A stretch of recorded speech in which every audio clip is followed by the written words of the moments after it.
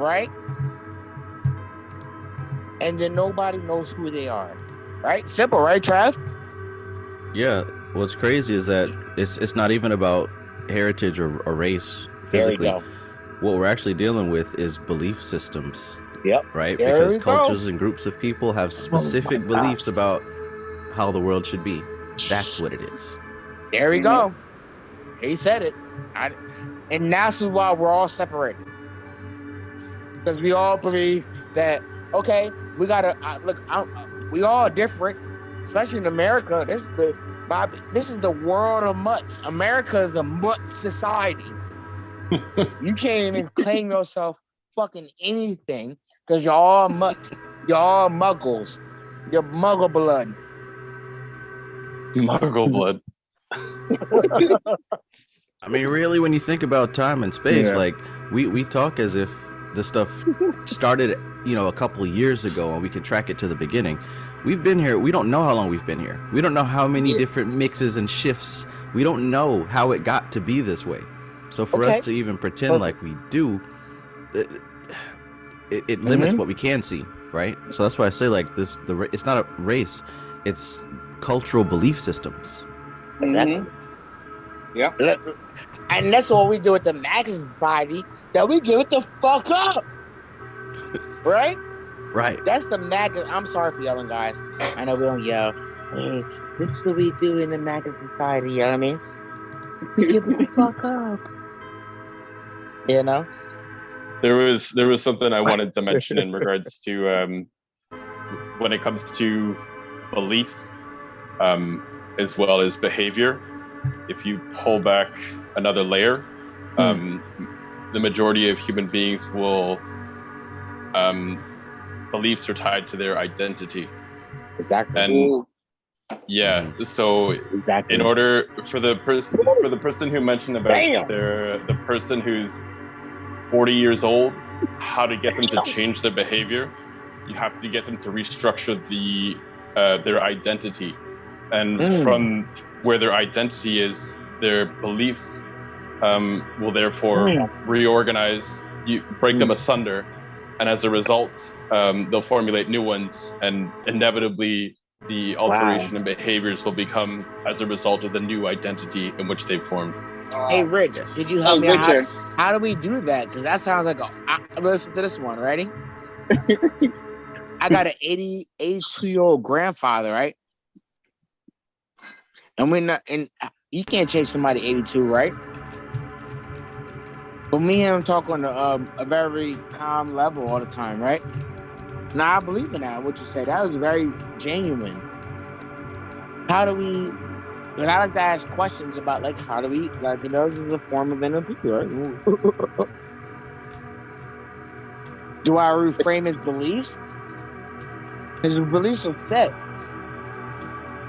You can change those, right? How much you go? So I don't want to go in, but like you already know. Talk to the elders, and you know. How do we change those ideologies? Pardon me? I was saying, it sounded like you read a book by a dude named Travis called The Map. Oh, I probably did. Oh no, I'm talking about Richard. What Richard just said. I think we all read the book. A dude named Travis got a book? Nah. Yeah, some dude named Travis got a book called The Map. Some guy named Travis. Yeah. I'm not sure where I know him from, but he's got a great book and everyone should buy it. Yeah. Sounds good. I'll check it out.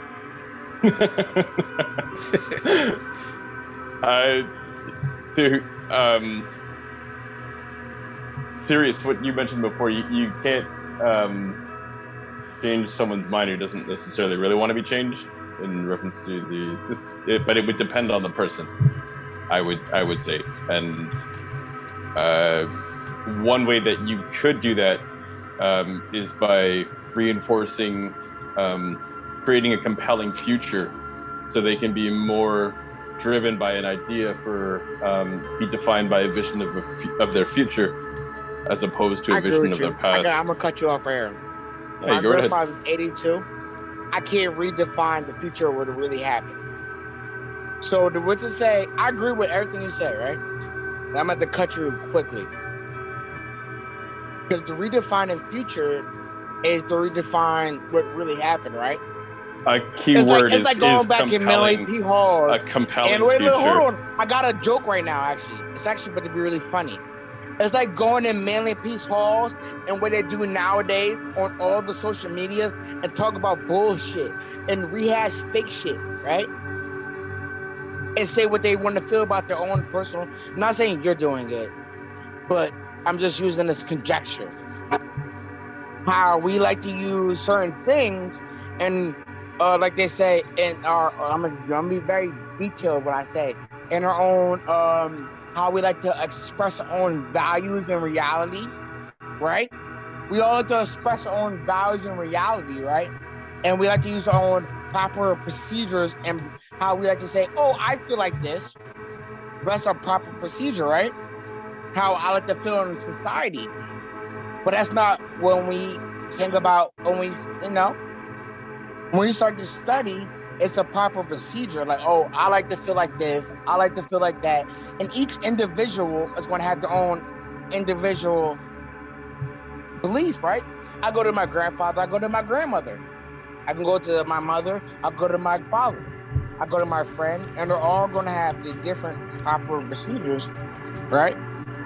And belief systems and perceptions of their own cognitive disbeliefs or good beliefs, How do we separate? Now, this is where we have the self, and we can say Viagra. What do we say? Not say Viagra, but Viagra. Vairagya. Yes, Viagra. Non-attachment. Go ahead, Travis. You about to take out my words. Go ahead, brother. I let it go because you know exactly where I'm heading to with it. It's all about one thing. And what is that?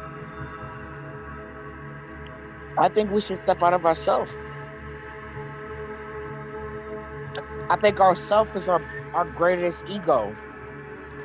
I think the ego, ourself, because we like to align ourselves with our egos, that who I am could be anything.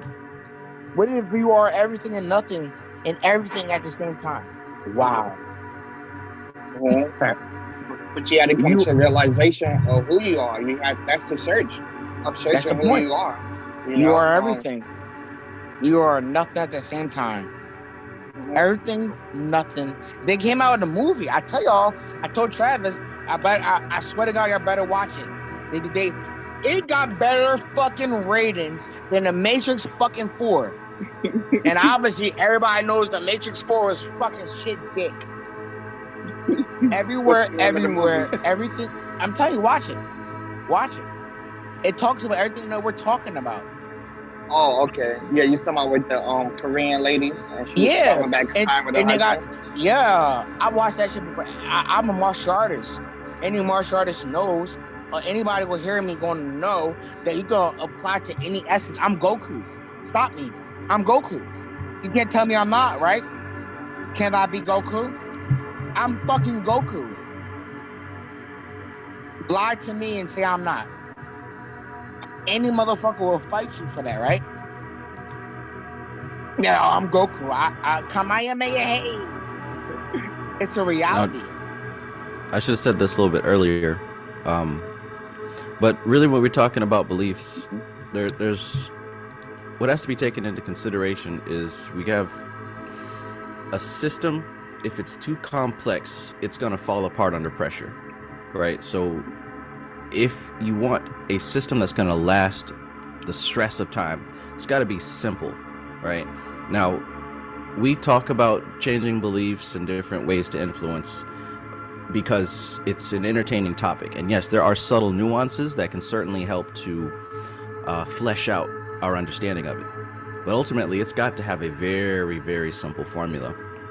And the simplest formula that I've ever found was cause and effect, right? and also meaning of that relationship. So when it comes to beliefs, most people either have one half of the equation or the other half. Most people have a cause and effect, right? Oh, the sun came up, so that means it's going to be hot today, right? Other people have the other half of the equation, which is effect and meaning. They don't have the cause. So they say, it's hot today. That must be because the sun is out. So if you're able to identify how someone believes something, whether it's their cause and effect or effect and meaning. For example, I know that my brother is mostly effect and meaning. He sees something and he's like, oh, well, that means this. If you're able to fill in the other part of that equation, you bypass a lot of the extra intellectual stuff and a belief is changed rather quickly. For example, I'll ask one person, do you believe in UFOs and aliens? They'll say, hell yeah. I'll ask why.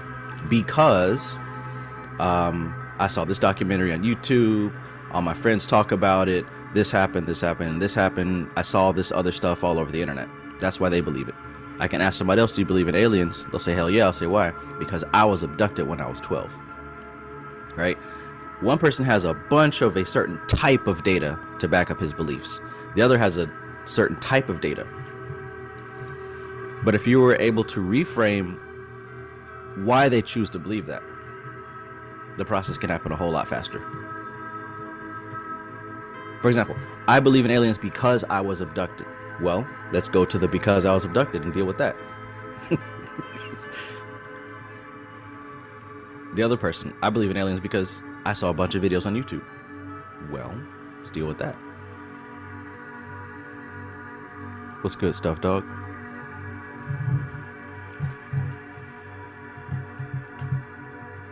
What's good, Trav? What's good, everybody? EJX OG, what's up?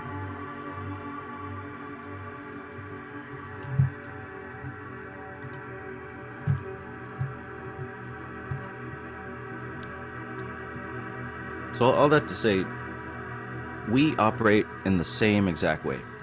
If we believe something and we don't like the effect that it's having on our life, the easiest place to start is to ask ourselves, why do we believe it? Remember what I said earlier, when it comes to NLP, there's three core things at all. Knowing your outcome, that's number one. Understanding a criteria of how to know you're actually making progress, that's number two. Number three is being able to be flexible depending on what life throws at you. Those are the three basic tenets at the core of every piece of NLP you'll ever find. Good job. Yes. Oh, can you hear me? Yes. Somebody just called me. No, I think that's good. I'm being fat. But being serious though, in that situation, so I'm gonna be very.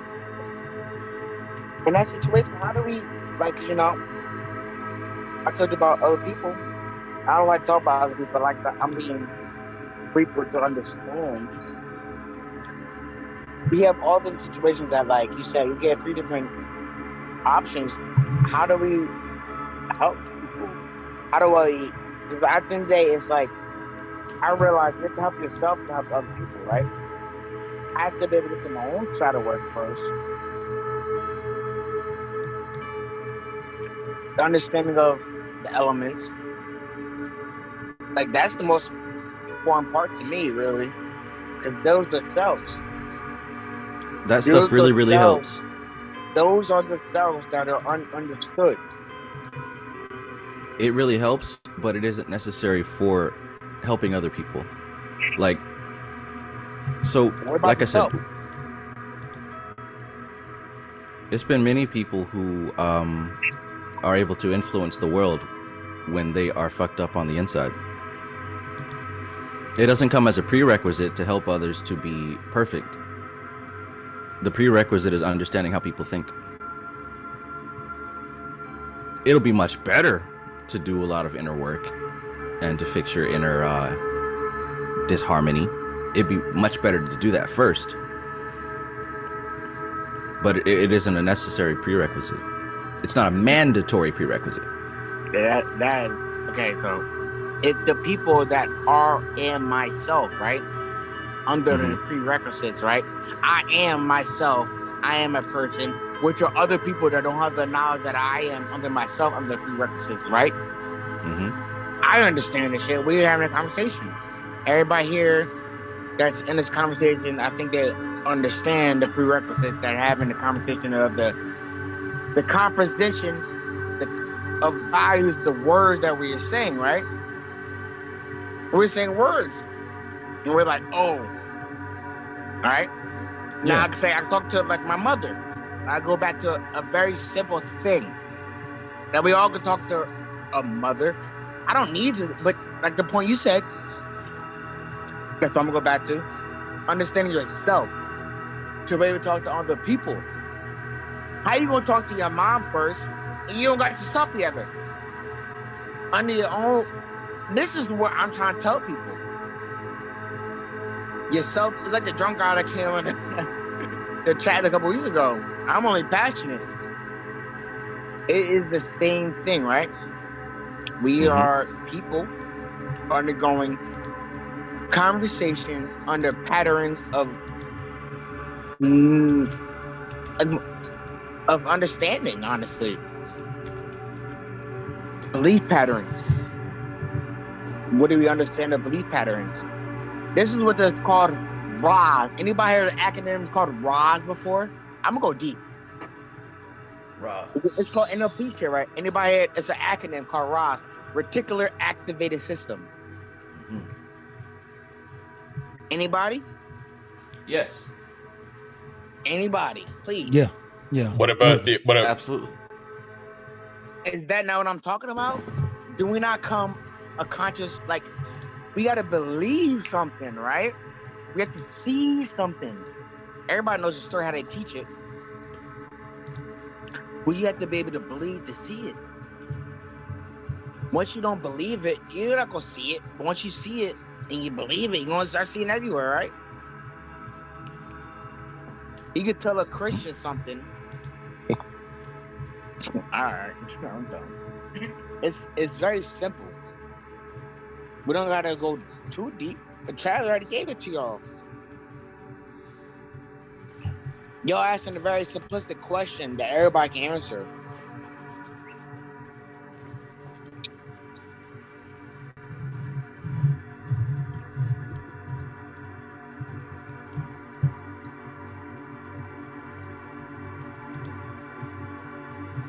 How do we do it? Is it? I really think, I tell everybody and everybody asks, I think they was waiting for me. I think it's really, I get really frustrated, but it's really simple. You have to be able to go, step back first words. Just take a step back. Judge yourself first before judge anybody else. And then when you judge somebody else, judge yourself. And then reconcile. Because don't they say that there's somebody else, that there's something in somebody else? Because aren't we all the same? It's so simple. Like, oh man, I see something in somebody else that's something like me, right? What is that quality and characteristics? What is that something that you don't have in yourself? That you're wanting outside of yourself? Oh, hey, wait a minute. You hear what I just said? Is it outside of yourself or you can't attain it? Or is it inside yourself and it's so far away from you that you can't see it? But we all human. We all the same thing, right? I tell the Christians, I love like Bobby told me this. I'm a Bobby Hemmett fan. Like, I've been studying all his lectures like 10 times, you know what I mean? John chapter 10, verse 34 to 36. Isn't it written in the law that ye are gods? And that written in that, I read this to my grandmother that, you hear me? That written in the law that we are the same, pretty much. That Jesus told y'all that me and him had the greater works. I'm telling y'all, oh my God. Boy, keep on preaching, boy. God dang.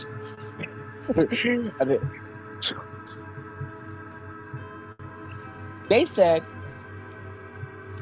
you got me turned up now, man. I'm gonna really drop the bomb. I've been trying to keep it simple.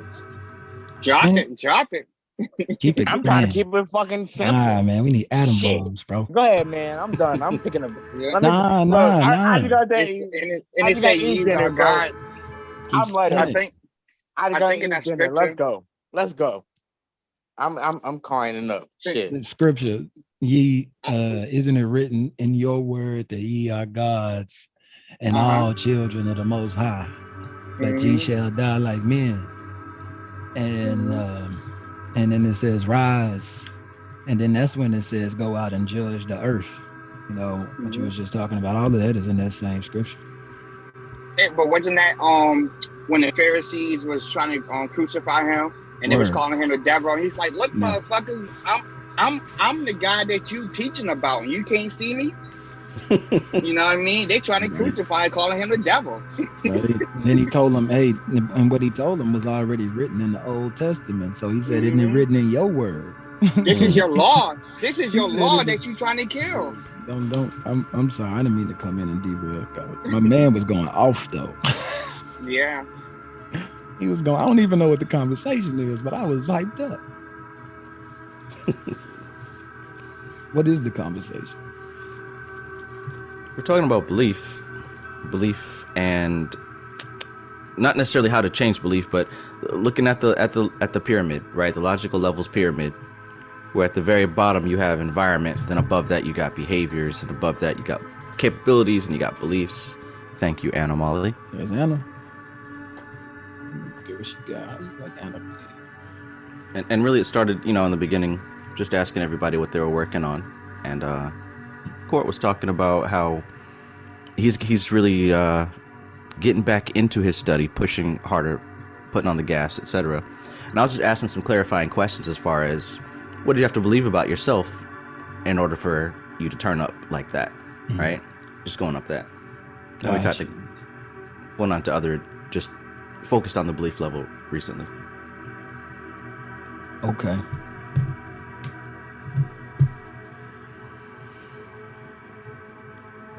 Because I think a lot of us have these times where we get very motivated to jump in, maybe do some reading and some practice and meditation and all that stuff, but eventually it kind of fizzles out. And I think we all kind of dislike that feeling when you were going hard and then you gave up and you're like, what happened? Well, that has a lot to do with those actions that we took not being fully backed up with belief and an identity change. If it isn't fully backed up with strong beliefs and a strong identity change, we're really just inspired to do a little bit and then go back to what the previous beliefs are telling us to do, which are, I don't have time for this, or I can do this later, or I believe that this is something that can wait. If your belief is, I believe this is something that can wait, you're going to manifest that by default. So you'd have to change that belief to, I believe that this is more important than anything else. You will make time for it if that's your belief. When we're talking about the belief of the individual, right? Not just the belief. Are you talking about somebody said that they fell off and they didn't like that feeling, but just belief in general, right? Yes. Okay. All right. Because I get that feeling all the time. We talked about that before. 3 steps forward, 2 steps back. I'm in that constantly, and I've learned to accept that is my modus operandi, but I never fall all the way off,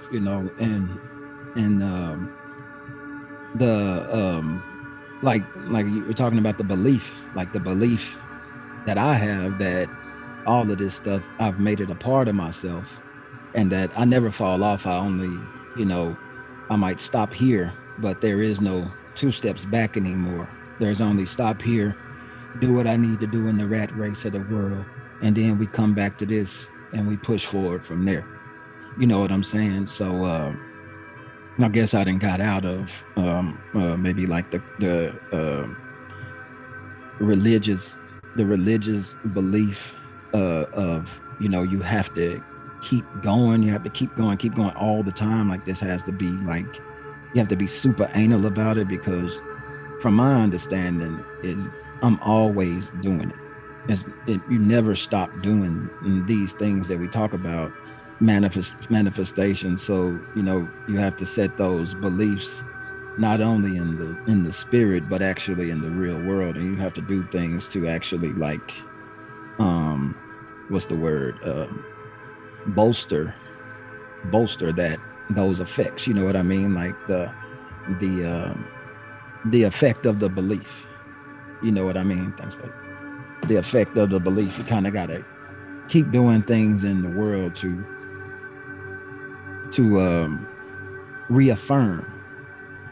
reaffirm that that's where you are and that's where you're going. Mm-hmm.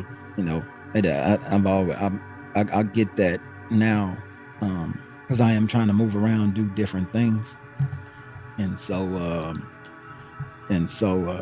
I keep Anna's so small. I want to see that, but it's a journey. You know what I mean? Of changing that BS belief systems. Yeah.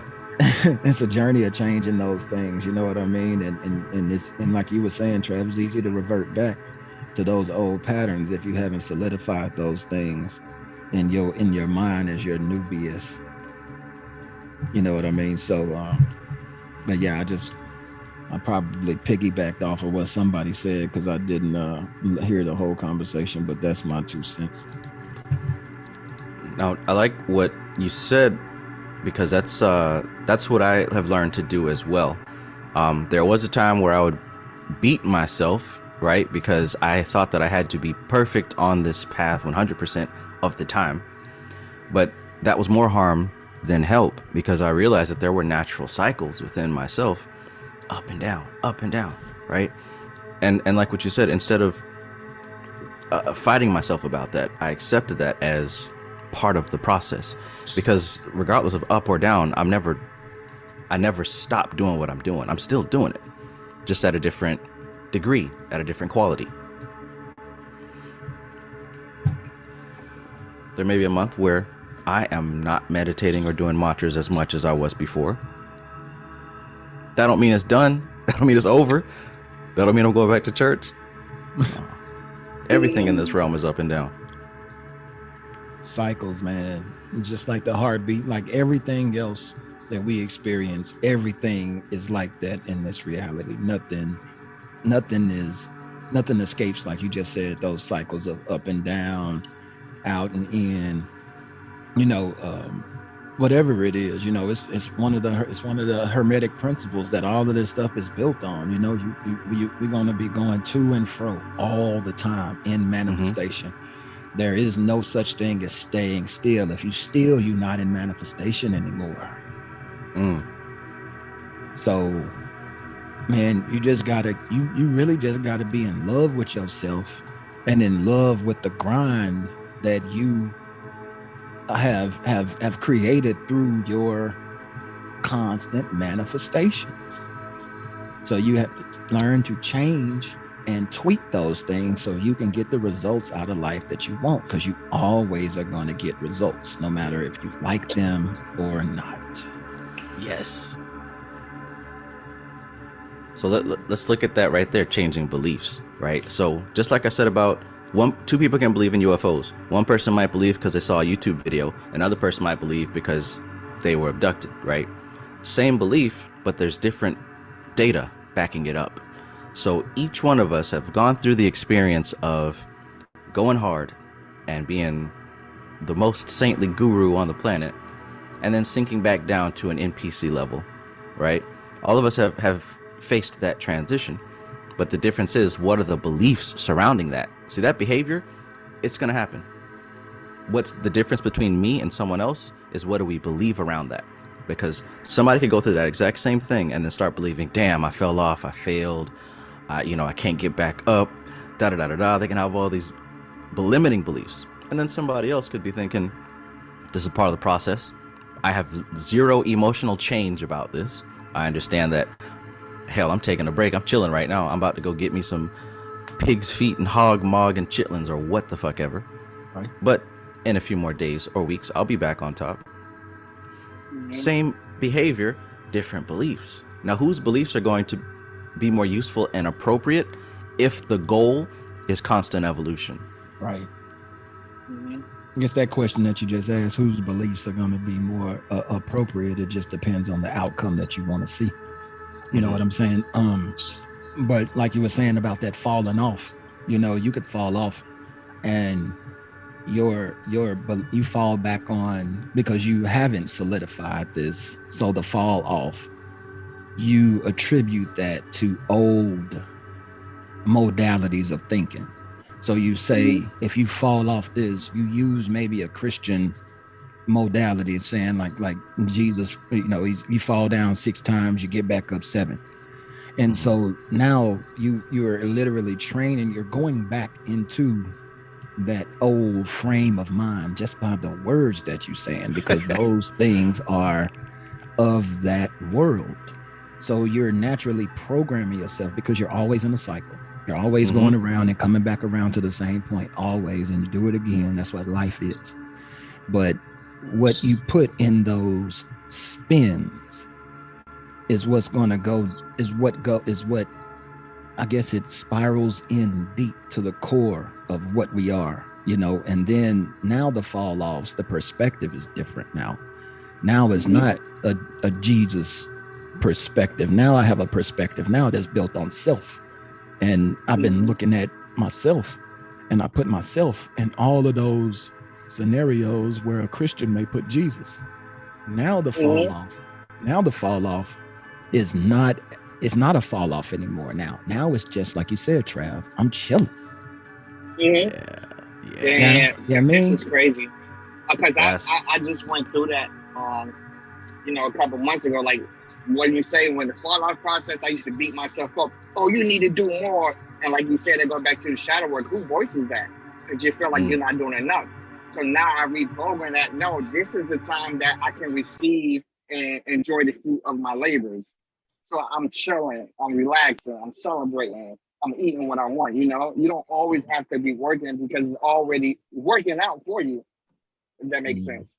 That's 100%, bro. Like I even fall off of, I won't say fall off. I even stop on like the spiritual path. Now I'm on some megalomaniac shit. I want to take over the world. So now I didn't switch. Now I'm reading something totally different than spirit. I'm reading the 48 Laws of Power. You know what I'm saying? Because now I'm like, I want to be in the, I'm trying to, I don't know what I'm trying to do, to be honest with you. But it's just the evolution.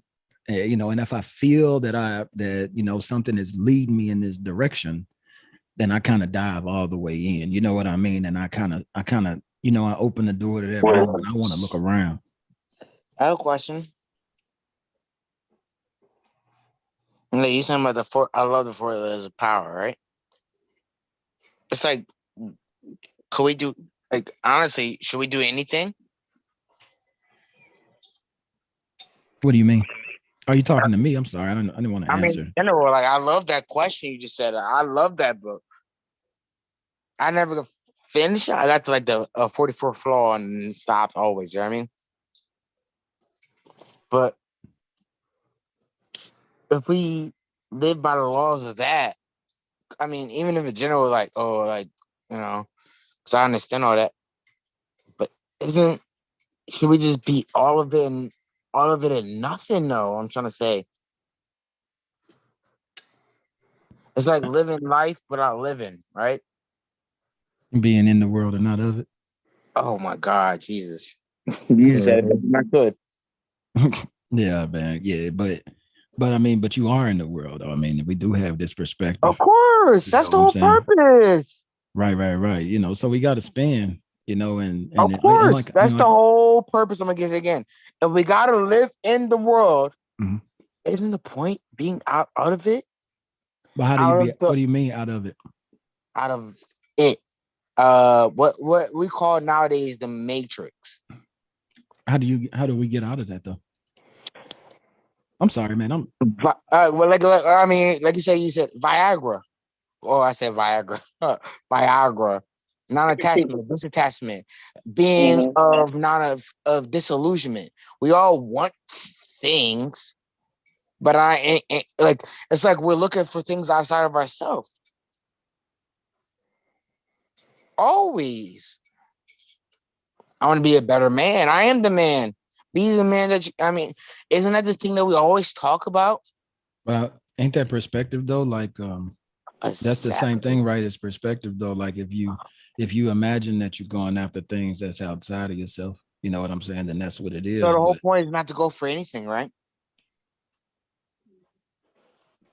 This is to be able to see. My grandpa always tells me one thing, right? And I'm gonna give out a gem. And I love Dion Fortune and all these motherfuckers that gave us all this shit. But if we go back to our Aboriginal thinking, this is what they were trying to study. Aboriginal thinking is why we going about this, right? We shouldn't be living like this, right? We should just be like vibing. Me and Travis and Side of Ejaz and Stuff Dogs, we should sitting on a fucking fire, right? No, I was having. I'm sorry, I didn't mean to cut you off. Go ahead, brother. I'm just saying, like, what we should be doing or shouldn't be doing. It should be doing nothing. I was just having this discussion with a couple of my grandmother's neighbors today while I was go over the house, and we were just talking about like advancing in life.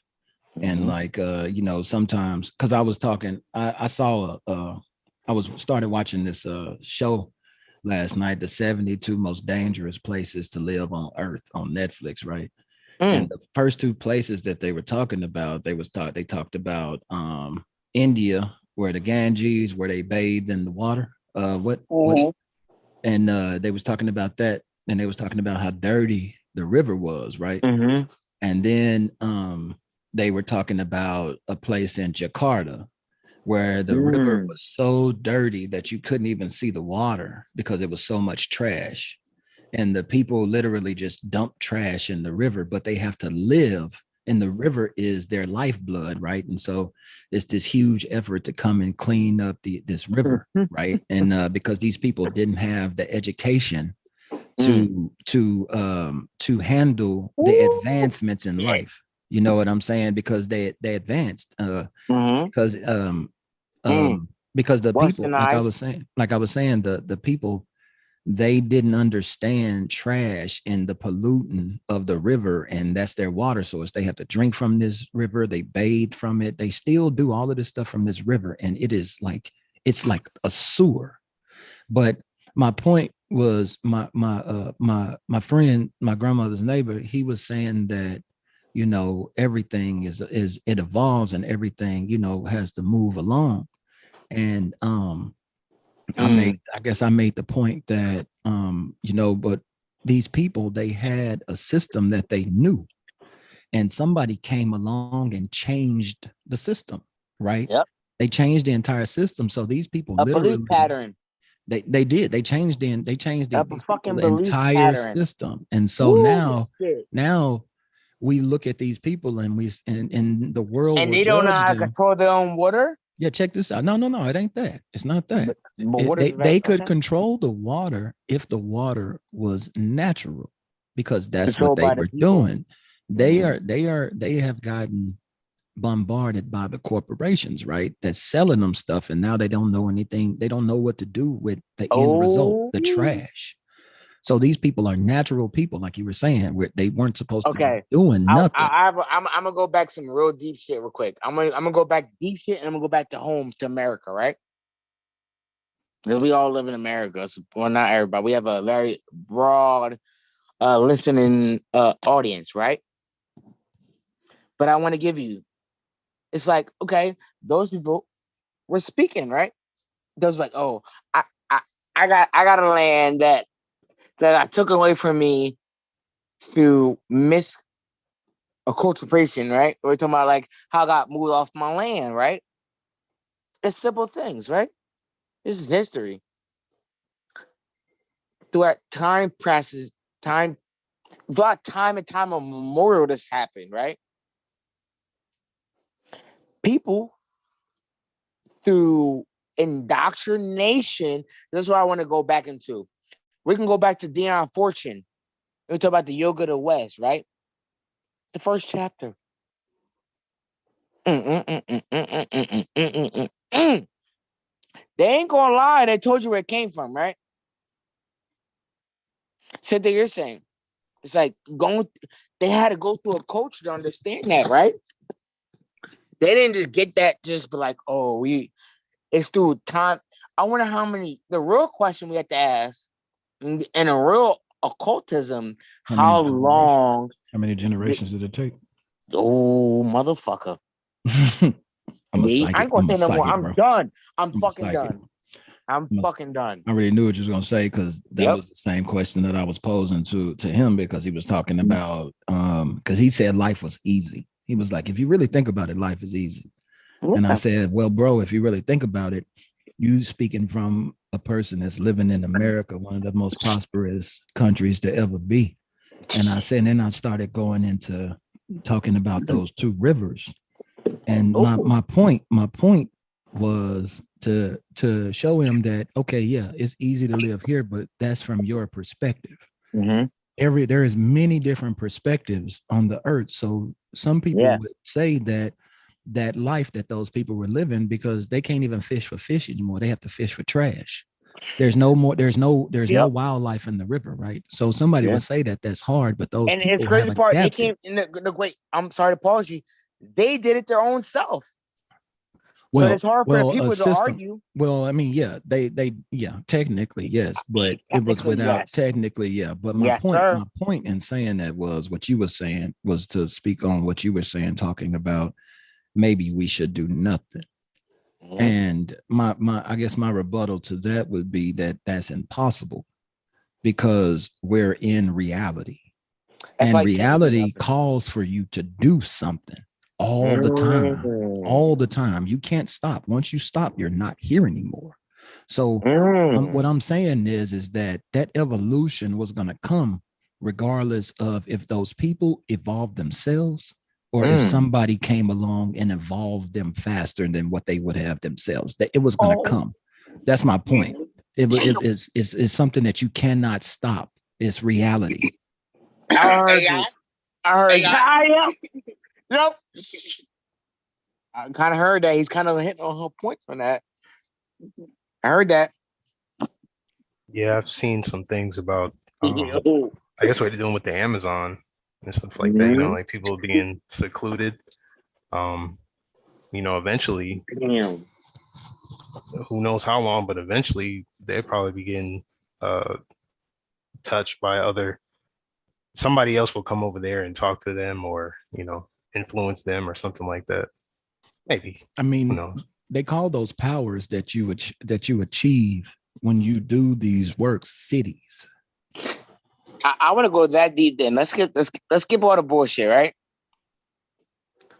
Because I like to go right there. Hold on. No, I apologize. Hold on. I don't want to jump the gun. I want to jump the gun. Hear that last say that last sentence one more time, Stuff Dog. They call the powers that you achieve along the path cities. Mm-hmm. Just want to make sure everybody heard that. Just want to make sure that sinks in before we rush past it. Yeah, I didn't want to go. I was going to stop at Trance too because I wanted to that is a major. That's a major thing right there. You know what I'm saying? Like cities is where power congregates. I need this to be heard and understood. Keep going. So the natural evolution of being from what we are, from what we consider human, quote unquote, whatever you want to call it, the end result is what we're experiencing right now on the spiritual level and on the physical. Come on. yo, keep going. You go now. I want you to take it. Hell no, you delivering it. Go ahead, stop. Go ahead, lay it down on the table. No, but I mean, I'm just making a point as to, you know, what my man was saying. We were talking about the end result because he's saying we shouldn't do anything. And what I'm speaking towards is that the system will not allow that. The system is always a constant evolution, moving in some direction, forward, backward, sideways, up, downs. I don't care where you're going, you moving. That's life. So moving, and those people that are isolated, like you were saying, isolated, like, you know, those people eventually are magnetized, almost like magnetized to the cities. I mean, this happened in America, right? This is how they say that we lost the country. Wanted to move to the cities where it was popping, where it was power. You know what I'm saying? And in those places, evolution happens faster. God damn. But I digress. Man.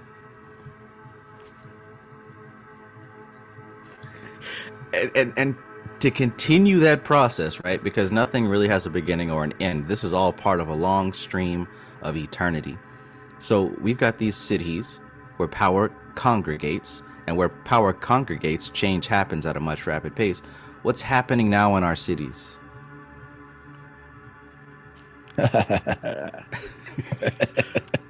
A lot of things. A lot of shit. Specifically, we are seeing advancements in fields where this would not have happened any other way. Cities have a tendency of bringing people together. Man. People that wouldn't have naturally been brought together. And when people come together, they build systems of communication. And even within the systems of communication, we have aggregations of power. And the process continues to amplify, almost getting more and more, what's the word? It's more Congregated specified. with the elements. It's getting more purified. It's getting more and more That's what I'm tight. trying to say, man. When the elements have to work like that, when they have to work like that, at this point, what you're talking about, they have to go like that. They're getting so fucking close together where matter is starting to fucking crunch. I do like quantum psychology, you know what I mean? It's starting to crunch, right? It's starting to be like you said other day. I watched it. I told you a couple weeks behind, but I literally got done watching it. That's like you said, Ant-Man versus the Marvel joint, right? With time, it's starting to be able to crunch and crunch out and crunch in. Mm-hmm. What's happening? Isn't that what we're doing right now when we come together? Exactly. Like, Everything, everywhere, all at once. yeah, I we said it having, earlier. like, Everything, everywhere, all at fucking once. Come Everything, on now, all at let's once. we having fucking the go. same experience. We Everything. have the same astral dream. But check this Yeah, out. Let me man. ask- Creating our let me own ask- city right now. That's exactly what I was man. fucking saying, EJ. I was Oh just my finna say God. that fucking shit, bro. Oh my God. We are creating a city. I was just, bro, I swear to God, you took the words right out of my fucking mouth. I'm mad at you, bro. I'm gonna send you a bad text. Hey, I receive it with love, brother. My G, but that's That's the thing. And here's the thing. And here's another thing that I was gonna say. With this city that we create, when you go out into the other into the shared space, do you see people evolving like we're evolving in this city? Hell no. Boom. Nope. Boom. There you go, right there. That's why I had to come back tonight, because I had to get with my fucking focus group. The facts. I had to get with my focus group. I had to come back here so I can get grounded in my soil. Oldfield, peachy trees. Yeah, I mean that, like, cause I missed last week. You know what I'm saying? And like, if I'm not in my studies like I am, I still tether myself. You know what I'm saying? And so all you cats, man, I mean, society, man, we talk throughout the week. You know what I'm saying? You send me stuff, I send you stuff. Trav, I hit you up. I don't do it. I mean, Hakate, Alora, I fucks with all of y'all. You know what I'm saying? And that literally keeps me in my city limits. You know what I'm saying? It keeps me in my city limits, man, because this is where I've chosen to plant my flag. So this is my safe space. You know what I'm saying? When I continue the game, like I said, sometimes I stop and then I come back, turn my box back on, and I hit continue. and I start right back here. Mm-hmm. But that's my perspective, though. That's my BS. Yeah, and I look at it when I come to the city. I'm exercising my brain because I can have conversation with you guys, you know, and we can share ideas and we can have these conversations to exercise and see where I'm at. Shit, it'd be more than just our brain, my G. You just took the words out of my goddamn mind. Shit. I don't like it. This congregation, right? It builds pressure, right? And what do we know about pressure? As a metaphor, we know that pressure causes diamonds to emerge from coal, right? But even more specifically, does anyone remember what Dion Fortune said about pressure? She said God was pressure. Indeed. Indeed.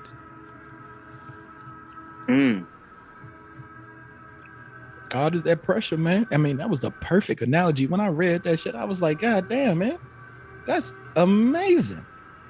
Because it builds so much that it seeps into everything else. All cracks. Because everything got cracks and chinks in his armor, right? You know what I'm saying? Nothing is whole. God has to be able to, whatever that is to you, it's the thing that we talk about all the time. We can't put our finger on it, but we know what we're talking about. Yeah, so the analogy. Go ahead, what you say, bro? My bad. No, go was ahead. that what they was talking about in the Bible, putting the armor of God on? Word, bro. What is that? You know what I'm saying? What is that? What it mean? I be asking that about a whole lot of stuff in the Bible, because now all of that stuff takes on new meanings now that you have new perspectives. You know what I'm saying? Like that armor of God, that, you know, ye are gods, all of those things. Like what it like, man. Don't get. I'm about to dig back into it. I go down a rabbit hole, bro. But this is city, though, man.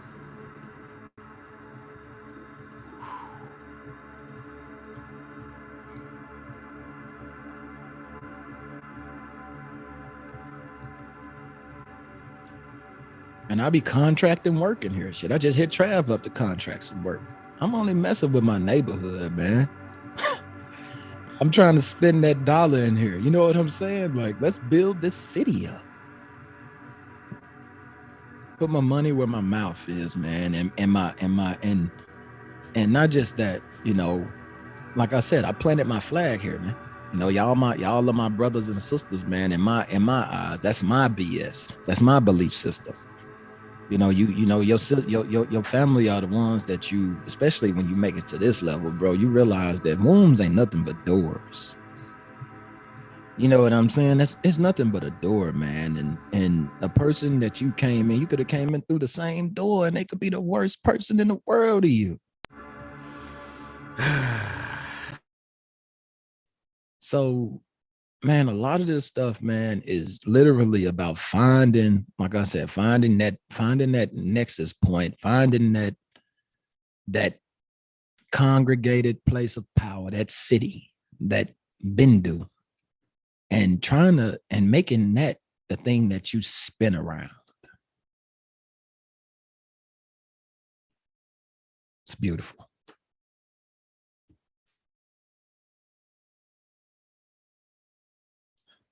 I had to, man, God dang, don't get me to start talking, bro. Oh man, family is making me spend so much money right now, bro, because they spiting me. They spite me, bro, but I can look at it and smile because I know exactly what it is. I feel you, brother. I feel you, bro. I ain't gonna be here with the conversation without you. You know what I mean? I appreciate the gratitudes of people. I'm gonna go give some blessings up first. You know what I mean? It's about gratitude first, right? I hear y'all. It's all about stepping in and stepping the fuck out. That's what I call it.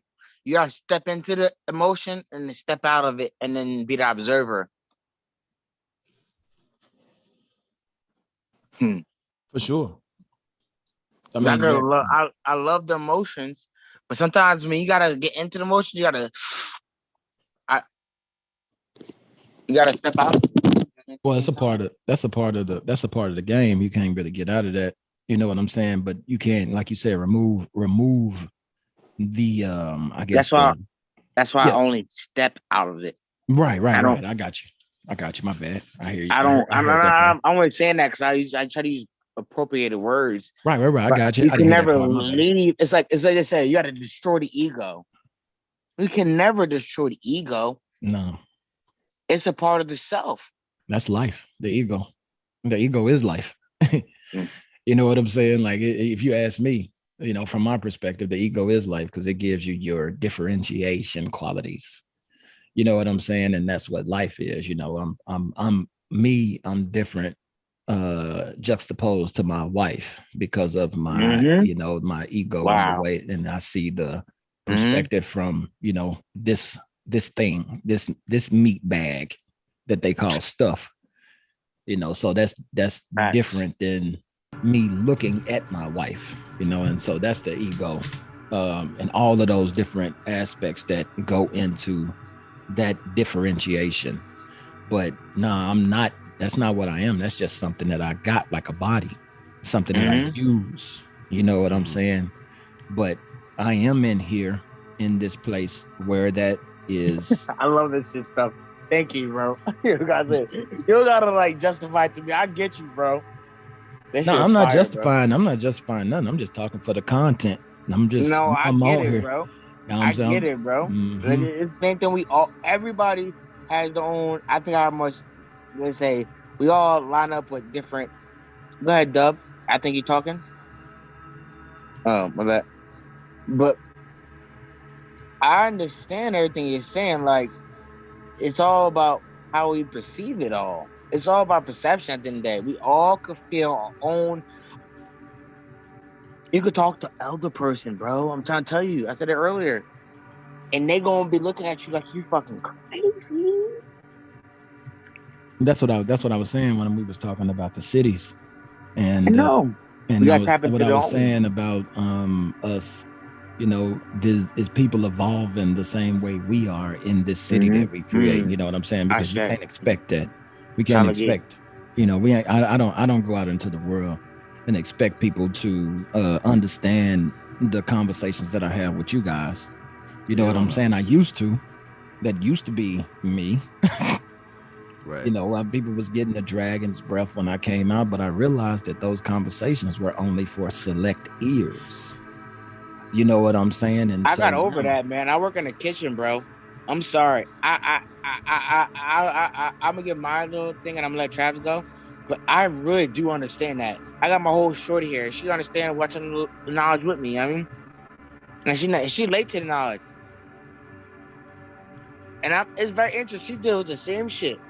I'm like, everybody. I work in a college town. You've got to understand what I'm going through. A college town. Everybody going to college. They all appropriated, right? I'm a nigga, bro. I'm a chef.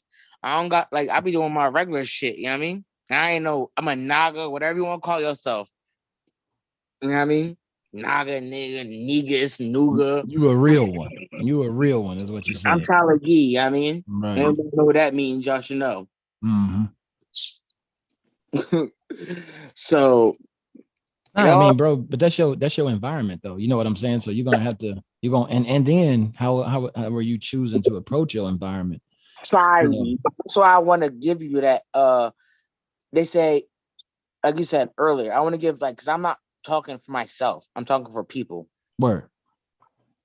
Because I can know everybody else who's listening to me might be like, damn, this little young guy, I can understand the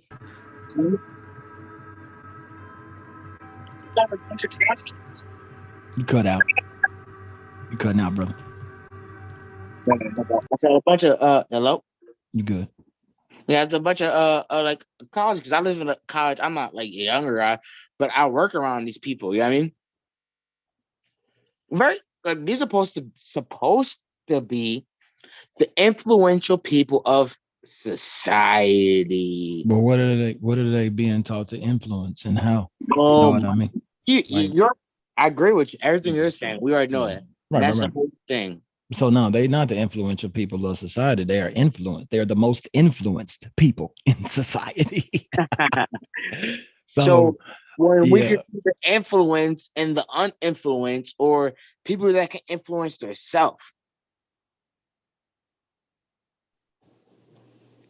Because once you get, like what they say, get rid of what they call a mind control, like Chad talked about earlier. You know what I mean, once you get rid of it, we can start influencing our own emotional patterns that we go through, supposedly. Whoa, my mom, I could see my mom and think about money. I'm done. And TK be working really hard. Y'all better come look at that shit. Hey, Dub. You know where I'm at?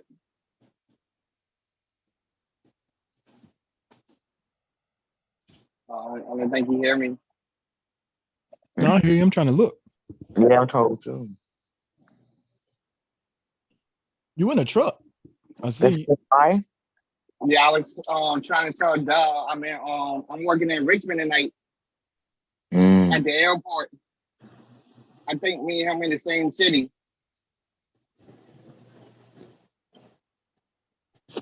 Yeah. Richmond, I go all that. Yeah, that's crazy being in the same city. We definitely gonna link up. I seen it happen a while ago. EJ, you in the diesel? Here. I'm sorry, brother. My bad. Go ahead, brother. No, it's crazy how you guys are talking about the city, and I'm riding through the city right now. So you in a big rig? Oh, I'm in a dump truck. Oh yeah, but a diesel. Yeah, you got a diesel though.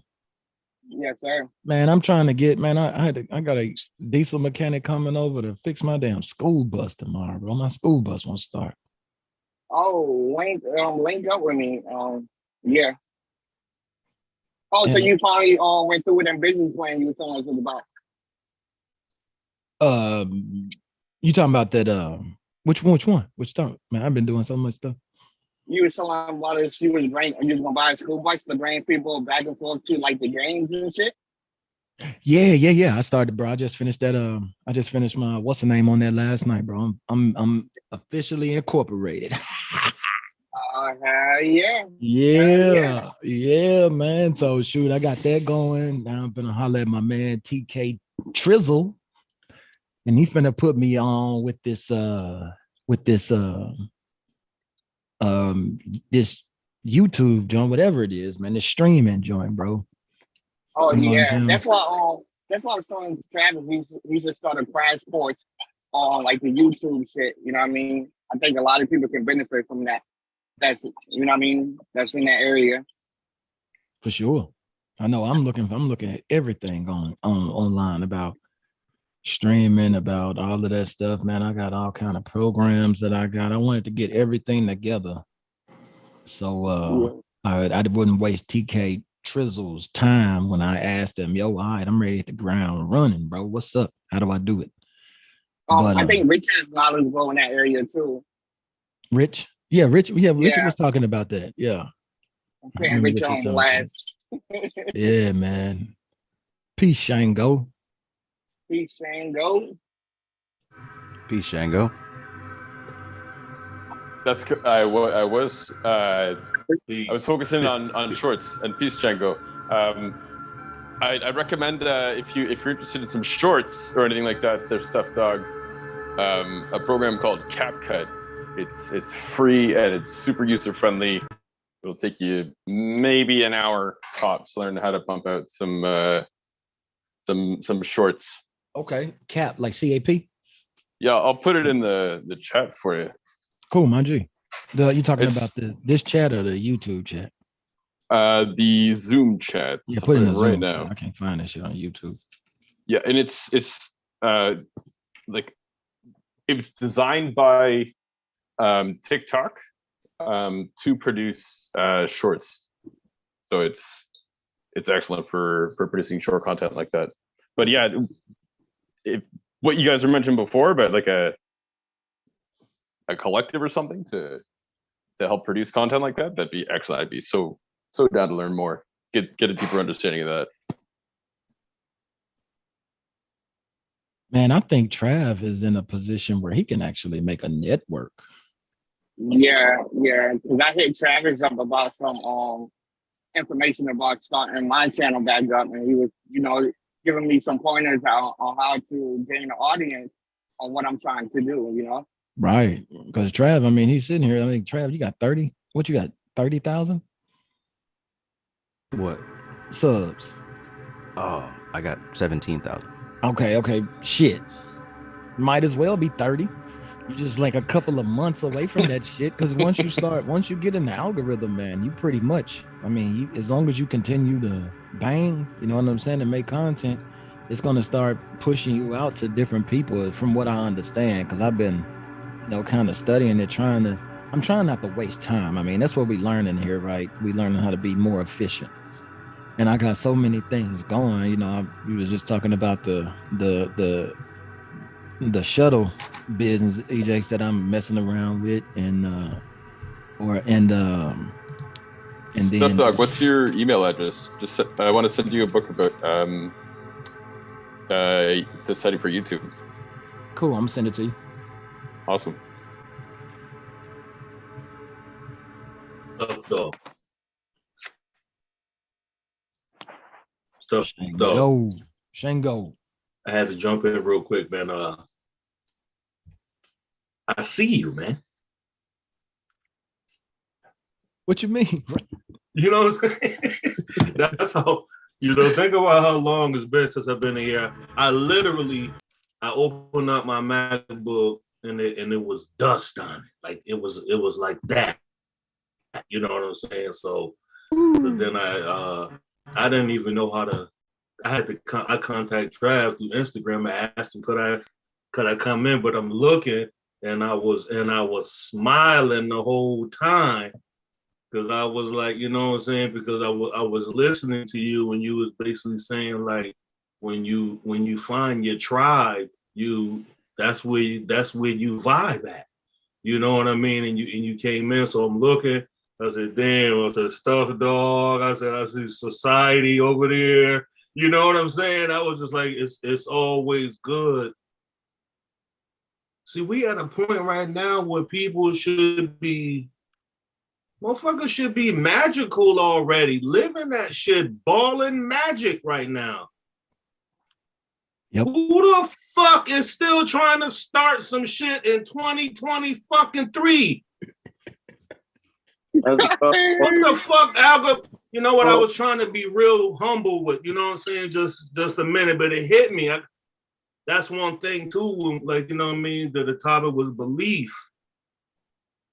I believe the only thing that I've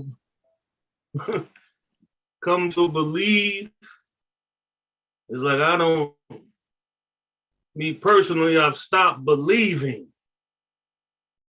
I'm too busy experiencing and doing as I fucking please. And talk that shit, Shango.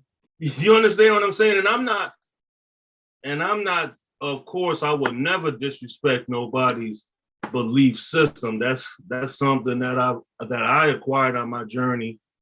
I'd never disrespect anybody where they at in they study or what they studying.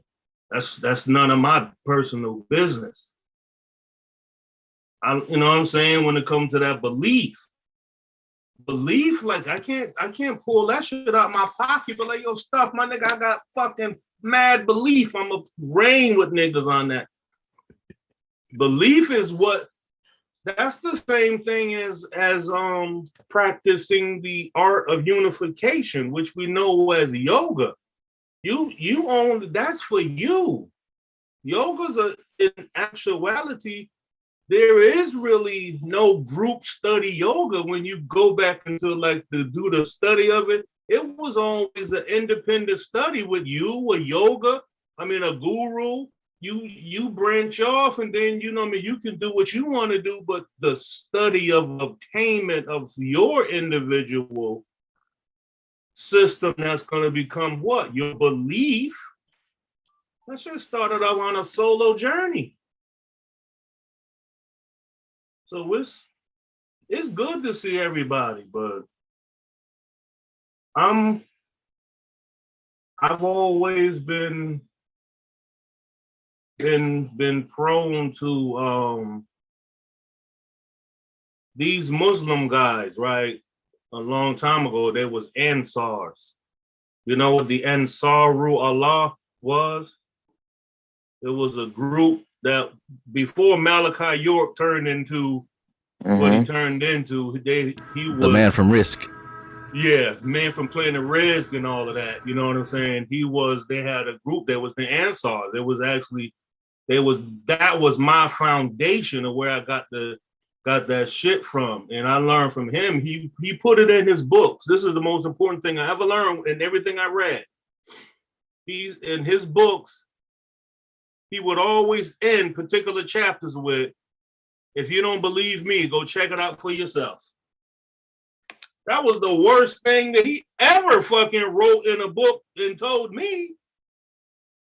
But that's what I've been doing my whole life. You understand what I'm saying? So, yo, everything is an independent journey. That's why it's so tough. It can be a group of 1,000 people in here right now, and this will say, and believe me, I don't talk negatively, but this is to satisfy the weakness of the mammal, the human, to be amongst your primal group, like wolves, herd mentality, or a pack of dogs or something. Mm-hmm. Because without the knowledge of self, the pure knowledge of self, that's what you are, my nigga. You primal. You only manifest here as a God essence to understand that, like, oh shit, physical. I didn't want that. Think about how dumbfounded and wise we bobble. It's 3, 6, 9, 12, 15, like 16 people in here right now. That's 16 different individual mental perspective, spiritual enlightenment, astral realm projection, experience, being on. There's no one connect, but it's still all together in one little fucking petri dish of nothingness to existence. That's the level we got to come on. Why you think the yogins and the sannyasins, there has to always be a physical example of the unseen essence of existence. That's the whole fucking Jesus Christ story. Right. You dumb fucking people. I've been leading you with supernatural shit through fucking dumb 40 years of walking from, if you do the math, these motherfuckers is walking like 40 fucking miles for 40 fucking years in a fucking circle. That's mental confusion right there. Based off of you're looking for earthly shit to please you, but my nigga, you missing the fact that a cloud is leading your ass. Motherfucker, that ain't shocking to you? You worrying about, man, I'm thirsty. If you get over the thirsty and I'm fucked up and man, I'm fucking depressed. Once you get over that earthly shit, then you start being like, who gives a fuck if I'm fucking thirsty? That's because that's your only reason you're here, to suffer. And then once you suffered enough, you give up everything. That's how when you look at old people, we don't have to go to Tibet, go to South Carolina and go down there and see 88-year-old granddad who then worked out there in them goddamn fields picking peas, and see one granddad don't want nobody around his ass. Man, he want to sit out that motherfucker and yes, sir. Yes, sir. And that's why I love the underdog and the villain, because isn't that what Thanos wanted? Didn't he want to return? He wanted to return. See what we're missing is they just want to return back to non-physical. Thanos just wanted to return back to the beginning of the Big Bang Theory. Right. The unexpected, these Ein. You didn't fucking play pinball through all of Sephiroth, and you become humanly sick of this shit. Go read the book of, since I've been peeping, a couple of people went to the Bible, which no master scientist upon the earth plane, if you call yourself a master teacher or a poor righteous teacher, it's your duty to be a master of the Bible and the Quran. Mm-hmm. You can't teach the master populace if you don't know the Bible. My nigga, you can't fish in every lake with the same lure. You don't catch bass with fucking catfish lure, my nigga. It don't work like that. And you damn sure can't fly fish with a fucking sandworm. This nigga that shit is different.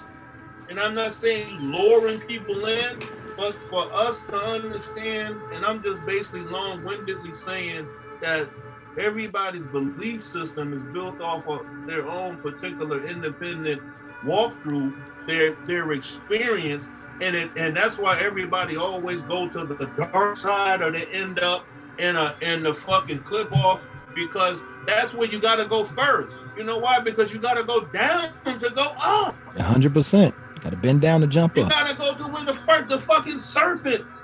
Have you ever dug a hole and found snake fucking pit of like mad baby snakes and shit inside of there? See, that's why the ancients did. They physically dug up pits and said, this is like the kunda.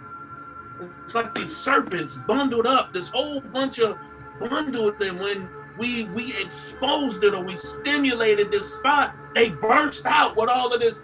It's almost frightful to see some shit like that. You know what I'm saying? That's what the Bible said. God is the terrible God. That's why them priests used to die going into the presence of this. That's you. You going in there seeing everything all at once. A big pussy opens. You walk in God. First of all, you walk through the labia, which is the veil, and then you got to go through the waters that hovered above this. That ain't nothing but that yoni wet up. Now you and then what was God hovering above? He hovering above this newt missionary. Why do you think the fucking they painted? Now we ain't doing anything new. The bottom line is acknowledge yourself. Every fucking year that you don't do what you said you're gonna do, you're a failure. You're a bum. You're bogus. Go look in the fucking mirror and call yourself that. I'm a fucking bum. I'm a bogus. And then once you do that, accept it. Yes. Accept that you're a pussy nigga. Accept that you're a fuck nigga. Mm-hmm. Accept that in your real life, don't nobody want to hear that shit you talking about. You the motherfucker they always, man. Nobody want to hear that shit about the fucking what you always. There used to be this nigga was always walking around with the fucking book of Enoch and shit like that. And every time somebody said nothing, this nigga busting. Man, don't nobody want to hear that shit, motherfucker. That's why they trying to wipe out my generation. My generation is relics. I'm 50 now. They trying to wipe out the 90 because we're fucking holocrons, my nigga. Shout out to you, big bro. Yeah. Clip off. My grandpa. What was it? Code 66 on my ass, nigga. What you think? Yeah, the crack it's Order was? 66. It was trying to destroy the Mhm. fucking Jedi, my nigga. Yeah, man. Emmett was calling them chaos beings. Yep. Saying we talked about that. So right now you got New York. the young rapper He the same in Music Society will say that KRS-One and Rakim are insignificant to our generation because they don't speak to us. Well, you know, in a way that's actually true. It is. Because they let themselves become dated. They didn't evolve. That's what we're talking about, right? That's why the knowledge itself is evolution. It's self-evolution. Yep. So if you don't, like I say, if you don't speak the language of the people, you don't know how to dap these young motherfuckers up and all that, pop that shit in you, and you ain't all fucking nigga looking like your wrist is fucking dyslexic when they ain't fucking with you. Damn, you dead. You dead to him. Motherfucker science teacher. You dead to him, man. You dead to the world. So where we at right now, and how you just was giving, we give Trav accolades. You know why? Because people like Travis Majors is nothing but Dolph. Is nothing but at least a Crawley. You ain't nothing seen nothing but fucking Beverly Pascal Randolph. Because that's who you follow. Mm-hmm. That's why Deion Fortune said the yoga of the West. Somebody just said that. You know why she said that? Because it had to be distinctive from the East. Yes. The Occident and the Orient. Somebody also spoke earlier about how they took their land away because you know what I'm saying? I accept that as a fact, but I also accept this. I'm the new genetic modified nigga. I don't need Mother Africa no more. Word. Killmonger, motherfucker. I'm kind of pissed off at you, Africa. Where you at? What'd you say? Man. See, that's why they had to put that in there. Everything check follows, my numbers and stats. Everything physical follows the essence of the subtle. We have to have a physical display of everything that's subtle energy. Trav already went through. He read to you the Kabbalion. That's really what that book trying to let you know. Mm-hmm. Like, yo, you can't get stuck on either one. The Yoga Sutras of Patanjali says basically the same broken up emotional energy mind that you have to use that same broken up, fucked up mind to heal yourself. And then you have to have no attachment to that whole process. The Ahamkara. You're not supposed to feel happy about it. You're not supposed to feel satisfied. You're not supposed to feel any sense of accomplishment. You're supposed to do what you have to do to keep it moving. This is why it's such a hard journey when Travis Majors don't have live from video for a lot of us. Because once the motherfucking Travis or people ain't there, like I said, the primal essence of the group to satisfy the primal essence of man and woman, now we only got to do what we got to fall back on ourselves, and that's when the application process has to go into play. So that's when we have to be able to make sure that we're doing our due diligence, and as the Bible says, study to show thyself approved. Damn, Shango, you ain't have to come in here with the goddamn samurai sword. Golly, liquid swords. Sheesh. Yeah, that water sword, right? I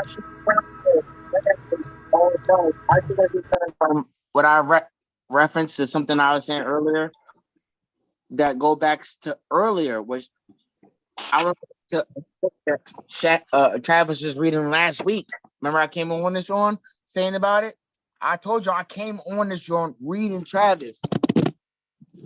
And they were it goes back to the book The Secret Magic of Miss Kabbalah, chapter 90, about halfway down.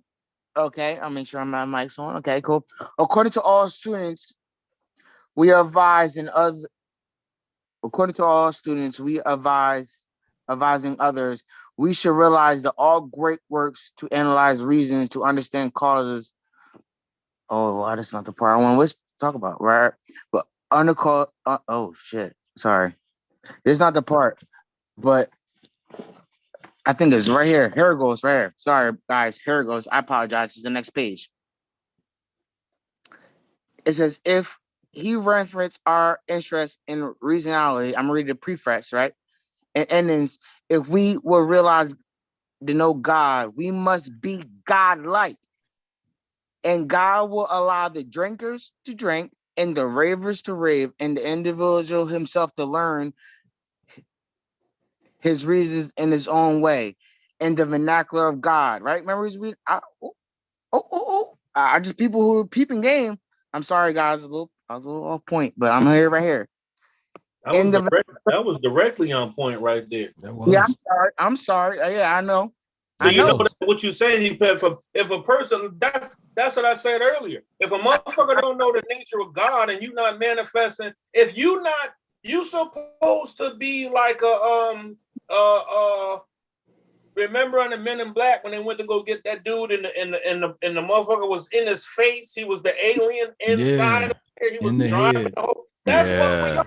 You understand what I'm saying? Yeah. So if a motherfucker don't realize that you the God essence, but you live in the earthly emanation of Shango Atum that just basically ain't nothing but a light that come through the prism of the different layers of firmament that manifests. Nothing manifests without coming through the different layers of firmament. Then it becomes manifestation. Yes, and sir. that goes into the different layers of the body, the different layers of that you're before you are a physical person. You just a fucking sex energy. And then once you in the whole combustion stage, like I said, if it's 16 people in here, it's really millions of us because it was over 260 billion sperm cell that came out and one only man. So you gotta go back. You gotta fucking do very deep self-analysis to basically when these people all spiritual beings say return to the womb or you must be born again. You gotta go backwards to all of that shit. Mm-hmm. Nope. Nigga, you was one fucking sperm cell out of. And you know what? They only gave it that number because they got some particular mathematic numbers from Egypt, talking about the Egypt knew how many heads or tail pieces was on the sperm cell. There's like 8 tail pieces or something like that. So they did the mathematics and broke it all down. So they came up with these billions or millions of sperm cells, which no human being has ever counted. Nobody know that shit. It's the same thing as the Sahasrara chakra when they say it's the petal of 1,000 lights. Some of them say it's a petal of 280,000. Those numbers are just numbers thrown out there because the human brain cannot grasp infinity. Right. Damn. Go ahead, brother. Yo, I'm trying to tell you. We can't grasp it. We can't grasp nothing. That's why it's only pockets. Y'all just said it. Y'all just said, why can't you go out there in society and find deep people like us? And why can't? Because motherfuckers ain't deep in society. They on fucking Zoom with Travis Majors, motherfucker. Or they somewhere with fucking Panic somewhere. Or they with the red pill and blue pill in Atlanta some fucking where. Or they somewhere by themselves in there with so much sage burning and all kind of shit in their house, because those are where the adepts only exist in the adept chamber. It doesn't have the adept society, motherfucker. You see what I'm saying? Mm-hmm. It's the city. Like we was talking about, it's the city. You got the whole state, and then you got the city. For you to even exist, For Yo, you to Shane, be, for each yo, one of you to even exist right now through all the adversities that you personally been through in life, you been had city before you even knew that fucking word came into your mouth. For sure. That was my point. facts. That's my point. Yep. That's my point. We just know what That's know why what they to tell call you. it now. That's why the gurus tell you don't pay no mind to that city stuff. Right. You don't supposed to. Yeah. You already had that already. Yeah. So now if you get stuck on the fact that you can levitate now, so now you floating all on top of houses and you can go float in somebody's room and steal money and shit like that. It's just an awareness. And now you fucked up. Now you didn't lost the whole fucking purpose of the path. Right. What's the dissolve?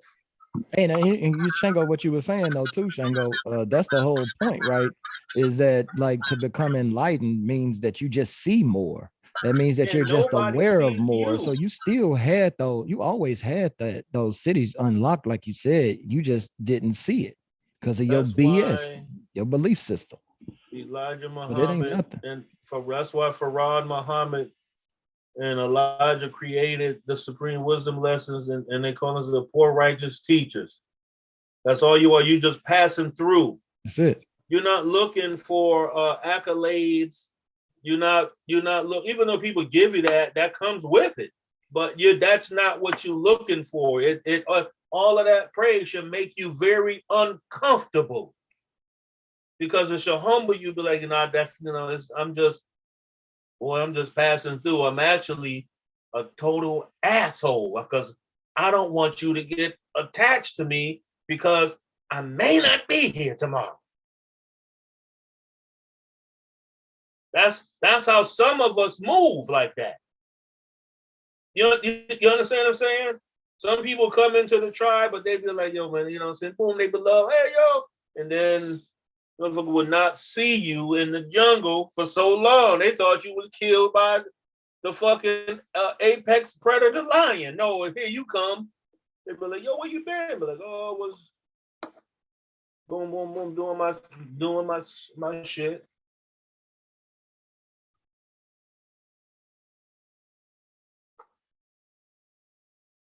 Yep, it ain't supposed to be something that you build yourself up and haughty in your ego about. That's the whole point, is to get out of it. Because the work is too hard and the work is too humbling and you should be too busy. Yes. Especially when you,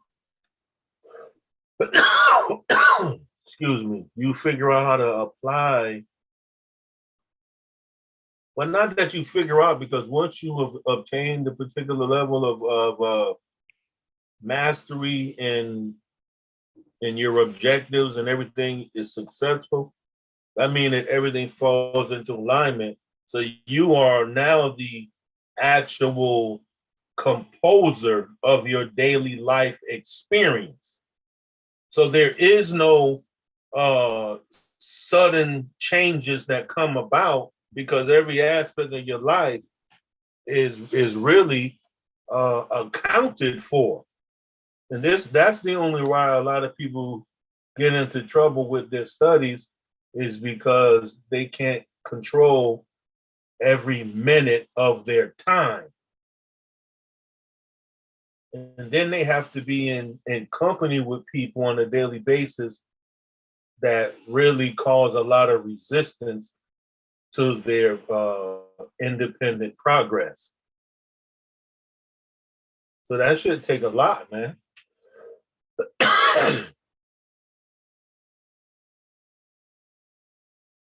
No, you're right. You're right, Shango. It take a lot to stay in that mode. You know what I'm saying? And that's why I didn't made up my mind that I'm not supposed to. You know what I'm saying? We on the wave here. Yeah. You know, like everything. You know, I'm in and I'm out. You know, but you know, you gotta be able to be comfortable in those environments. You know, being super spiritual at one point and then being super worldly at another. You know, that's the reality. You know, we are in the flesh. The versatility of your prowess, your your vibe, your frequency. You creating a whole symphony. So when you vibrate at a particular level, you automatically mesh with everything else. Mm-hmm. Or you don't mesh with everything else. And you know where not to be. Yep. You know where to be. It's actually you have to really sit with yourself and communicate with self and know that self is an actual self. Mm-hmm. Then it's you, the observer, the interactor with that self. Right. That self is really the persona that we've taken on living upon this earth plane. That's what we're calling the self. Yep. And people the identify true self with is undefinable. It's not a self. It's not a person. It's not you. Like I said a few minutes ago, your brain can't comprehend that kind of shit. That's where the confusion comes from. At a particular point, the scientist has to say, and they honestly say this, we haven't gone past that point yet, so we can't speak about that. Mm-hmm. So that's what we have to do with scientists. Listen here, we can't keep debating with different, I say it one way, then the next person say it this way, and then I go, no, but you can do and say the same thing, just different, just that, because nobody's going to come up with no different new idea on planet Earth. No such thing. Everything is just recycled. That's it. It ain't even recycled. What they calling that motherfucker? Refurbished. Yeah. They repurposing and shit like that. Right. We just repurposing old quotes with modern syntax and a modern content because these are modern people. These are millennials. You can't, I can't, it's like me. I said with my generation, I can't dialogue with a 26-year-old the same way that I dialogue when I was 26 years old. Two different worlds.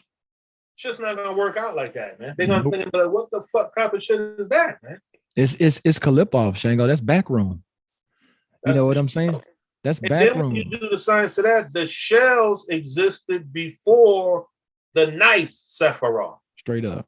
Because we evolved out of it, right? Everything is built on the old age. You know what I'm saying? That's what knowledge is. That's just the primal nature. Yeah, that's it. That's the nature of being in reality. The primal nature is the testing ground. Right. The shit is compounded. That's everything. Like you said, everything is refurbished because everything is built off of the last thing. That's why they call this the new world. You know what I'm saying? And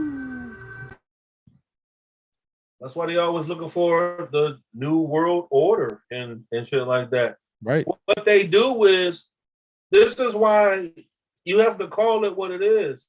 When you dealing with, as we say society and we say America has a lot of different components that run this corporation. Right. You understand what I'm saying?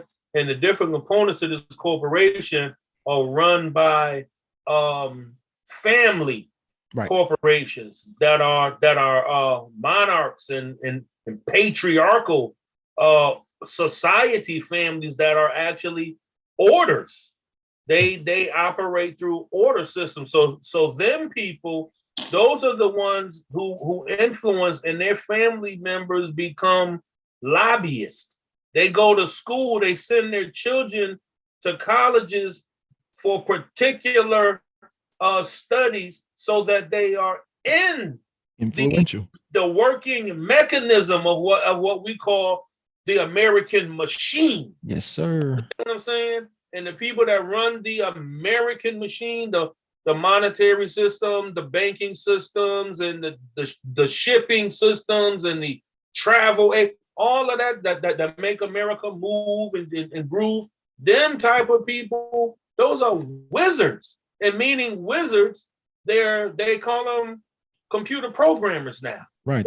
They call them reality. Now they call them computer influencers who know how to take computer hardware, who know how to create computer and technological hardware that just doesn't influence society, it creates fucking society. Yep. And Everything is of influence. Yep. I had to check myself the other day because I was going to tell my daughters it was something about their phone, like to leave it home or do something where it was something about the phones. And I went into the whole thing like, well, I won't be able to get in contact you. Anything could happen. And I shut up. I checked myself. I was like, what the fuck? I was 8 years old walking from one side of town to the next side of town. And I live in Bridgeport, Connecticut. Is fucking no, it was a kind of city like Detroit that was once a bustling industrial capital. Detroit was Motor City. That's where all the cars in America was made. And Bridgeport was the city where Remington Arms and Rim Grip and GE, all of that shit left. And when my generation came, it was with nothing. I was walking from one side of the town to the next without no fucking cell phone. Nobody could contact nobody until I physically got to where I was going. And nothing happened. And you know what? There was still terrorism going on in the world. 1000%. There was still raping going on in the world. Still drugs, still murder, still this, still that. The only thing that wasn't uploaded into the societal computer system yet was this advent of a motherfucker getting mad and go shoot the whole fucking school up. Now that's some new shit right there. CIA in my mind, in my opinion, but you know what I mean? Talk about that. You can definitely go that way. It's a lot of ways. Because you're talking about creating reality, right, Shango? You're talking about creating culture. Because each of us create our reality, but the reality that we think we live in as reality was created for us. That's what I mean. That's what I'm talking about. I'm talking about the greater thing. The system. I'm talking about the greater system. What's called trends. You can go on a computer. That's how you think. I'm gonna keep it real. How you think I make money? You can make money off of market trends, business and fucking entertainment wise. There's ways you can invest money in because these trends set the patterns of society. Right. And technology is where it's at. But you know what? If people are afraid of it, because that's one of the programs that because these are computer programmers who program society so we can have these fearful uploads in us to keep a person in check. Like, well, anything could happen. That's just a new version though, Shango, right? Because when you go and read the Bible and you go and read the Quran and all of that, they had those fearful interjections into those books too. That's why they created hell. They gave it as a name. That energy, because now we can apply energy like a tarot card, like a, you know what I'm saying, like the tree, or like the Sephiroth, the tree. Right. Each one of them represents what we call a demonic force. So in Islam, that influential, quote unquote, negative force is called shaitan. Right. The whisperer. Right. That's who the serpent represent. Anything that's influential to you. Right. The negative, yeah, right. God, the operation of what we call God doesn't influence. It inspires you. Anything that wants to modify you, or what we call your free will, that's influence.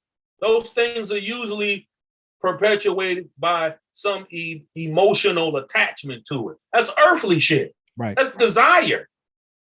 You got desire, then you got love. But then you got a different level of love where it doesn't even equivalent to how we express it. That shit, they want to call it agape, you know what I'm saying, in Greek.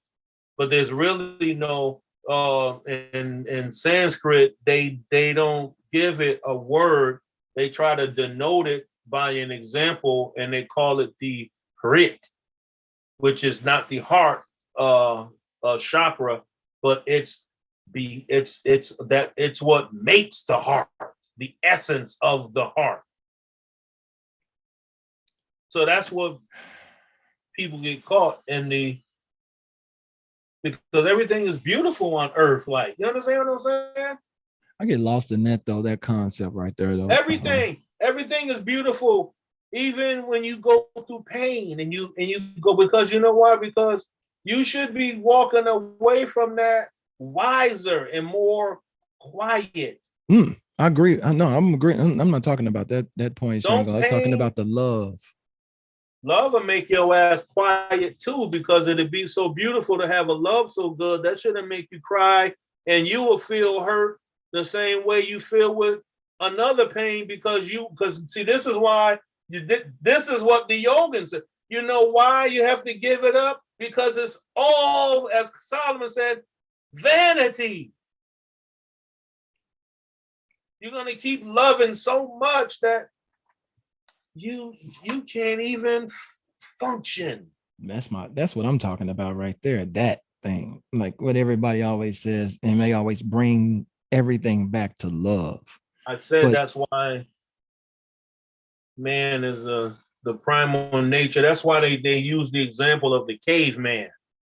That's the most primal nature of the human being that you can give to who just lives off of instinctual impulse. You understand what I'm saying? We shouldn't. No one should be operating off an instinctual impulse to where their brain just telling them shit and they just doing it. That's the animal, right? That's the animal brain. Mm-hmm. Gotta go beyond the reptilian brain, mammalian brain. You got to be in the neocortex, motherfucker. We in the front room right now. We're in the front of the bus, nigga. Right, and that's why I want to have that conversation and talk about that word love, that, you know, that just catch-all word, you know, that people use to like talk about a concept that is very, that you really can't put your finger on, like God. You know what I'm saying? Stuff though, you got it. Like you say, you can't put your finger. So the only thing we can do, and this is why you have to love the love. This is the only thing we can do. We can only express it how we can express it. You understand what I'm saying? That's the only way. That's all we got. Just like how G Money said, what he say to Nino? Man, we all we got. All we got. And you know what? That was love. He was trying to hit Nino in the heart. Yeah, he wanted him in the heart. He hit him in the field. No, not the heart. He wanted in the heart chakra. I want to take you to the essence, my nigga, because you not seeing what you about to kill. Remember when we was 4 years old, we stole that pack of bologna? You my brother's keeper. We my brother's keeper. You wanted to hit him with that shit. Yeah, am I my brother's keeper? But what happened? Nino was too primal. That nigga was too shiny. That nigga had silky pants on. This nigga was not having to steal bologna sandwiches no more. He couldn't get past it. He killed the nigga. One tear came out, and the rest is history. Karma came back and got your ass. Great granddad took you all the way out of here. Those movies are nothing but examples of the journey of life, the hero, the love story. You know how that shit go. So once we see the patterns of that shit, and Travden talked about that a lot. So once you peep the patterns, nigga, that shit gonna be like when I fucking saw the pattern in Miss Pac-Man.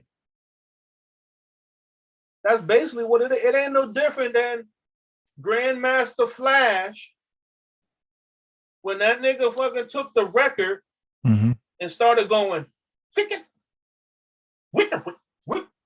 and he was noticing that at certain points, that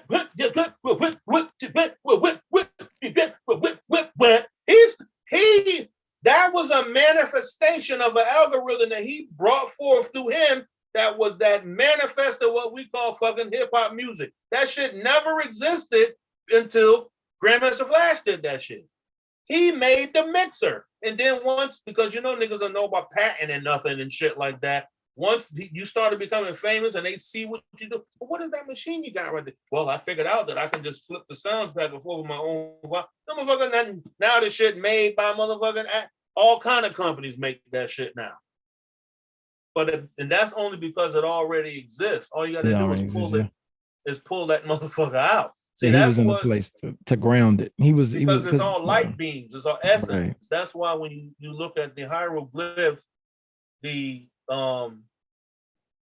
Ra, some depictions of Ra has it hands coming down, and the hands are all holding the That's because that's representative of that rejuvenating knowledge that you're supposed to get from the subtle realm, sun essence, the light particle essence. That's what light. That's what Lucifer was all about. You know what I'm saying? Right.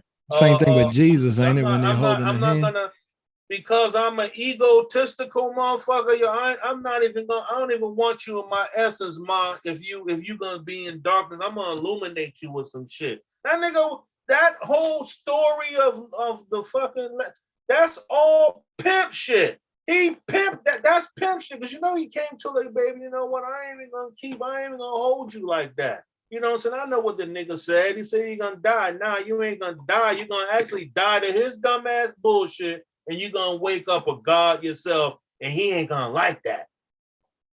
Because you're not gonna need him no more. Right. Eve say, you know what? I think I like that.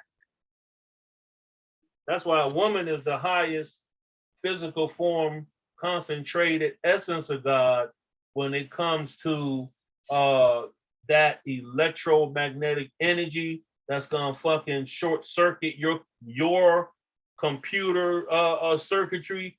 That's gonna give you the only glimpse into the fucking veil is through the fucking yoni. That's gonna create an orgasm. That's basically a disturbance in your electromagnetic energy, unless you're creating a child. If you're just busting nuts and shit like that, you're not doing nothing but causing short circuits going off. Unless you're using that, you pinpointing all of that magnetic or electromagnetic field, and then fucking 2 weeks later, you know what I'm saying, you didn't put in work. Other than that, most people just burning out their physical essence, getting trapped up in Malkuth shit. Because Malkuth is lit. Running away from pleasure, running away from pain, running towards pleasure. But we want both. Mm-hmm. That's why they had to say Malkuth is in Kether, and Kether is in Malkuth. Because we got to have both. Both got to mirror each other. Yep. You got to have a physical representation of everything that's non-physical. So like I said earlier with the Bible, you had to have this physical representation of God. But like, you know, they put the little g and the big G in the Bible, knowing that there's a separation between the supreme essence and an essence that's still primal, that has to operate in both of those realms. That's what creates the resistance within us, because we have to operate on such a high level through the density of our physical form. That's the first trance. That's why you got to go beyond. So if you're not eating right, or you're not at least stimulating your body, giving it a good workout, by you going into these different particular trance levels, you are going to stress your body. So it's like, I think people got to really find the value in whatever they're and going back to the basis of what the stream was about, belief. Once people learn the basis of what is it that you're valuing about the thing that as an individual you're studying, and then because once it has a value, you're already building a belief system, because you're believing that it's worthy of giving it your time to actually read about it, or sit and watch a video about it. And you got to think, when you deal with Travis Majors, Travis is on Yale University academia. So you're not going to get like a 20-minute video. You're going to get like a whole 3-hour commentary, and you're going to get a book reading, and you know what I'm saying? So a person can really go back and build up their personal artillery as the 5%. Well, you have to write your own Quran. But like you said, Shango, he's not on a Sunday school level. He's on a Yale level. So with that 3 hours, you got to build up the stamina. Yeah, they got to build the stamina. You're exactly right. Listen to him. You know what I'm saying? Like that shit is not easy to sit there and listen and be attentive for as long as we sit here and have these conversations. We have to build this. Well, think about. And who are y'all talking about specifically? Who was that? You. Who's talking about I you? was just saying, people don't, that when people study, they like right in the basis saying that you have particular material about everything that we're talking about. You got to invest the time, and your level is high scholarly. And there's nothing wrong with anybody else, because like I said earlier, I would never disrespect anybody's level of where they at, because I was at a level of darkness too. Yeah. Anything. You speak to your audience. When I first started searching for knowledge itself, like I said, I was stimulated by seeing the pictures on the front of the books the Ansars were selling, and then after that, it was all about Black culture and Black empowerment and all of these different things. So how could I go to somebody else and say, nah, I mean, you can, because all the shit that I went, different levels or chambers of learning I went through and shit like that. Mm-hmm. But like I said, the Muslim dude called me a rogue bee. He said, you come into the hive and then you leave. So really, a bee without a home he was a Ronin. A rogue. So that really, I used to be proud of. I was proud when he said that, but then as a couple of times I thought about it, then that's kind of fucked up, because a rogue bee don't have no structure and shit like that. You know what I'm saying? And when I went through the process of what they call masonry, that's one of the symbology of masonry is a beehive. Structure. Right. You understand what I'm saying? Because a beehive, and then it talks about drone bees. You know what I'm saying? When the beehive got too many drones, they got to put that motherfucker out, because it becomes an unproductive hive. Mm-hmm. So that's what groups too. Just think about the Order of the Golden Dawn.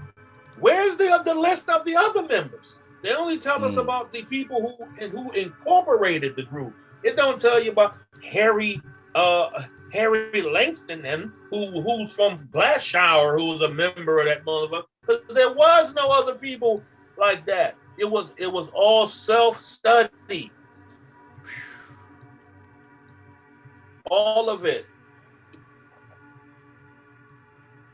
It's always been. Developed the particular system. And now, like you was saying earlier, Stuff Dog, that you're creating a city based off of, if you look at the lineage of study that the major society has provided for thousands of people, millions of people now probably, it's a whole system. It's an upgrade. It's an upgrade in the system. It's a new download that people now can add to their regimen of learning. They don't only have to go to Beyond Fortune. They don't only have to go to this. They can go to a whole bunch of different people. And you said something just a bit not long ago about basically as above, so below, and things having to manifest on the microcosm along with the reflecting the macrocosm. And it makes me think about how we come to understand Purusha and Prakriti. And what Purusha is something that is so infinite, the human mind can't grasp it in totality, right? Just like we're talking about the sperm cells and everything else. And then we're talking about describing the different layers of mind. Scientists has to admit at some point we don't understand. So when we look at Prakriti and what she is, bless you, Prakriti is a pattern replicating machine. Nature, manifestation is a pattern replicating machine. So literally, all that she does is reflect, right? That's what happens right out of Kether. Right out of Kether, we get Hakma, which is reflection. And that keeps happening so infinitely until we hit Malkuth, which is so fragmented and reflected that it's a mishmash jumble of a bunch of different, that's why it's got the 4 different colors. It's not one thing anymore. It's a reflection of everything. And so, all colors mixed together is an infinite thing. It turns the darkness, which looks like one color, but it's not really one color. So even though it's, you could say it's a bastardization, it's a more true reflection than those other Sephiroth, because in a way it's exploring the diversity of what the triple blackness actually is, but still in a limited form. This is why the law of correspondence is such a powerful law when it comes to trying to understand occult principles, because nature, Prakriti, macrocosm, microcosm, all it does is reflect, which means that if you want to understand something, you don't have to be intellectual and memorize a bunch of words. You have to learn the art of matching reflection. Pattern.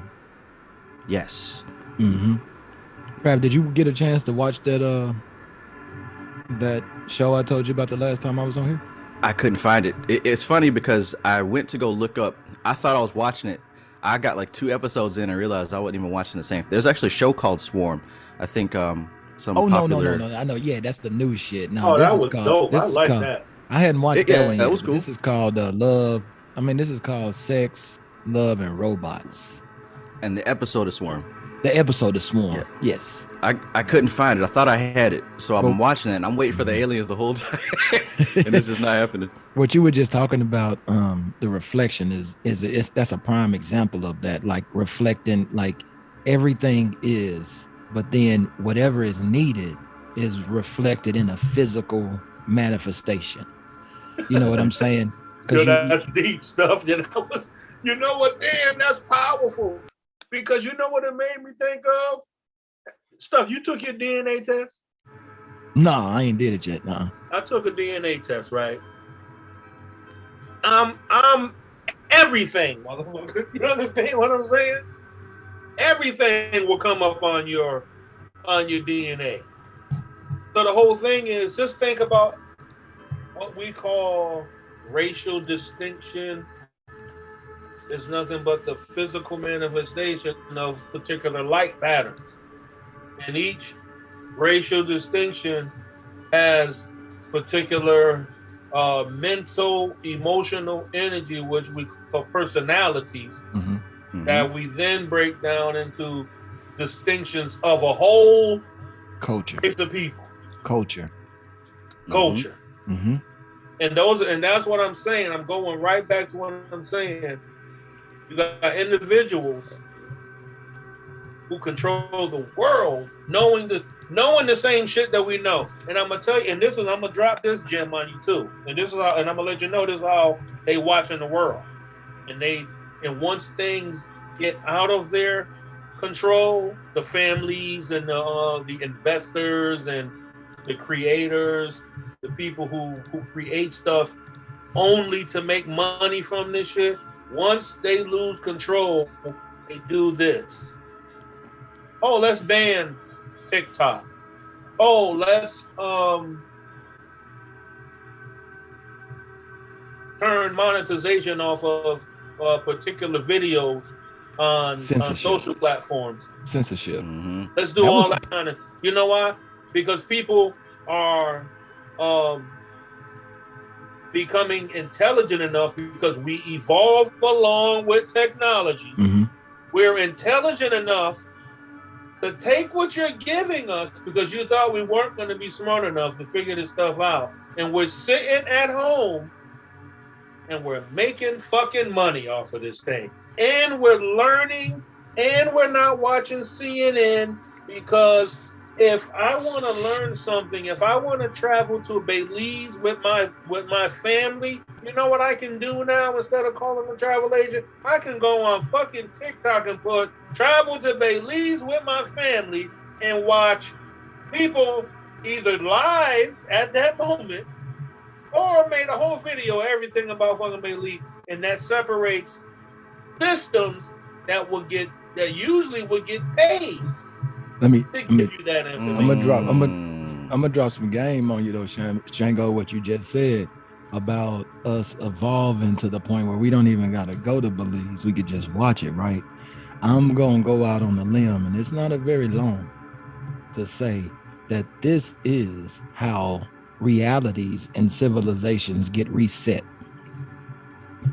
because of what you just said. The people, when people moved here, this was the new world, right? And those standards that you just talked about was the selling point. Freedom. And the thing was the created, like we're creating this world. I said this to a person earlier.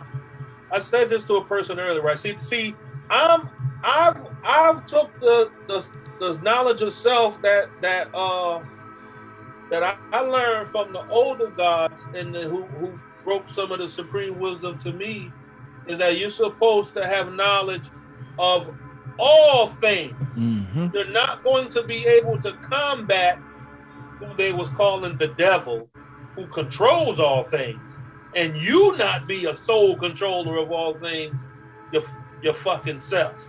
You understand? It wasn't gonna be an equal battle. You understand what I'm saying? So most people, they're not taking the studies that they're doing and making it practical to the life that they live. They studying stuff and they just want to become divine. Mm-hmm. They want to become king and queen off it. There's nothing wrong with that. But those essences and the way that we depict them and living through it is illusional. Instead of taking the pure essence of it and representing it in a particular way that you're earning your finances, the way that you're raising your children, the way you're cooking your feet, the way you shop, where you shop, how you shop, the people you're around, how you govern your home front and the way that it looks, and those are things that the kingdoms.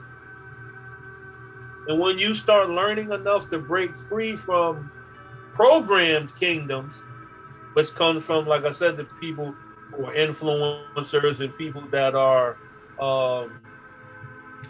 implementers of culture and trends, that's when you become what? You become a derelict to society. They call you what? A subculture.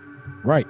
And that was what I was getting towards, was that evolution of the reality, right?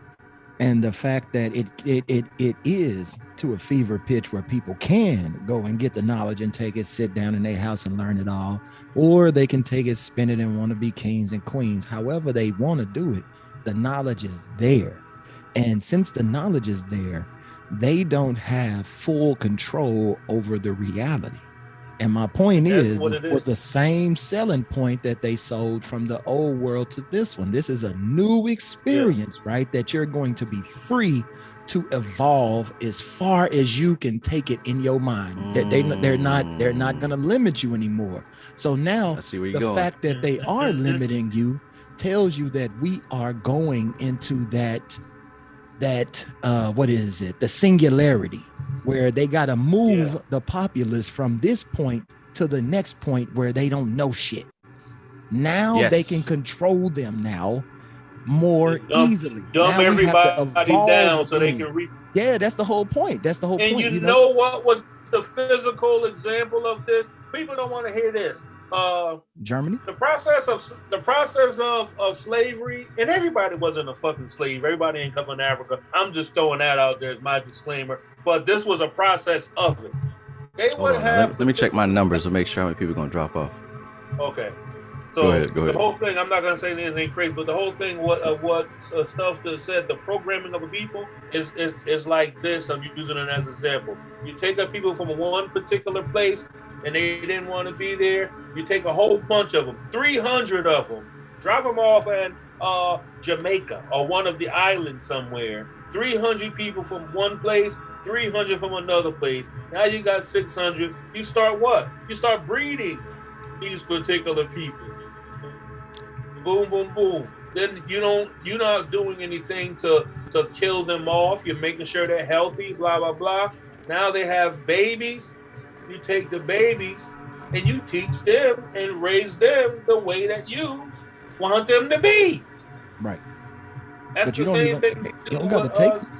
You don't got to take nobody. All you got to do is drop a system on them. Think about people like my mom. My mom is like 70 something. I'm horrible with that. She just had a birthday the other day. Big up to my mom. My mother is so out there. What was that movie? Remember that it was called the movie. The little boy was a robot. He thought he was real, and he was looking for the AI? blue fairy. That shit Was it called AI? Most sad.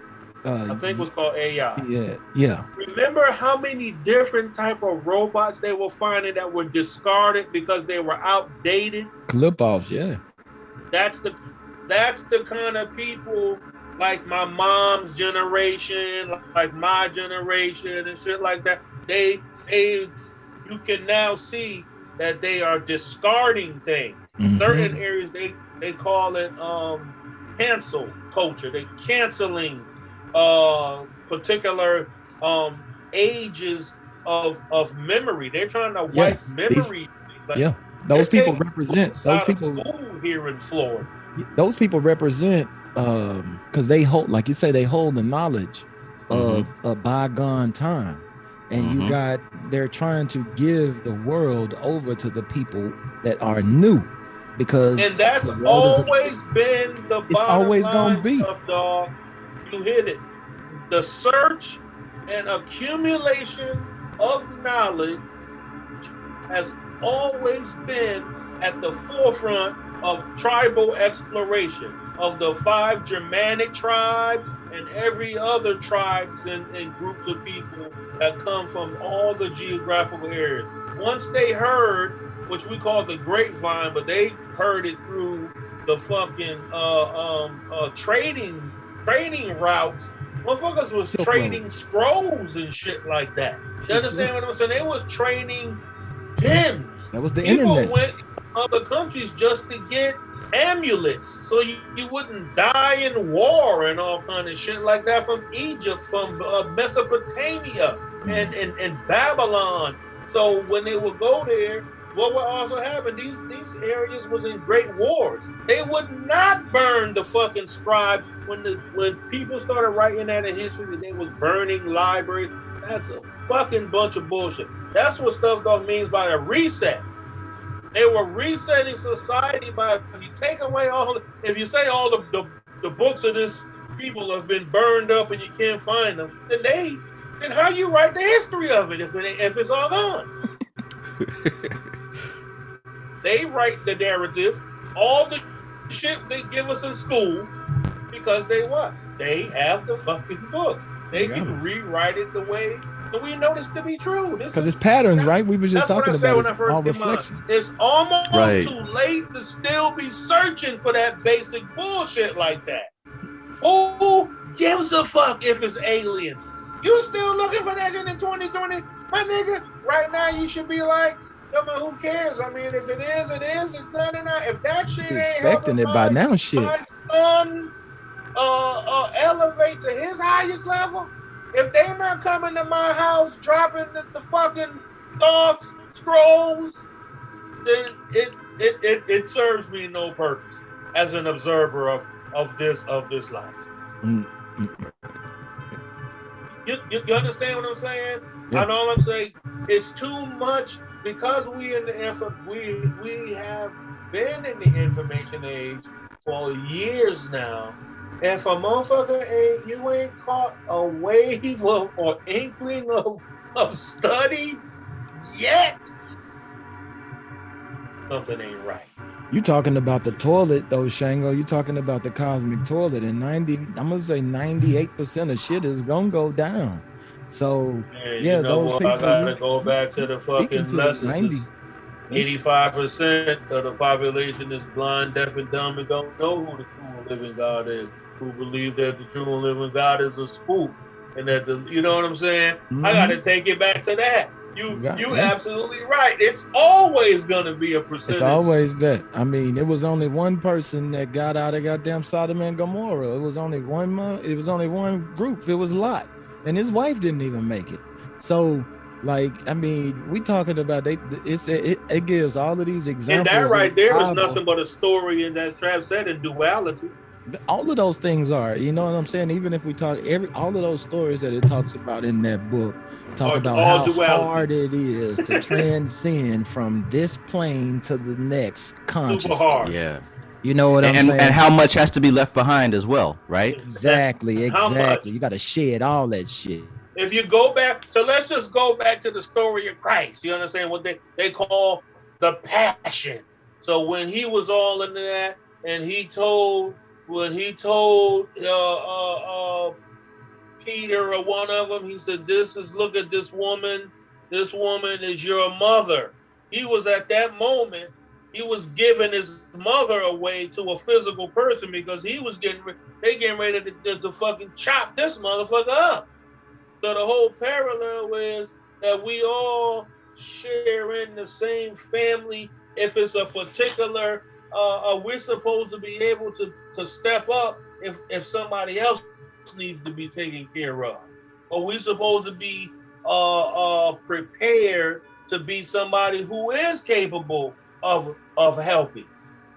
That's like I'm thankful every day. I look at my son Zion, he's 3. He tearing the house up, you know what I'm saying? He loving it, he loves his life. We take him to amusement parks, and I'm like, you know, we adopted him. I'm happy, and it makes me feel good as a person. Am I going to the emotions? It makes my emotional humanly self feel good that I made it myself capable of being able to adopt a child. You see what I'm saying? This is where we all got to reach a level in life where with your studies, you have inner peace, and nothing else really disturbs what goes on in your home. I don't really discuss a lot about my home and my family on platforms like this because they're not a part of it. But I'm just saying that as an example of a broad whole. You know that there are particular things that happen in your individual life that it gives you that balance and stability, and that's what holds your true structure together. Your true magical personality is held together by what is not seen by the outside world, your inner world. The inner world is always veiled. Bam.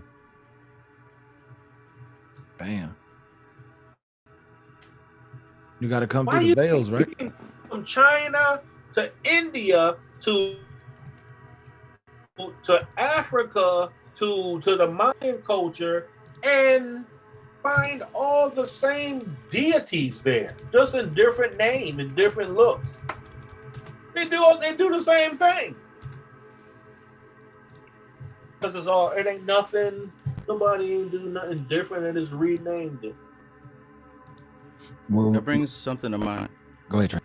Well, that brings something to mind, just a combination of what the two of you did say about how, you know, just looking at these different levels, what actually makes it across and what doesn't, and also identity, right? So if we look at these examples of this transition from one state to another, only a small percentage crosses. Again, this is a pattern that we also see in the Tree of Life, that barrier of Doth, only a tiny fraction gets across it either way. Whatever's accumulated from the bottom as it's going back up has to get dropped off. So I think how that can reflect to us in our practice is that when we find ourselves ascending to the next level, there is a lot that has to be left behind. But the thing is, it doesn't have to hurt. How would it not hurt? non-attachment. So for one person to go from being out in the world doing all kind of worldly stuff to being in somewhat of a level of solitude, studying, practicing, and focusing 100% on that, it won't hurt as much if your heart becomes transferred into your mission before the time of transition comes. You get what I'm saying? Versus a bunch of people who struggle with taking the work seriously, it's because their heart isn't in it. Their heart's still in the world. Good stuff right there, Trey. Well, that was good, man. How you say you transfer your energy into your work. I was watching. Well, actually, I think I was playing this new. Well, it's not new, but it's new to me, a Jedi game, right? So he went into a room, and it was like a bowl layer. So one of his powers of a Jedi is to put your hand over the bowl, and you can sense a piece of experience from this person who used the bowl. So when he came out of it, he told the other one, he said, she had said something, and he said, no, it's just a memory left in the Force. I said, oh shit. I said, that ain't nothing but Vedic science right there. That's Ranan Banda right there. You know what I'm saying? An energy memory left within the Force in an object. So you just said, as long as you doing what you're doing and you're doing it for the purpose, and you're not basically straying off, I'm ad-libbing what you said, it's all gonna fall in line. That energy pattern left in the Force, that Manly P. Hall talked about that in the book, right? When talking about there is no time when you're not creating nothing. And you know what I'm saying? This is what we're working with sage and crystals and stones. We're working with the energetic force, or creating an energetic force within a stone. I can't even see that. What did it say, Trav? How to read the aura, practice psychometry, telepathy, and clairvoyance. See? Psychometry, that's what you're talking about. Sensing what happened based on touching an object. Mm-hmm. Yes. That's what the Warrens were good at that. I met the Warrens live and direct. I was at a seminar they had explaining videos and artifacts of paranormal shit.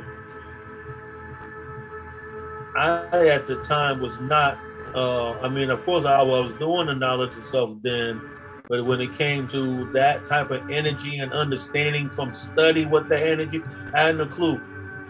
The shit that they had and the shit they showed me fucked my mind up at that particular time in my life, man. That shit super real. Like you said, reading energy, that's what they do. Ain't that what marketing is, though? Wait. What do you mean?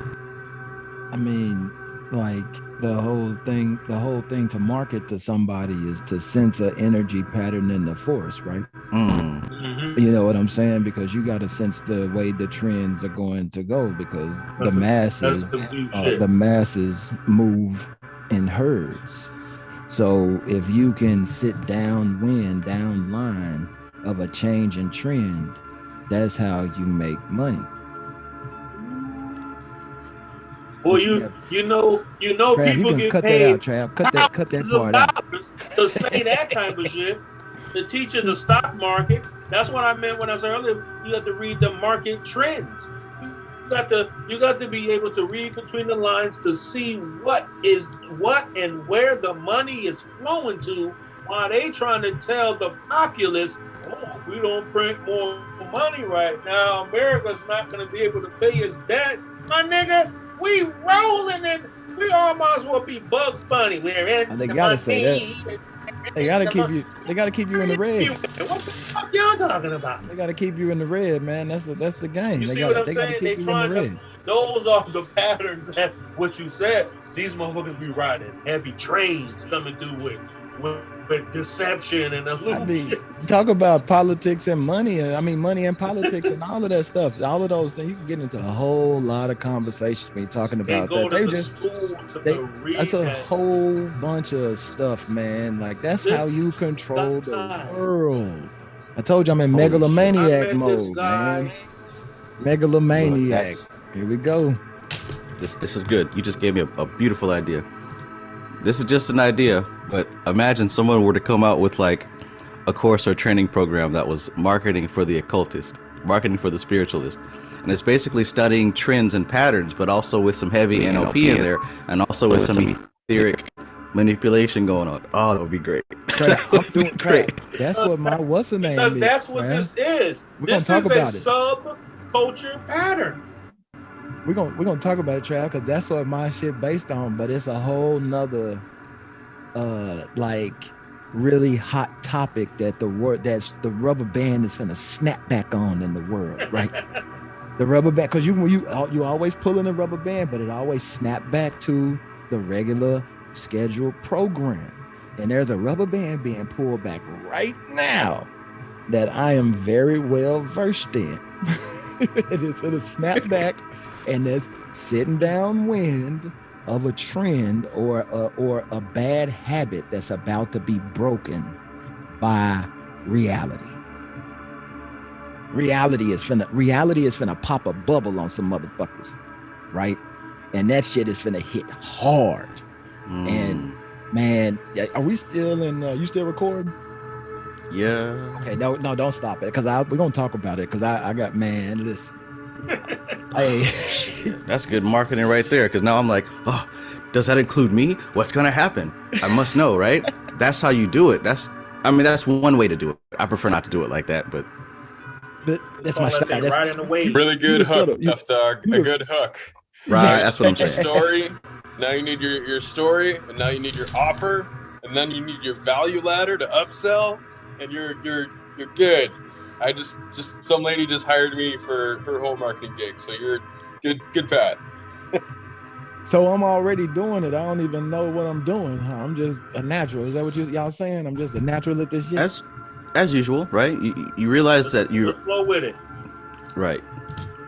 You realize you're doing something that now has a name, which means that there's also patterns associated with it.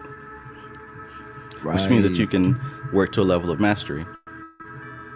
That's all it is. Law 1 say never mastery. That's a great book by Robert Greene. Also, the stuff dog was talking about that other book by Robert Greene. Mastery is also a great book by him. Mastery. I'm gonna have to get that one. Mastery. I gotta get that one because he dropping gems in the first 3 laws on this motherfucker. You got to read, if you want to talk about Robert Greene, now you got to read the 50th law. Yeah, I gotta get 50s. Yeah, I gotta get 50 joint. Why do you think he became 50? Saw the pattern. He saw a pattern. He saw something. A pattern. He saw first a pattern. of all, he was the hottest New York artist. Why he ain't signed to nobody in New York? He went to LA, signed with fucking Eminem and Dr. Dre. He found a pattern. Then he figured out, asked them, well, what makes more money? Is it movies or is it music? He said movies make more money because in music, you gotta work to make your money. If you're not touring, you're not making no money off of fucking record sales or stream sales and shit like that.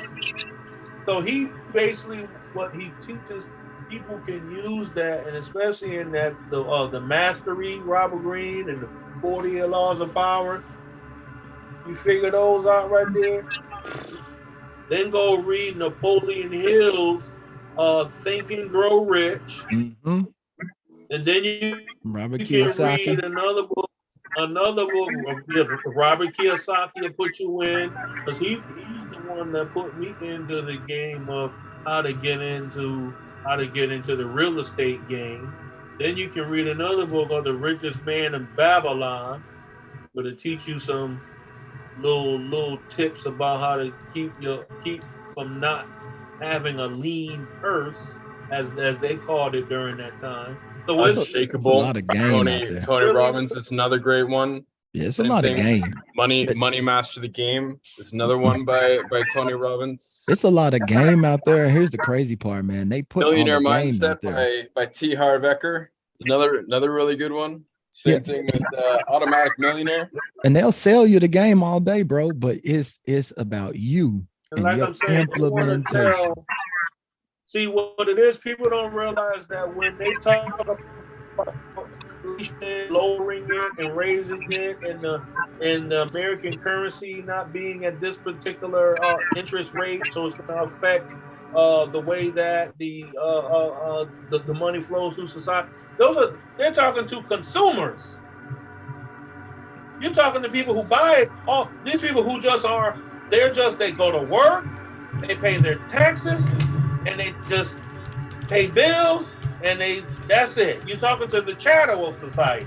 You're not talking to the people who are the subculturists of society, who've learned how to make a very good way of living by not having to participate in certain type of things, and you don't have to hide from doing it or feel ashamed about it. And some people have figured that out. So I'm saying what it is. You gotta study what they're learning at the school, MIT, and the other one out there in California. These people, they're studying neuroscience along with business marketing and Jungian psychology, so that they could produce the most effective products to offer society. That's why people tell you, man, when you start learning these things and start moving like that, Shango, like you start to lose friends, right? Because you move in, because you figured out again, you figured out a part of the game. You figured it out, right? And you have to, a person that's like the entry into the next level. You know what I'm saying? And so for you to move around in that level, now you got to find people that move around in that level. So you naturally are not going to have that much time for people that are in the level that you left.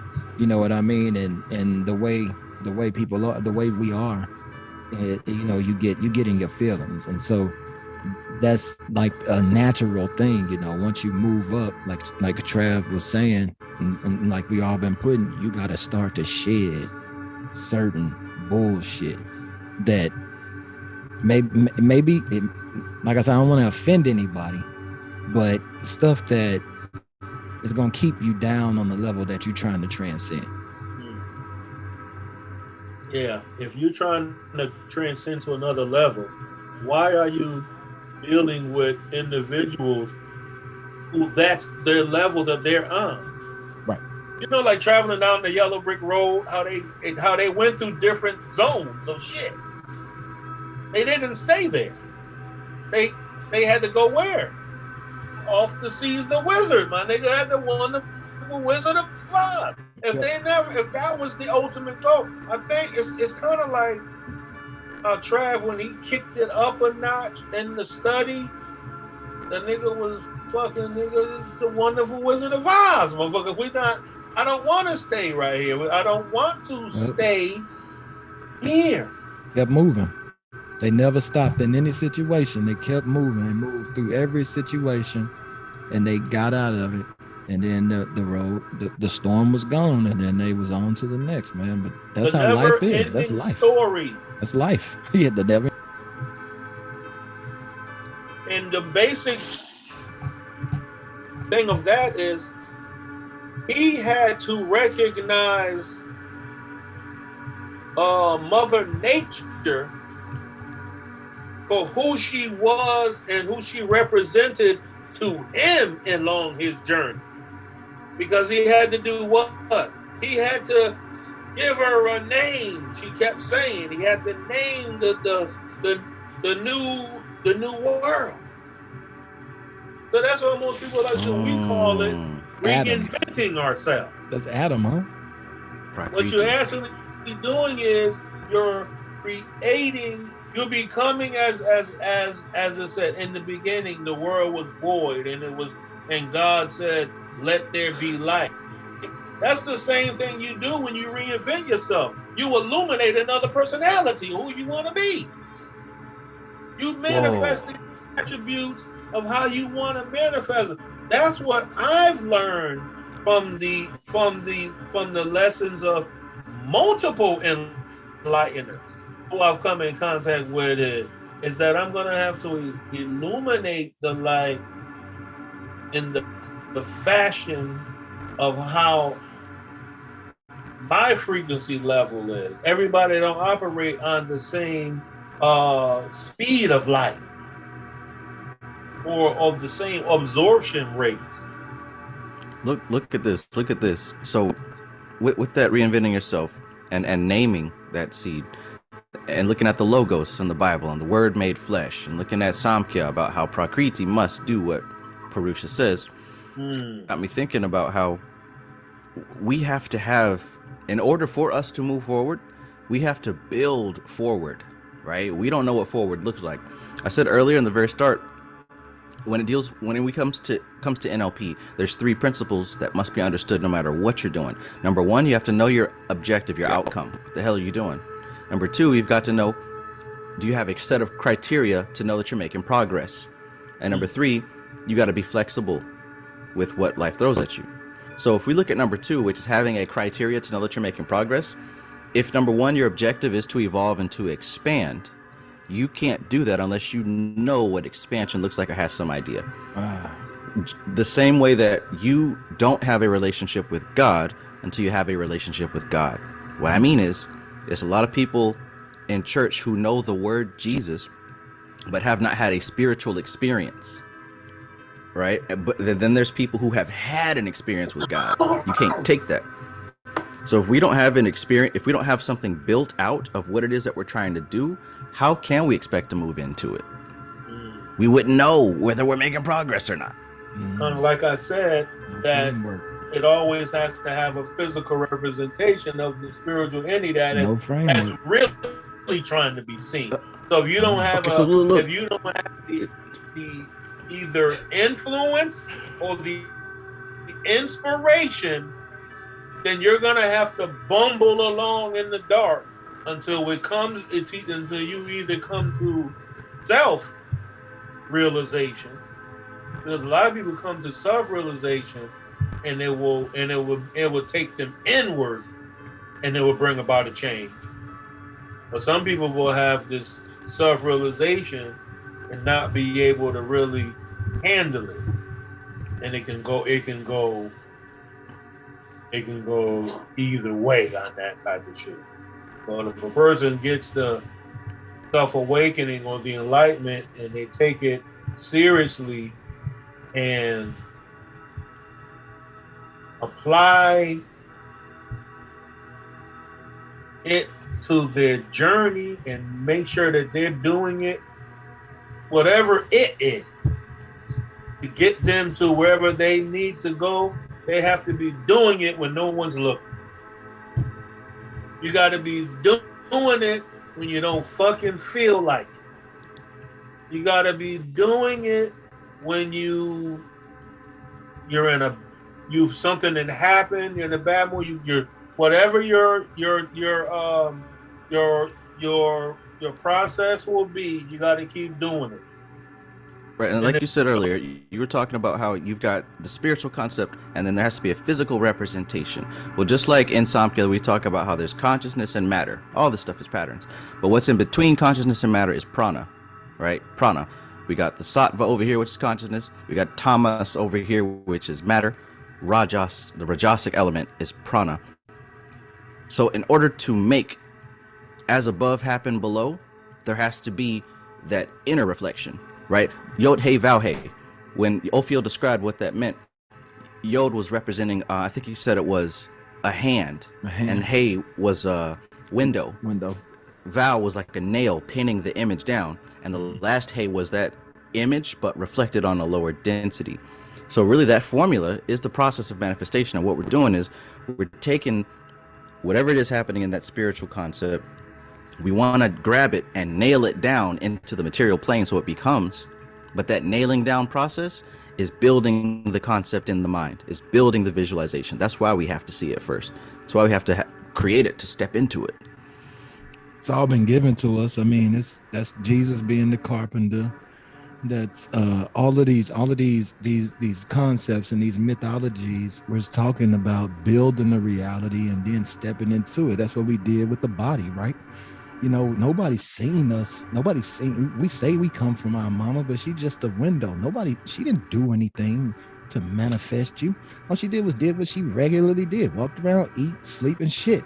And you came out. So we say that that's the woman, but that's really us doing that same process. That same process. Nothing escapes these patterns. Did you ever watch on Netflix?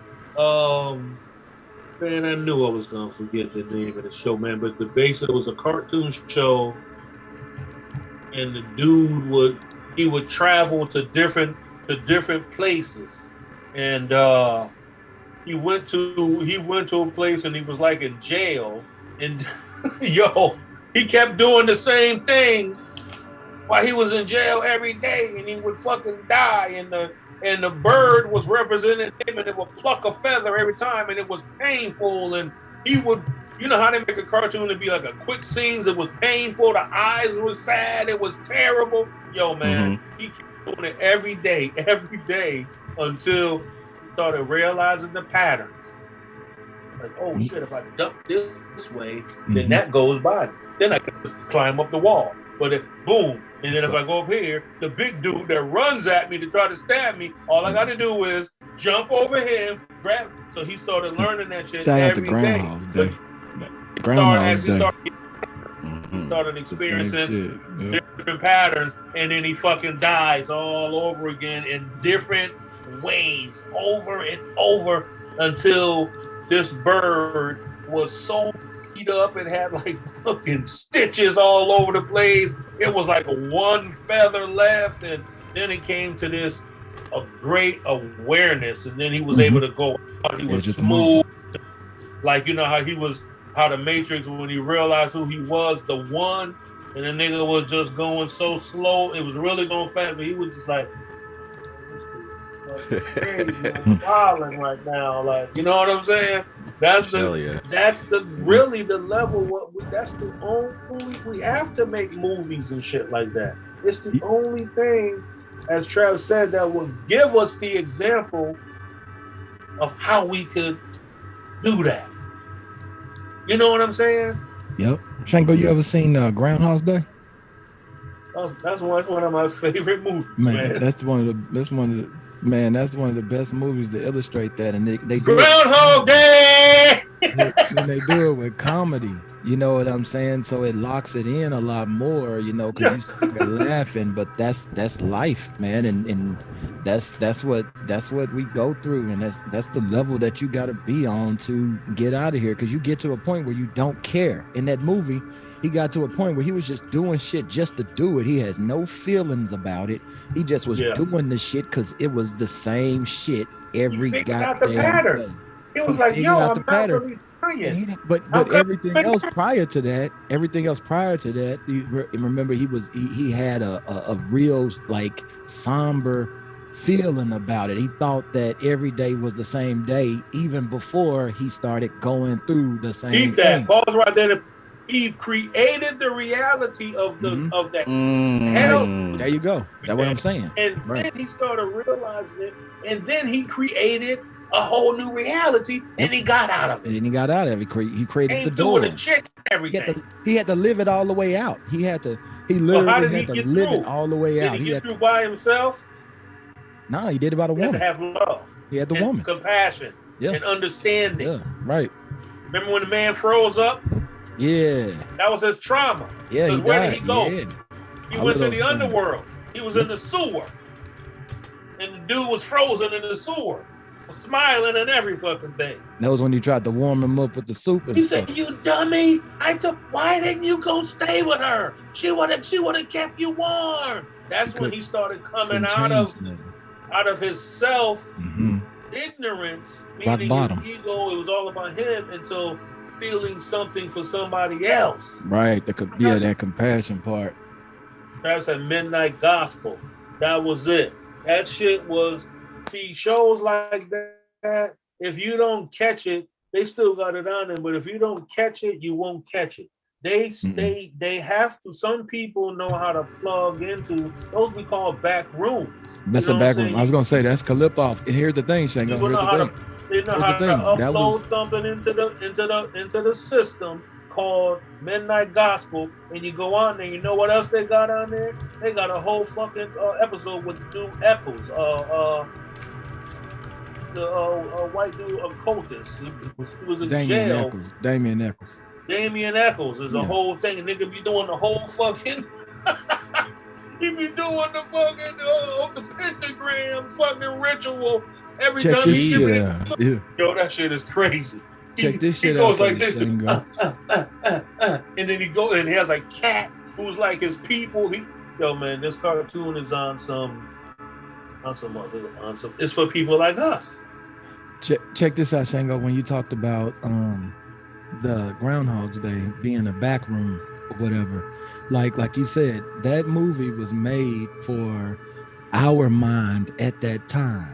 So even though it's on TV right now and somebody can go and access it, it would be the same thing as somebody coming in to this chat and sitting down for the first time and listening, because it's not made for this time. Yeah. You see what I'm saying? So that movie is archived. It's back room now. Only we the ones that can go in there and pull the knowledge out and get that, because we got it at the time when it was available. I heard somebody, it was like a psychologist say, if you haven't developed the ability to be flexible by the time you're 50, you done. You stuck in the ways. You cannot start at 50 learning new things. You can't teach an old dog new tricks. That's some real shit. Hardened biology. I'll tell you my favorite version of that mythology. It's got to be some kind of mythology, some kind of archetypal story to relive those days over and over. The Edge of Tomorrow is always my favorite version of that, because there's explosions and cool aliens and stuff like that. But this man was literally transformed from a worm, a pathetic, miserable, entitled worm, into a man worthy of the title, right? And he had to do so through suffering, patterns, and finding love, right? Finding himself in a woman, or his other half, we should say, because the whole Adam and Eve story, that's what that is. That repetitive story right there, that's the Genesis story. And what's in the middle of the Tree of Life on the front cover of Mystical Cabal? Adam Cadmon. No, isn't the man and the woman in? Wait a minute, that's the Mystical Cabal cover? You're talking about the page talking about the Tree of Life and this. Yeah. Oh. Yeah. You're talking about that. Yeah, the Golden Dawn book with the Tree of Life. Both the man and the woman are inside or in the middle. But the man is above the woman, in the light, in alignment, right? Do you see how ancient that concept is, Trav? And like I said, Travis is basically in the algorithm, because when you go to those ancient texts, or you go to the Dion Fortune book and you want to type in being read, Trav videos pop up on it. So he didn't carry a true adept, not somebody who figured out the algorithm that they could be internet spiritual and make money from that shit. Because that's a gig economy too. You know what I'm saying? There's always somebody who's gonna gig off of that shit. They'll set some whole shit up just to be on some fucking bullshit and get you be so fucking crying from these motherfuckers. They be so sounding so deep. but they just be wanting to get the bread. So Trav is a real dude in the real algorithm. Hey, that algorithm. That's some hardcore shit, man. We was talking about Trav when you said before, man and a woman in alignment on that image that Shango was describing. That's also in the scriptures in the Bible when it says that the head of the child is the mother, the head of the mother is the father, and the head is the man. The head of the child is the woman, the head of the woman is the man, and the head of the man is God. You know what I'm saying? And it tells women to cover their head when they go into the temple. You know what I'm saying? These are some deep ass concepts. You know what I'm saying? The whole thing we should be asking, well, damn, why is everything dealing with the head? What is so? You should be studying about the whole concept. Oh, I figured that out. Shango. The head. I figured what that is. Because that's what McGregor's book breaks down the whole different parts of the body is the head, realms of Kabbalah, of the tree of life, I mean. And it's all represented in the head. You don't need the body. The body is just to carry the head around. And that's what the imagery of the Sphinx stands for, the upright head. That's it. The people don't realize that the face of the Sphinx was actually a woman's face. That wasn't the face of a man. That was a woman's face. Yep. And it was upright. It was all about the head. That's the head. You know, that's the human head.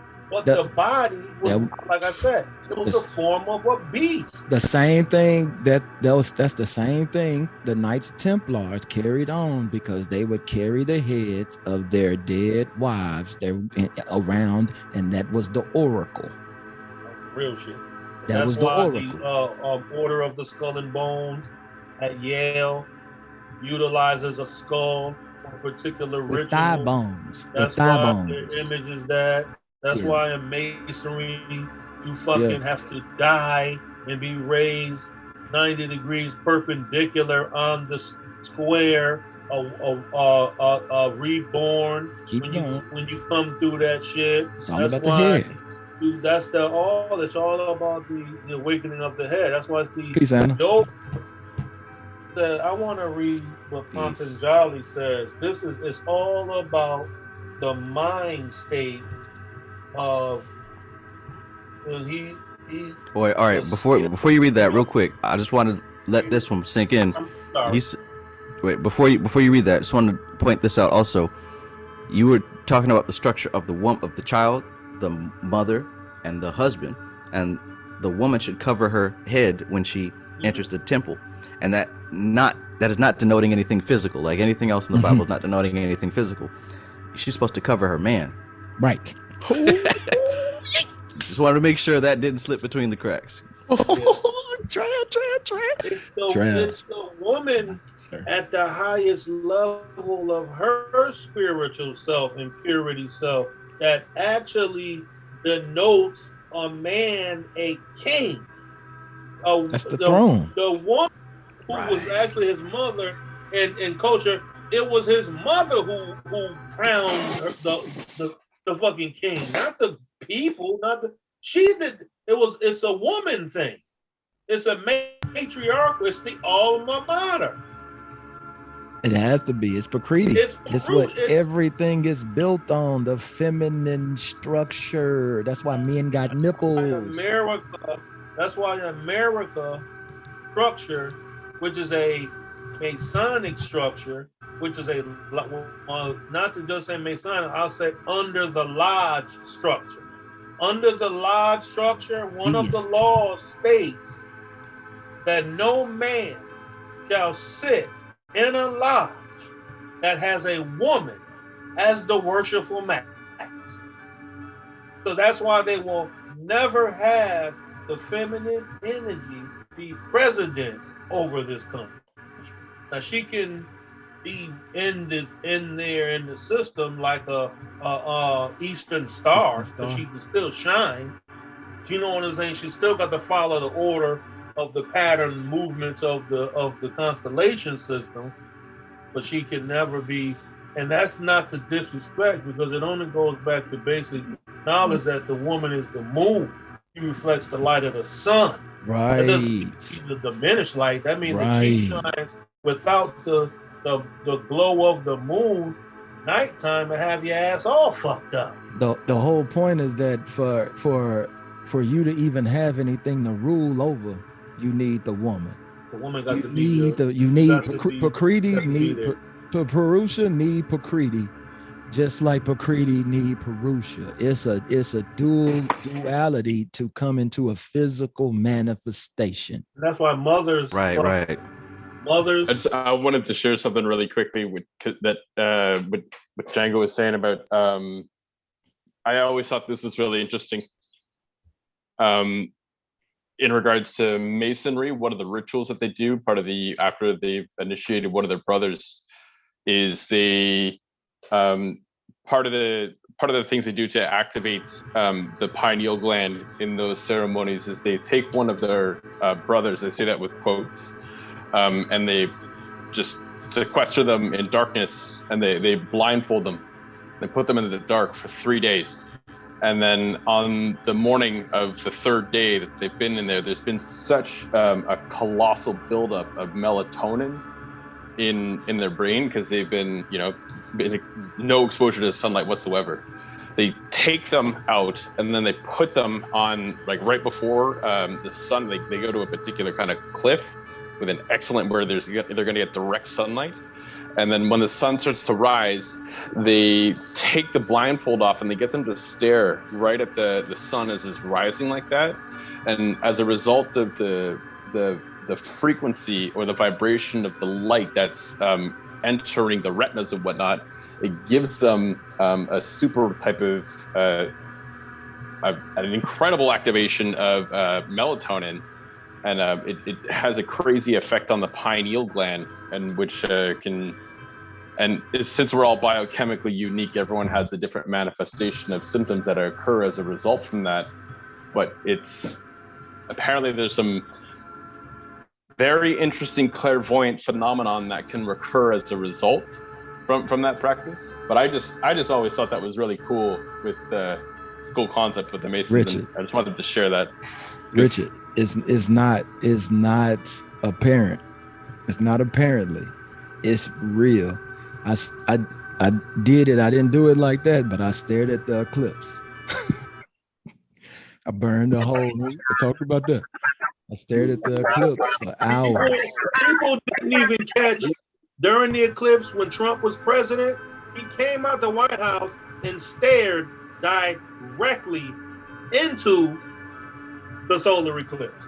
I did the same thing, and I did it for like an hour. Historically, from me as a kid, it was always pumped into the algorithm that it was highly dangerous and not prescribed for anyone to stare into. So when you see stuff like that, that was a breaking and a renewing of a law that was in place. That's why people get out of their emotional state more into wise enough to see what's being played out. That when particular people stir up so much emotion, it means that something is being implanted being uploaded into the algorithm, basically into the computer system. Yep. Yes. That's why I say you got to go the opposite direction, man. When you're trying to unlock stuff and trying but to this get is to it, too. You got to go the opposite direction that the crowd is going. Right. Especially considering what we said about how if you're going to advance to the next level, 95 or more % has to be left behind. Mm-hmm. A lot has to go. So what the masses are doing is absolutely not on the path of enlightenment. It's the wrong way. So that's why I'm thankful. I think this is phenomenal on this level. Because just think about, what was it? We went to Georgia. People were capable of coming together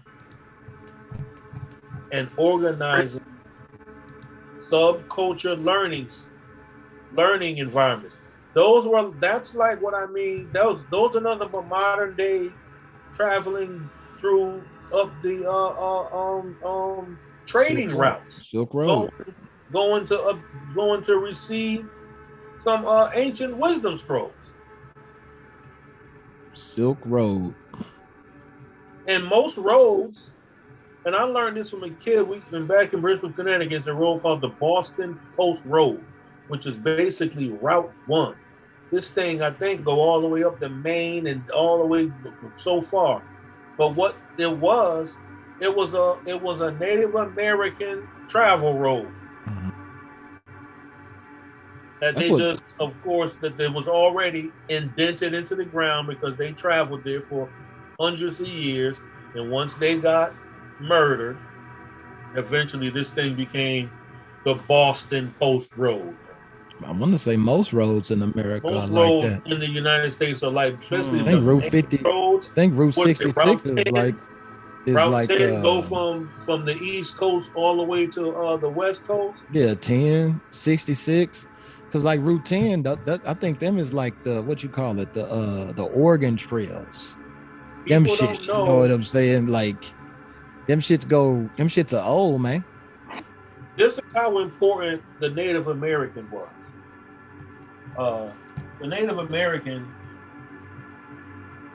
who we became used to, that's not a native, you know what I'm saying? He's a native of being living there, but he's not the original, as you would say, native. You know, those are byproduct. He's a byproduct of a lot of nations that came to this particular land. So about time it came to what we taught about what the Native American look like.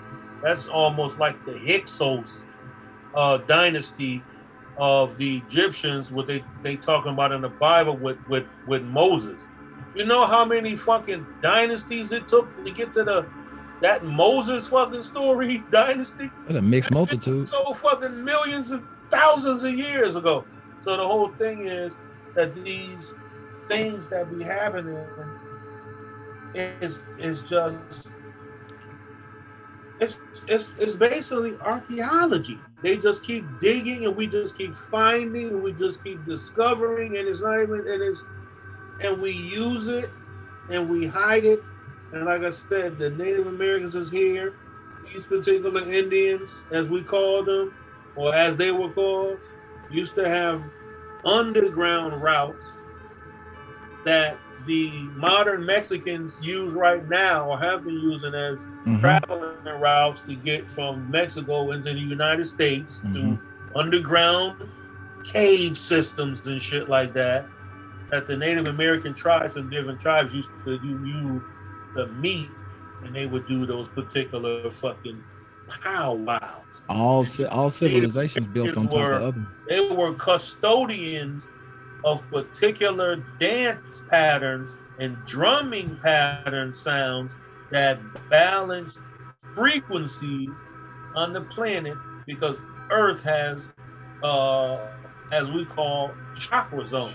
Basically this energy zones that this motherfucking, whether it's a fucking album or whether it's a fucking globe, and I'm just being fair to both people who, you know what I'm saying, believe in that. It's about belief, right? So something has to keep this thing balanced in there, and that's what it was. You had to have these frequencies to balance the stone. It ain't no different than the pyramids. Motherfuckers was using big horns and shit, like to move stones, or they was using their own body, but they were using copper, and they were using silver, and they were using gold, and they knew how to fucking generate frequency that was able to move large objects and shit like that. And it would be phenomenal. Oh, they were fucking magic. No, man, they were alchemists. They knew how to manipulate the fucking elements, and that's Travis, the fucking 4 elements, Raja and Tamas, and you know what I'm saying? There's usually a woman involved too. And it has to be. Because and even when you was talking about the roads being developed and the different discoveries of the different parts of America by Lewis and Clark, they were led by a native woman. to all of these areas. And it was a Native woman, but she was one of the wives of who the man name is Old York. Old York was a black man that they had. You can look it up. He was with the Lois and Clark experiment. Yeah, that was his wife. How to speak every fucking Native American language of all the natives tribes they went to, and they gonna have to pause. Natives. It was almost like Yasuke in Japan. His skin was so dark, they was trying to wash this motherfucker. Them was the real niggas, the original niggas, man. Say it, Shango. Them was the original niggas, man. They was trying to get Old York to mate with the women of the Native American tribes, and this is like when you read, like I got some of the books of the letters of Christopher Columbus and shit like that. That's where you get the real people who travel, what they say when they went to these lands, like, you know what I'm saying? So this, when you read the letters of real letters, Lois and Clark, Old York was the reason that they made it through, because you got to think, they got some Native Americans was like that tribe that live on that island, and as soon as you step over there, it's on site with your ass when you on site immediately. Send the leaves. It ain't no questions. Nigga, you step over here, you go into the essence, man. You going straight to God. Island right there. They don't care. We're not allowing nobody. Try again. Ain't no new world going over there. Nothing. Back to the lobby. lobby. We don't want your God. We don't want your music. We don't need your water. We don't need your medicine. Nothing. That's where the back rooms thrive. And and when you get killed over there, we don't even give the body back, motherfucker. So you might as well have a memorial service. They leave it where it is, man. They try to entice another and when person you try to come get it. And then they pop your ass. They pop your ass. That's some filthy shit, but they don't give a fuck. Yo. But yeah, man, like them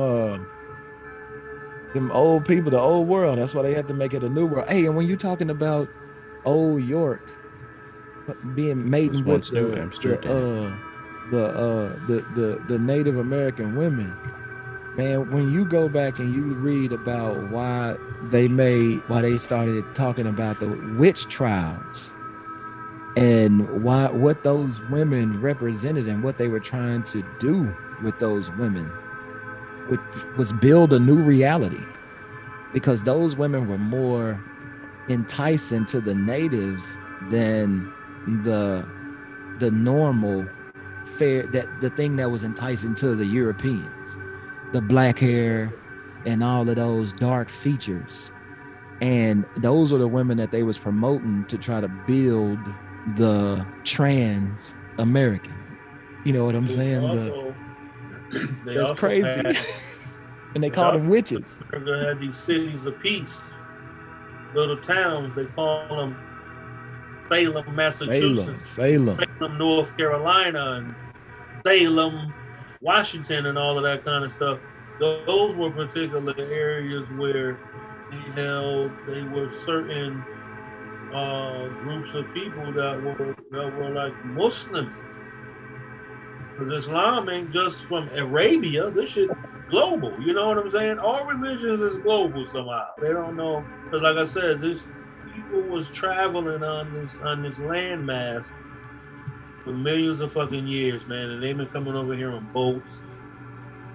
It's no different than the information and the language that we speak is a conglomerate of the multiple people who then passed and came through. Man, so the same way that we can channel whatever through the language, you're capable of channeling, like we said earlier, about the memory left within objects or in places or in things from people. You could contact and communicate with it. It's no different than when you put on a particular music, and that shit can either take your ass to the saddest realms of where you need to be, or bring you up to the happiest level, or fucking fucking tear the club up on that shit. That's mosh pit music, right? It's frequency. Yeah, that mosh pit music. It actually make them do that shit. Do you realize, like I said, with that culture, they wiping. They don't want no one to ever go back to the masculine aggression of the 1990s. That's what skinny jeans and versus no belts and versus man certain versus. type of styles, like the way, whatever it was called, that masculine Wu-Tang, Ghostface, Onyx, Black Moon, Kalipov. those type of, you know what I'm saying? Remember LaFleur? Oh, yes, y'all. Yes, y'all. Who made the best with the best, y'all? Best, y'all. They don't even make group songs no more like that. It don't even be none of that shit no more. They watered that shit down on purpose with the boy bands. They did that on purpose. It was too powerful. That's what I'm saying. They want to tell people the money fucked up in America and can't pay the debt. But you can turn on any radio station in America and the rappers got a whole different story for you. Them niggas is driving luxury European vehicles, even if they're driving it on the record label provided. Their money ain't seem to be fucked up. Their money seem to be flowing pretty well. The weed man's money. Man, right. It's flowing very well. The cocaine man money has not been short in several years. And wherever he goes to spend it, that market been popping. I don't get that shit been popping since Diana Ross was singing upside down. Boy, you turn me inside out. You know how many people were sniffing cocaine live at the when she was singing that shit and she did You watch that George Clinton interview, man. They were talking about and you was talking about Shango, them trying to make people from your era clip off and obsolete. George Clinton is a brilliant person that has made himself like relevant in every single generation, man. And this dude is like 90 years old, but he figured out that they did do those things like make you obsolete. But if you own, everything is based off of that old stuff though, because that's what hip hop is. Hip hop is based off sampling. So if you control all of that, you can renew yourself in every single generation because they all are gonna pull from your shit. Do you know how really technical it was to make music from a sample? I used to fuck with music. I was real deep in music in the 90s. You know what I'm saying? But do you know the process of finding albums and going through each album, all the sounds and just sitting there and going through it, and then you didn't bought 12 albums from wherever you didn't travel, from New York to New Haven, Connecticut, boom, boom, and now you're gonna sit there and listen just to find something that go boo doo boo boo boo boo doo boo boo boo. And then now you put your hands where my eyes can see, and then it blows up the fucking, you know what I'm saying? Nowadays, alchemy. You get on shit, you don't need to do none of that shit. Man, go before that. That's what made alchemy so dope. Man. So that's what I'm saying. The infamous. Yeah, bro. When I first heard that My Deep album and Alchemy produced, I was like, yo, what the fuck is this? The infamous. Yeah. But you talk about hard to make music and go back to the things that they were sampling to the 70s, man, and they had to put a whole goddamn orchestra together to make owned or one. Man, that shit was crazy, and that's why people use the sound, because now they didn't made it easy. Now you can drive to New Haven, Connecticut and get a whole album with all of these different tones and arrangements and stuff, you can go and get that, because them dudes in the 70s put together all that catalog, bro. They was all of them songs that they was pumping out, bro, was live bands. God damn, bro, that's the hard shit. And every generation gets easier and easier and easier. The Bible say every generation get wiser and weaker. Well, let's also take this to what you were saying earlier about the cities, right? When we get this congregation of people, that concentration of power, that pressure forms evolution at a rapid pace. And I want to also specify, if you can get a visual of this, like just imagine a bunch of particles coming together, right? At the center is the focus, and that's why all these particles are coming together. So there's an intense gravity the closer you are to the center, just like a black hole, just like the solar system. So at the center is usually you're going to find those main people who are the movers and the shakers of that movement, right? Just like when funk was a big thing. You had George Clinton, you had Cameo, and like a few other select bands who were innovators. And around the periphery were other people who made the same type of music that were inspired. They weren't actually changing the game, but they were fulfilling the game. Well, that process continues to happen even through time, right? So now we've got this funk, which has been compressed into samples, which has been compressed into electronic music, where you can just press one key or click one button and you got that same kick from the 70s, or that same snare, or that same trumpet line, or whatever. And it continues. The difference is, what's been compressed now is the manpower, the effort, and the energy.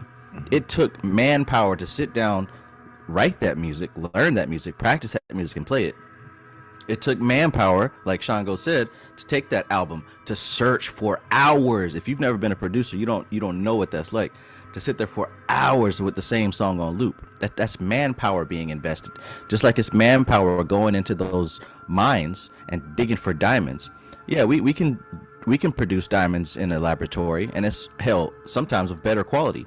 But some people understand they want that blood, sweat, and tears infused in their diamonds. We call it blood diamonds. Right. You don't get blood diamonds from a lab. You don't. They don't have the same energy in it. They ain't juiced right. Right. But you're right about that compression though, and then you have to go, because now you go to a point where nobody has to do anything at all, because now you can automate everything. Now you got to move people from move from here, the center from here to there. You know what I'm saying? Nice. Because you're talking about the center of energy, Trav, and right now that was America, the new world that controlled everything. And this is that was the same thing Shango was talking about earlier with the snake ball and them digging up a snake ball. Well, the reason the snakes balled up was because there was a female at the center. You know what I'm saying? There was a female at the center that was, and all of the snakes that was around it was the masculine energy, and everybody was trying to build their world through that female. Shit. You know what I'm saying? So it's the same principle, man, that goes on all the time, man. I don't want to give away all this game that I got. Look at this right. This is like a holocron right here. This album was crafted in 1972. Wow. This album is 50 years old, man. You don't even get this sound. This is the frequency. The frequency on here is love, peace, and hair grease type shit. You understand what I'm saying? Man, that shit's so clip off. Look at the album cover. You can open that motherfucker. It's a whole goddamn. Look at the work that went into that shit. Look at the work. Manpower. Think about the effort that went into that entire album. Not just the music, but look at the art.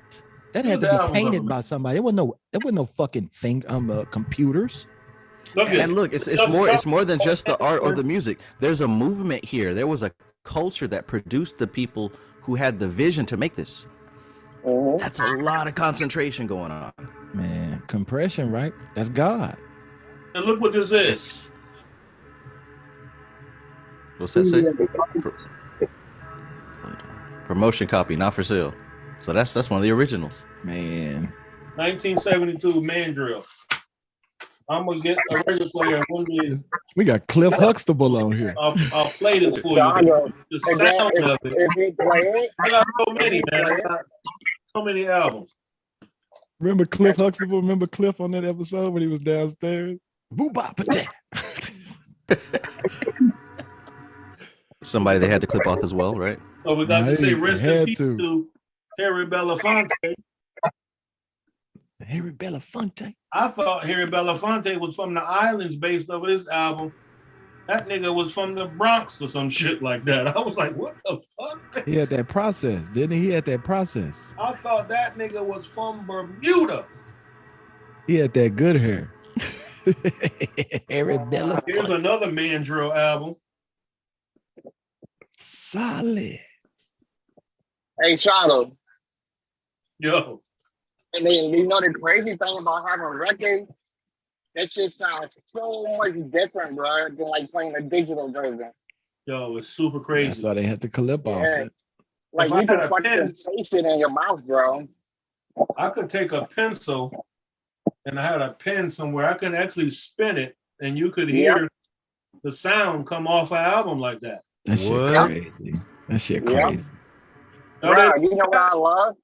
I love when you drop the needle on it and that sound and make, bro. That shit is crazy. I like that. I like that. What you talking about? I like that sound too, man. That it like it's Yeah. almost getting. It's almost like it's a load up. It was like an old school load up for the song. Yep. You know what I'm saying?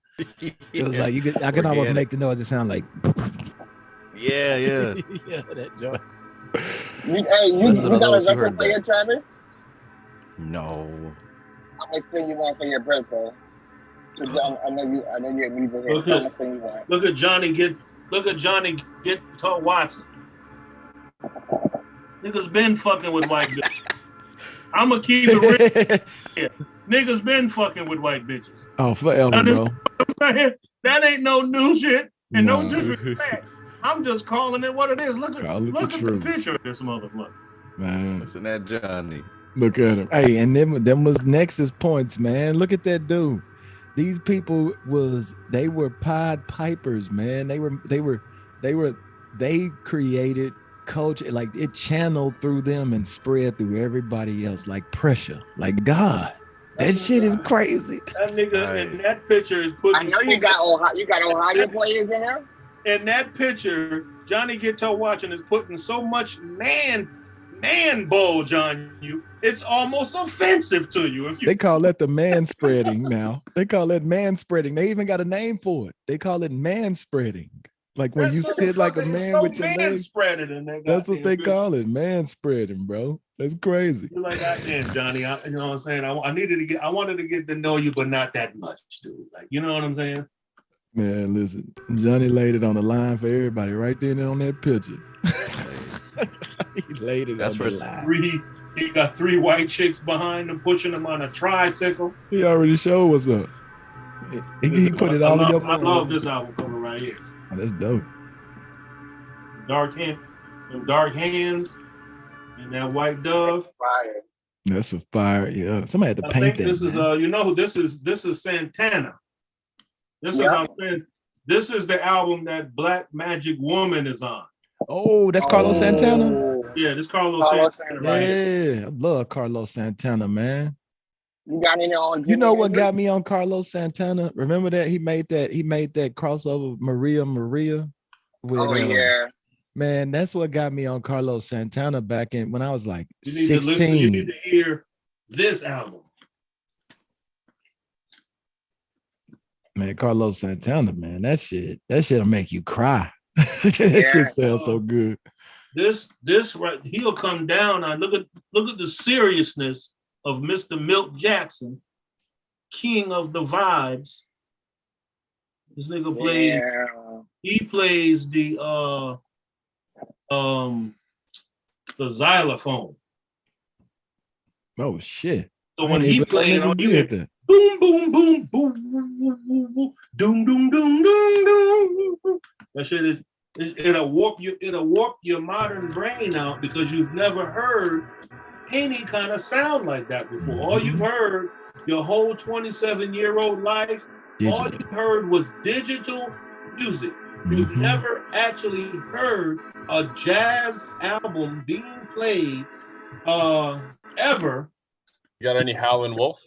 You never heard the James Brown and his famous Flames. Yeah. Now 5 of them pictures could have been the Flames. Now they all had to be his face. Because Could put some of the Flames on it. They did, man. You got to see James Brown. You know James he Brown. down there from where you from, Trav. Yeah. You know what I'm saying? Check it out though, man. Listen, like you can even go back. Holloway, yo. Yeah, that's some fire shit. But go back to this, like Shango, you said you ain't never heard music unless you heard it being played. Nobody's on never a heard vinyl music album. like this, yo. Think about this though. You ain't hearing it live. Like that's only a couple of people that heard that live when it was being created. You know what I'm saying? Like that's even more exclusive than having a record. There's some people out there right now that's got ears that heard Johnny Walker play in live. Oh yeah. Them people are super clip off. My mother. They received the vibration. They received My mother it went to a real right then. Rick James Right then and concert. there. That shit crazy. That shit crazy. Could you imagine hearing Jimi Hendrix live, like being there at Woodstock? Yeah. This is the album. Look how they did Roberta Flack. Let me try to bring it back because you know they did album covers like art. Oh, sweet. Open up on your ass. That's like a pop-up book. Oh, okay. Love 3 layers. books. It opens up, so she's singing, but then when you close it, she's on the piano. It's dope. That's creative. See how how you had to make your meme, how you had to make the image. You ain't have PowerPoint or you didn't have computer imagery that you could just copy and paste the picture. You had to make your album cover like this. And people kept that shit pristine. Look at this shit that Shango got. That shit pristine. That's a meme right there. That's like this is the album that killing me softly. Yeah. With Oh this man. That's this album. Yeah, Shango. That's this album right here. Killing me softly like Roberta Fleck. This album is from That's amazing. I don't know what the date is out here. Man, this a man. And then the fact that it continues to live on. Ray Charles. That when Ray he was Charles?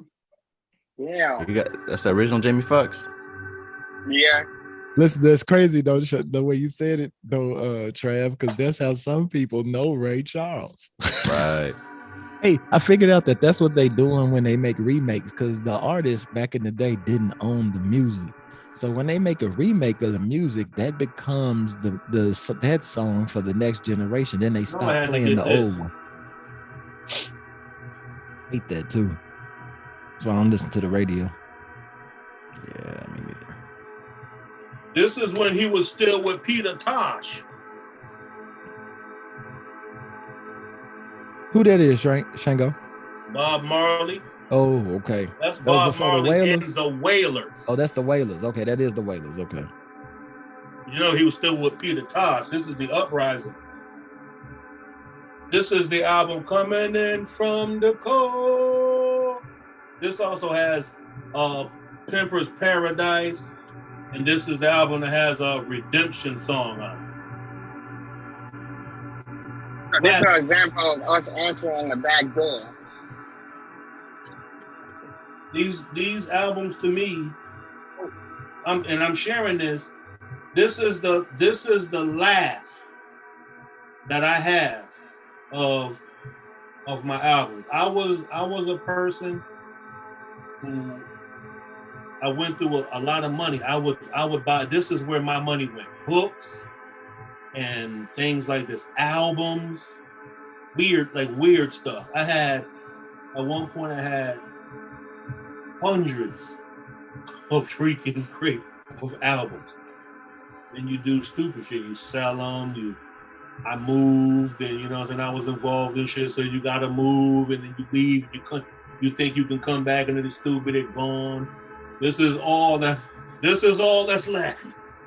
This. a handful.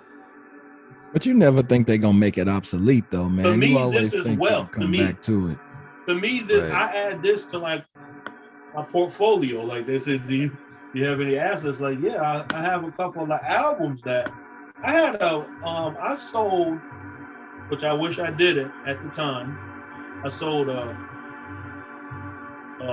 Elvis Presley first print album when he was on King Records or some shit like that.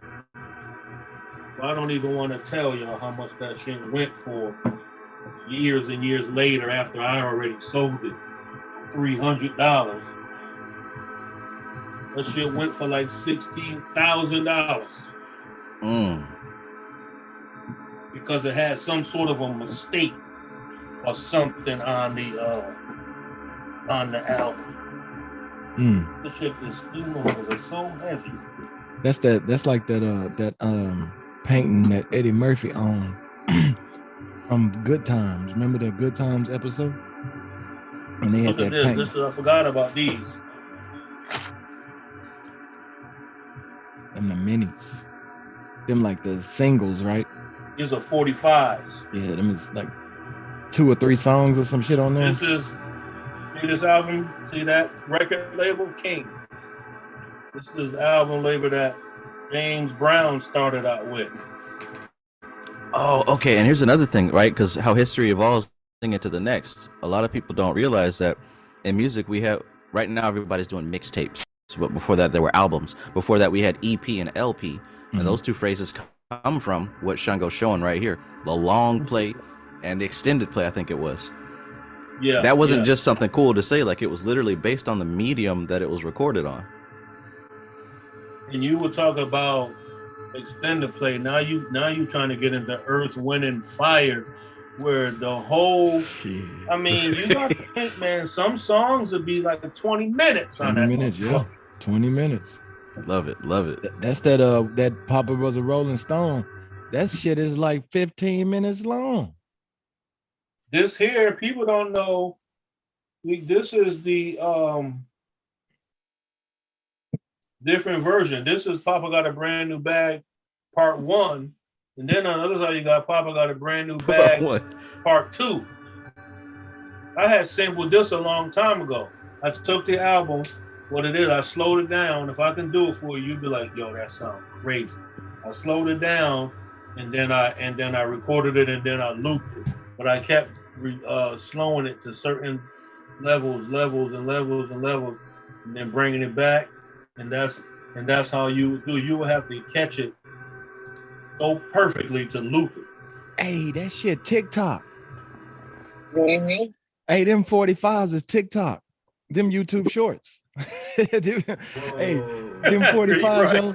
Them is them TikTok, yo. That's because you had to promote. You got to promote, right? So you would give out them 45s. They small, so you put your hot song on there like TikTok. That's what these were. Yeah, you put your hot song on there. Yeah, the singles. This were your singles. That's like a TikTok. You could give them away. They used to give them away out the back of the Cadillacs and shit. You're Cadillac right. Records. Exactly. Like a nigga used to do back in the day, selling tapes out their trunk or giving For sure. Yeah.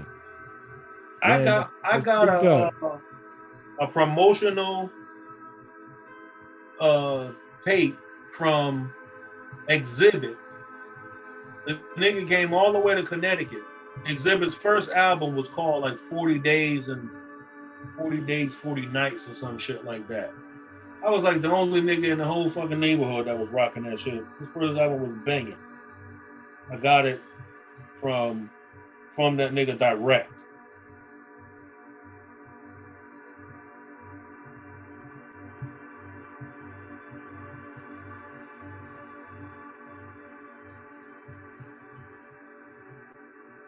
Man, I can't even tell you how many CDs I done bought from a dude saying, "Hey man, I got my CD right here." It's like, I'll give you $5 for your CD, man. Especially when I was up north and stuff, man, you get hit with that shit every day. Every day.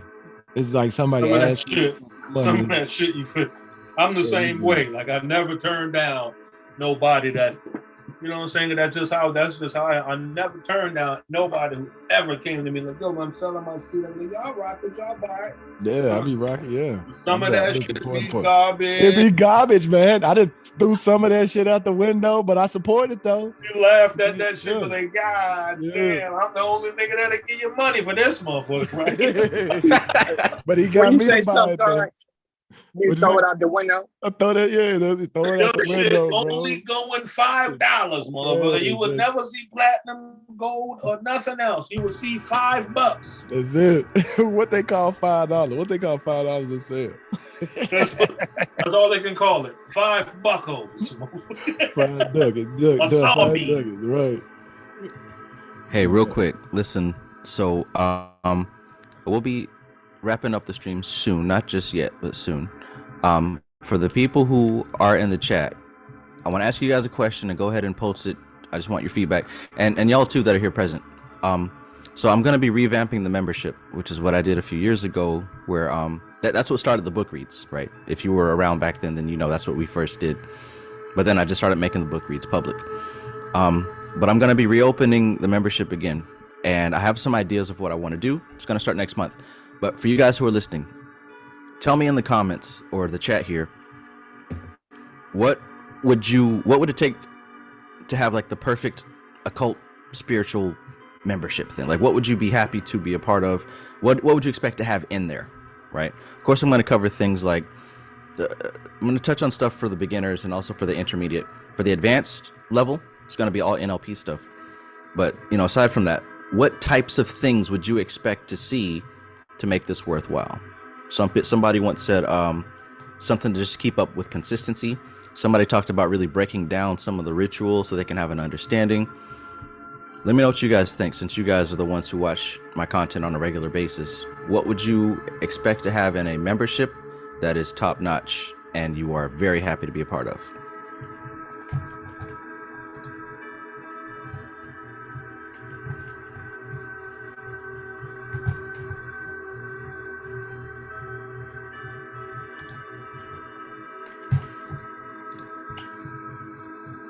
Good question. You mean like all the way through, like behind the scenes, all of that, paywall, like the things that's behind that, what you get for your money? Yes. Mm-hmm. What you expect to see once you log into it, basically. That would keep you there proudly. I'll have a mandrill meditation session. Mandrill meditation session. Meditation sessions with albums. Like just I pick the most calmest, relaxing sound. But I tell you that you hear the sound of live instruments being played with precision and transcendental state. Maybe that might be something good. Do you think everybody understands the transcendental state from the like a stimulated? I don't know what that's called. Some people they might just get into a stimulated state, a semi-enlightened state, but it's not transcendental. Levels of trance, are you saying? Yeah. But there is different levels, correct? Yes. Because some, I don't know, I think you say some people understand that. Like, do they understand the difference of transcendental states and stimulate? I don't know how to call it anything else. Are you saying like trance states as opposed to like just being stimulated? Opposed to like you just feel a state of euphoria. Like you've reached a state, like how you can see through the veil, but you didn't peek. Your head didn't pierce through it. Mm-hmm. Okay. I think if your head pierced through the veil, you're definitely gonna be in the ultimate enlightened, awakened, transcendental state. But then you can also get to a state of just euphoria, which will probably be like, like the like a etheric plane. Something like etheric plane or something like that, right? Like the different planes of, like you say, the different firmament levels. Mm-hmm. So you might pierce a couple, but not get to to like see that nirvana that we talk about. That kind of like how we said earlier. You see the example, but you're you know how people say you missing the forest because of the trees, type of thing. Like you see the example, but you're not really seeing the story. It's not transcendental. You're getting an experience, but you haven't transcended.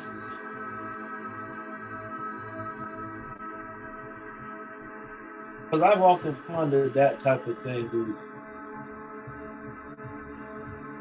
Because it's a point, like, how do you know that you transcended?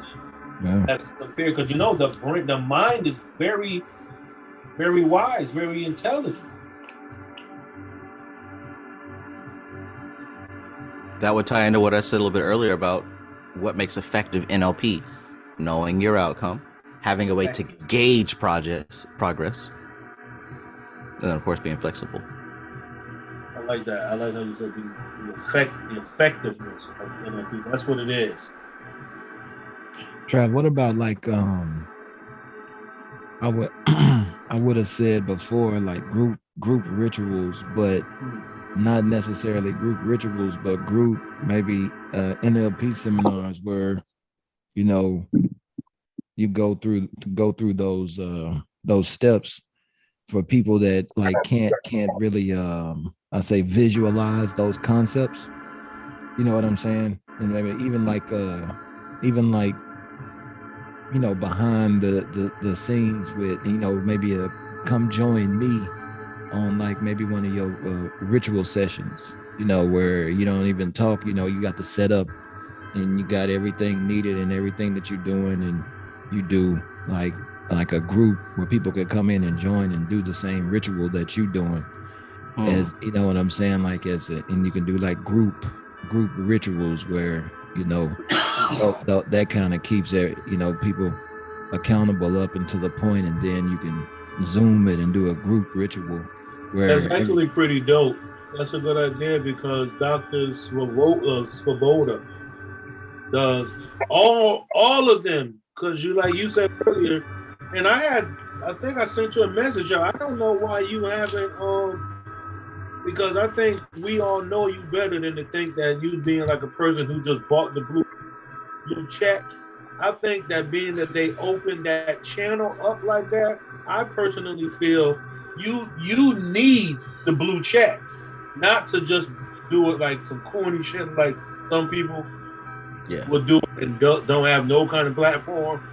But I think that you actually need it, because I feel, me personally, you have a real platform. It's no different than Dr. Billy Carson, Dr. What's the other dude name? Black Magic. Seven, Black Magic. Mm-hmm. See, those are platforms. Mm-hmm. Travis Magus, the Magus Society. That's a whole platform. Me personally, all of that shit should be trademarked. The way that you have the end, that shit should be patented. All of that shit should all of that should be because that's your intellectual property, and you create, because you don't use, like sometimes I'll use inspirational memes. You create your own memes, because you use the black and the way you have your lettering. We all know that's the Magus Society, Travis Magus trademark shit. That all should be trademarked. Another thing too, Trav, I told you that you like, what do you want us to do for like, you know, study? Me, I'm gonna say I would like Travis Magus to make the, you know, and I'm not saying that you wasn't, but I would love to see your shit patented, trademark with that blue check, that your shit is no different than your shit is a business. You understand what I'm saying? Because I told you personally before that you are the refinement of all the others that came before. You understand what I'm saying? Like Panic, I guarantee you, Panic hasn't even, he should copyright his own name. He's an entity. He's a marketable product, if you want to say it like that in business world. The major society and your training modules, those are marketable products. I told you earlier, Travis, you got a network. But you know what I'm saying? You're doing all the work now. But I also see the occultic way because I'm I believe in, I'm a philosophic initiate. I'm an arcane philosopher.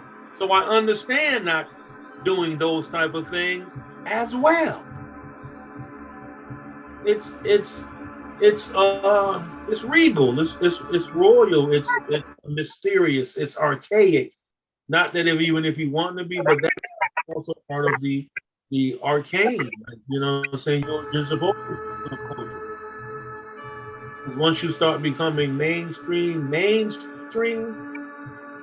mainstream. Yeah. You ain't subculture no more. You know what I'm saying? Yeah. Now Trav, come on, that's not a whole fucking theme song. Travis, you do have a trend. You do have a trend setting nature about this. Commercial now. We're like, God damn. You got a trend setting nature about this platform that you got, man, and the way you do things, man, and the your whole style. You know what I'm saying is transcendent. You know what I'm saying? And Shango, right? It should be copywritten.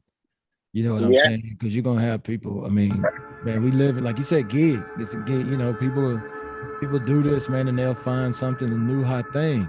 You know, you're creating. And it's the person. Everybody get the message. Remember, Trav? Everybody get the message, but it's who can nail it down, right? Mm-hmm. You know, and you got it. You got a framework, man. You already here. You already in the lane. Just lock it down. I think that group ritual thing, I think that'll be some dope shit though. Or anybody that you contact with. I know of all the people you contact with, somebody knows how to do all of that stuff.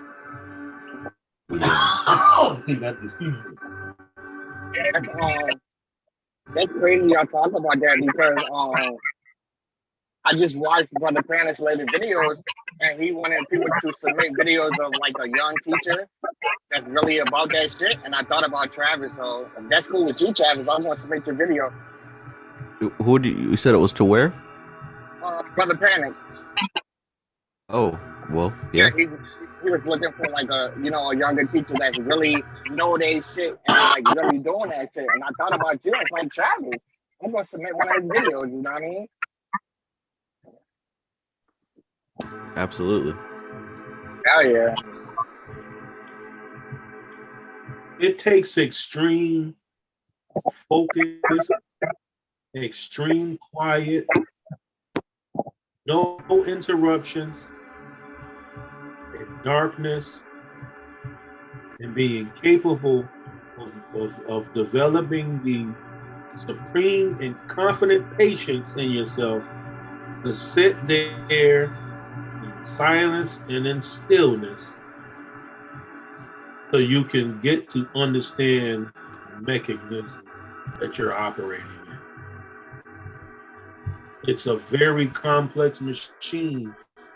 We as what we call people, as a person, that's the bottom line. And when you align yourself, like Stuff was saying earlier, with particular individuals that are benefiting your spiritual engineering and spiritual evolution, you actually now have a duty to yourself to continue going forward sincerely. Whether it hurts, whether it, as like Trav said earlier, you have to leave something behind to go forward. It has to be a sacrifice. Maybe that can be a topic, Trav. Sacrificing to obtain your spiritual enlightenment, because you have to sacrifice something to obtain something, or you're going to have to submit yourself to something or even someone to propel you forward. And most people, and I'm telling you, and I'm just speaking from my own personal experience, it is up to you.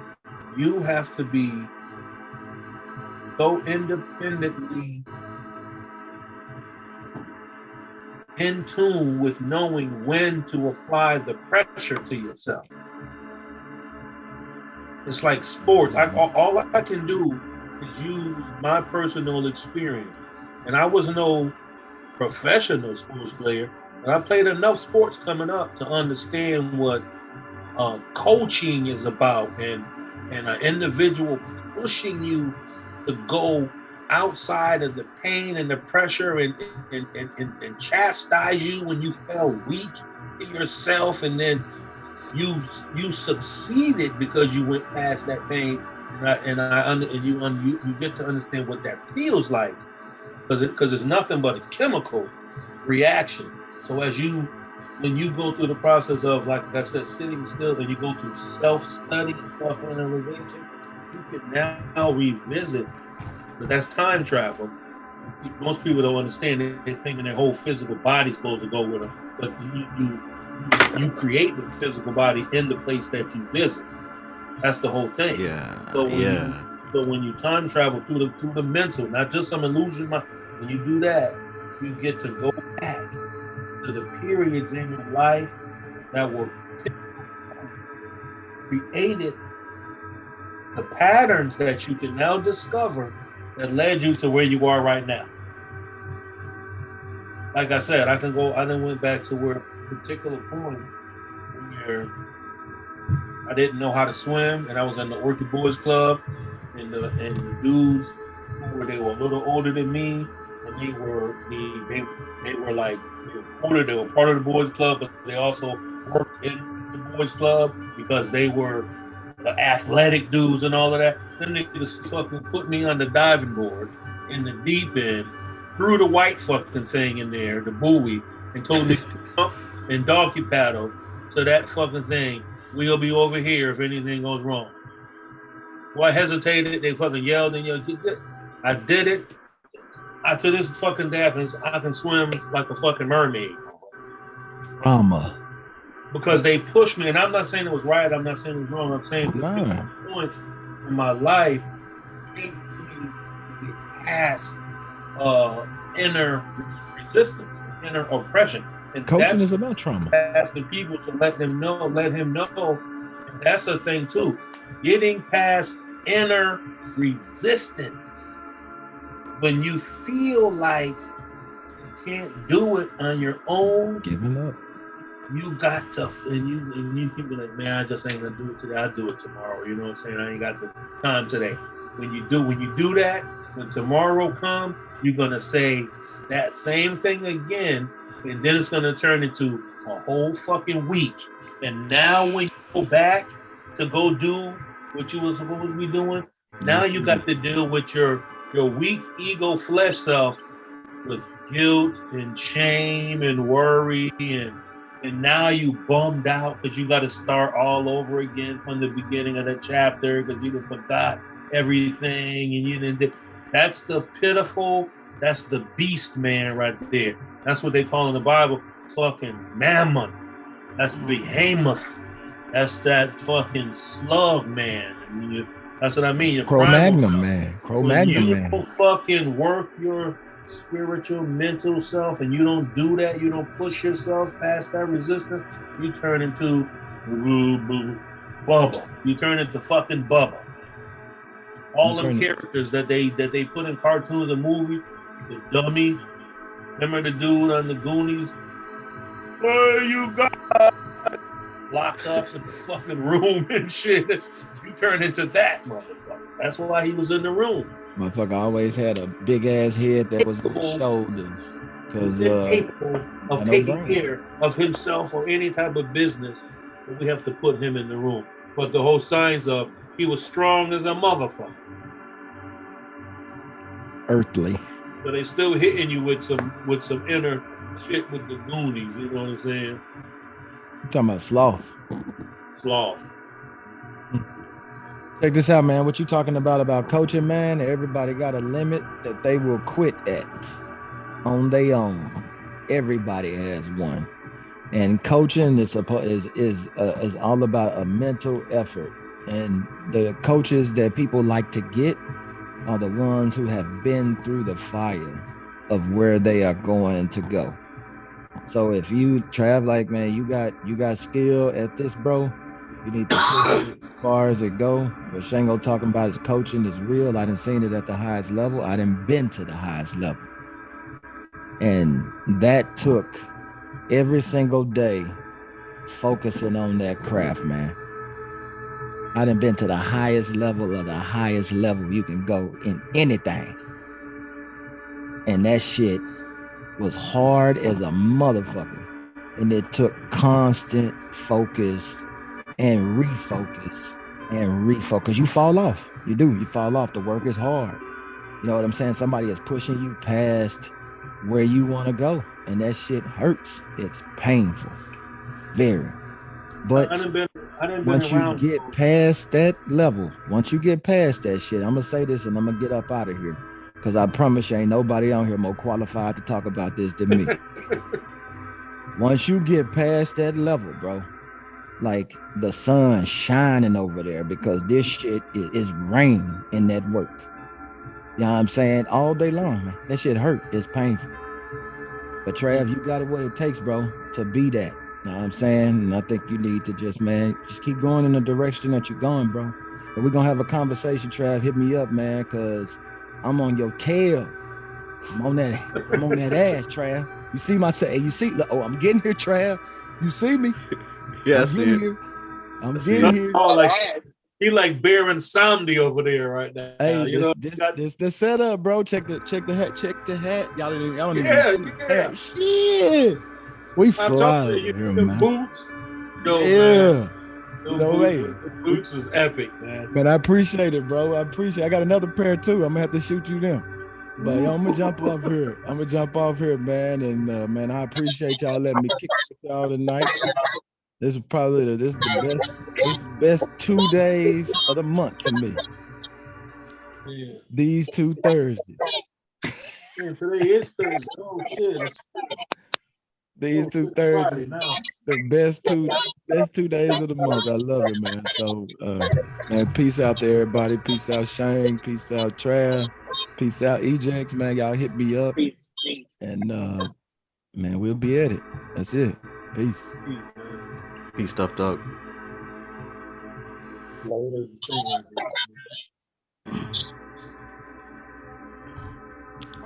Just for everyone to know. It was good, man. I appreciate what you're saying.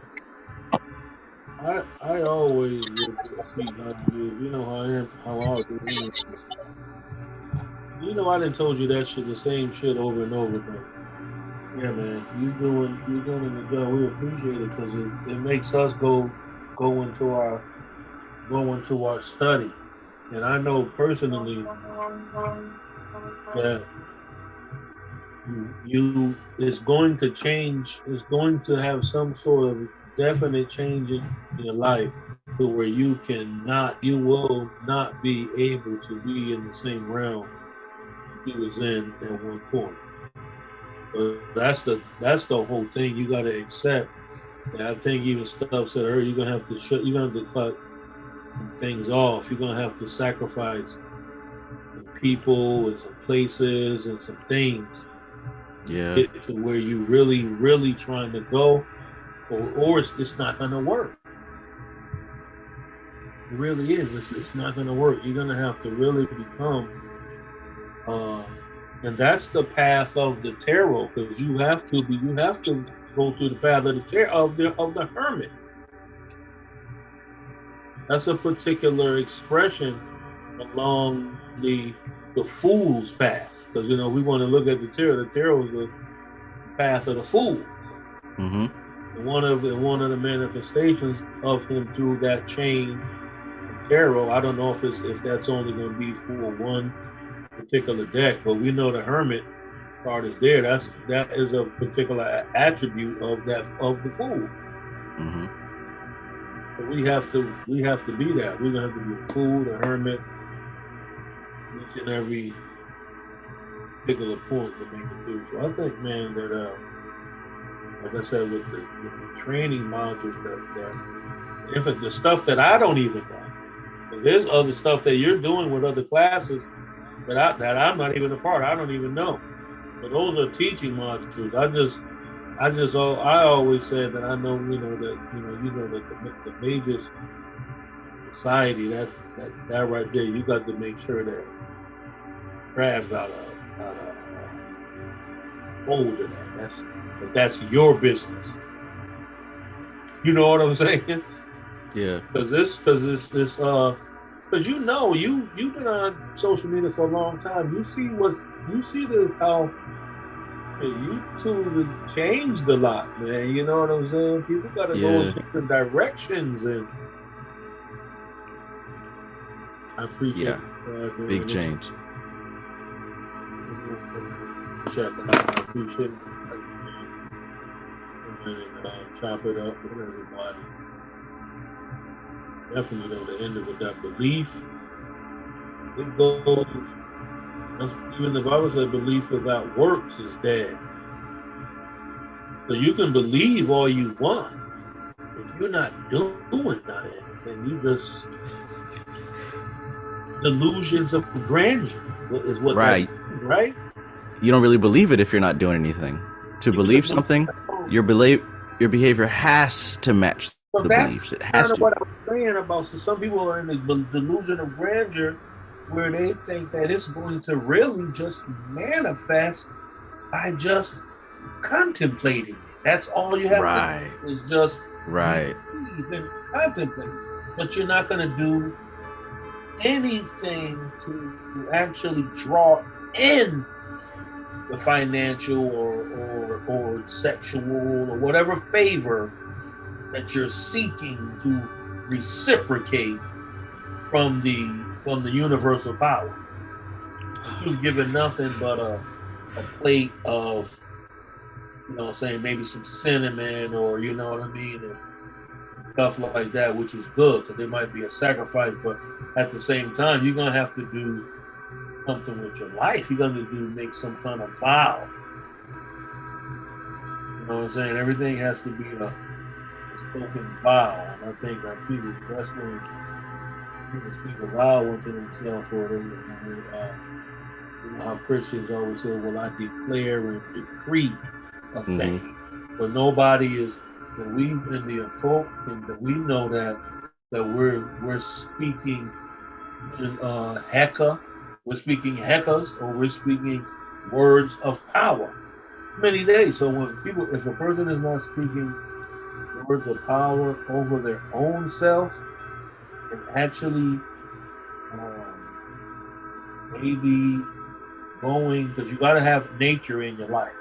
You got to go out there and get that fresh air. You got to have a particular place that you can claim to do what you got to do. If you're not physically doing that kind of stuff, you're not going to really, and you're going to have to make the time to do it. So that's the sacrifice. Physically getting into your car or walking or riding a bike and going to the actual place. You want to do magic, money magic, but don't even go to the bank, get bank dirt. Shoot. You don't even go inside of a bank and just walk in that motherfucker and go just pick up shit. Go pick a pen up with fucking papers in there and they go, "Hey, can I help you?" Like, no, I just want to stop in real quick, picking up shit and just walk right out that motherfucker. The whole energy of that shit you take back with you and put all the papers and write your intentions on deposit slips and everything. The motherfuckers, they're not doing it. That's what I'm saying is research, study, application, success or failure, which is basically the learning process, and then try again until you find the right formula and then you succeed. That's basically that's a good formula right there. So society, man, peace out, man. Everybody that's in there, say peace out. I see you. Peace. Yo, man, you in North Carolina? Oh, Society is in North Carolina, right? I can't hear you. You in North Carolina, right? Virginia. Yeah. I might be coming through Virginia, so I think it's. And that's something too. I always spoke about two tribes. Actually, a gathering. I like gatherings. I like when the group can come together. You know what I'm saying? That's a real thing right there. But when people like live in North Carolina or they live in Florida or live in California, that makes it kind of a difficult process. Yeah, that'd be Like, dope. You know, everybody meet up. because that Georgia shit was cool. You know what I'm saying? yeah. Yeah, it was. If we would have had 2 days or 3 days, so we could have gotten to mischief. You know what I'm saying? We didn't get to get into any mischief. Not saying it to be mischief, but you know what I'm saying. Yeah. Got something to eat or something. Yeah. We didn't really get into. I think something like that is actually something that it takes a lot of planning for that spot that people come to. Manpower. I let motherfuckers come into my house, to be honest with you. You know what I'm saying? We're gonna have tents, we're gonna put tents in my whole backyard. Yeah, I think Laura was talking about doing something like that pretty soon, but not too soon. But she was Something like that, right? Huh? Oh, yeah, I like that. Yeah. Shango, do you remember Arius? Yeah. Okay. I got to get back to him, but I know he also was talking about wanting to put something together physically. That's a good idea because that'd be dope. It's always good to have different enlightened people there that can build. That's a good idea right there. Yeah, I'm gonna have to. I'll shoot him a message on Instagram, and 'cause I've been wanting to do that for a minute. See what area he wants to do it in. I'll help him out with that. Now, I want to leave you with. No, go ahead. I want to leave you with something called logical levels. This is something on the NLP tip. Is my camera still frozen? No, I mean it's yellow, but there we go. Okay. Basically, it looks like this. If you just Google logical levels, you're going to see a diagram similar to this. It's mostly like a pyramid. Yeah. This is one of the things that I've been focusing on lately, because before we were talking about beliefs. One thing I've learned from the occult is that to make stuff that you're trying to understand less fuzzy and having to grasp, if you look into different structures and frameworks, you can move through it rather quickly.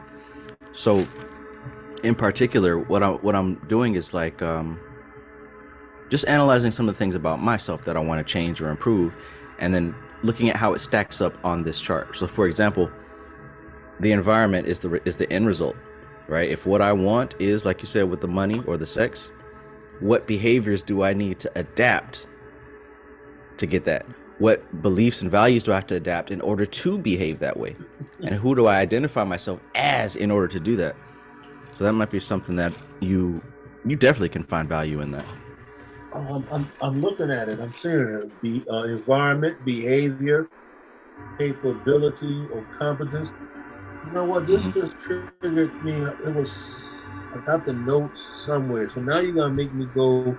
I'm gonna have to find some notes now. When yeah. See, this is.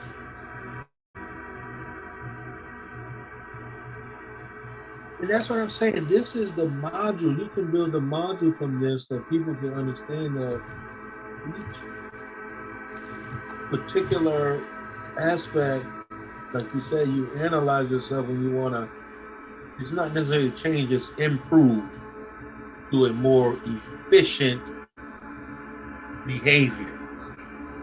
You could put a line out and then now you got the actual technique to utilize to do that. So yeah, this is the exact stuff that people need, so it can be a practical application within their daily life, not so dreamy and mystical. And I think that's where things start getting blurred. They start getting blurred into the mystical of it. Right. Instead of being like, well, the purpose of it is to actually help me improve my life and utilize systems that are more successful. I mean, successful. People start getting into now it's like you're always in your mind and thinking that I'm manifesting, and there's nothing wrong with that, but I'm using that as an example of how you can get caught in that shit. I think that's why the barrier, Laya. Right. Let's not forget, Laya is that. It will create the illusion of enlightenment to save you from yourself of going somewhere that you're not prepared to go to just yet. So we're gonna put the barrier in the trickery game. I'm not saying that. That's what the ancients wrote. And I'm just ad-libbing. You look it up yourself. It's barrier of Laya. That's what it is. Raph knows. I mean, am I wrong if I'm not speaking facts? You know what I'm saying? Yeah. But that's what it is. Barriers or veils have to be in place because it's no different than as a child, you're not to be in adult places or doing adult things because psychologically and spiritually and physically you're not mature enough to handle the excitement of it. So now it's going to create a trauma, meaning that you're going to now have to deal with your disturbing emotional self, and you're going to have to deal with it in some other way. You know what I'm saying?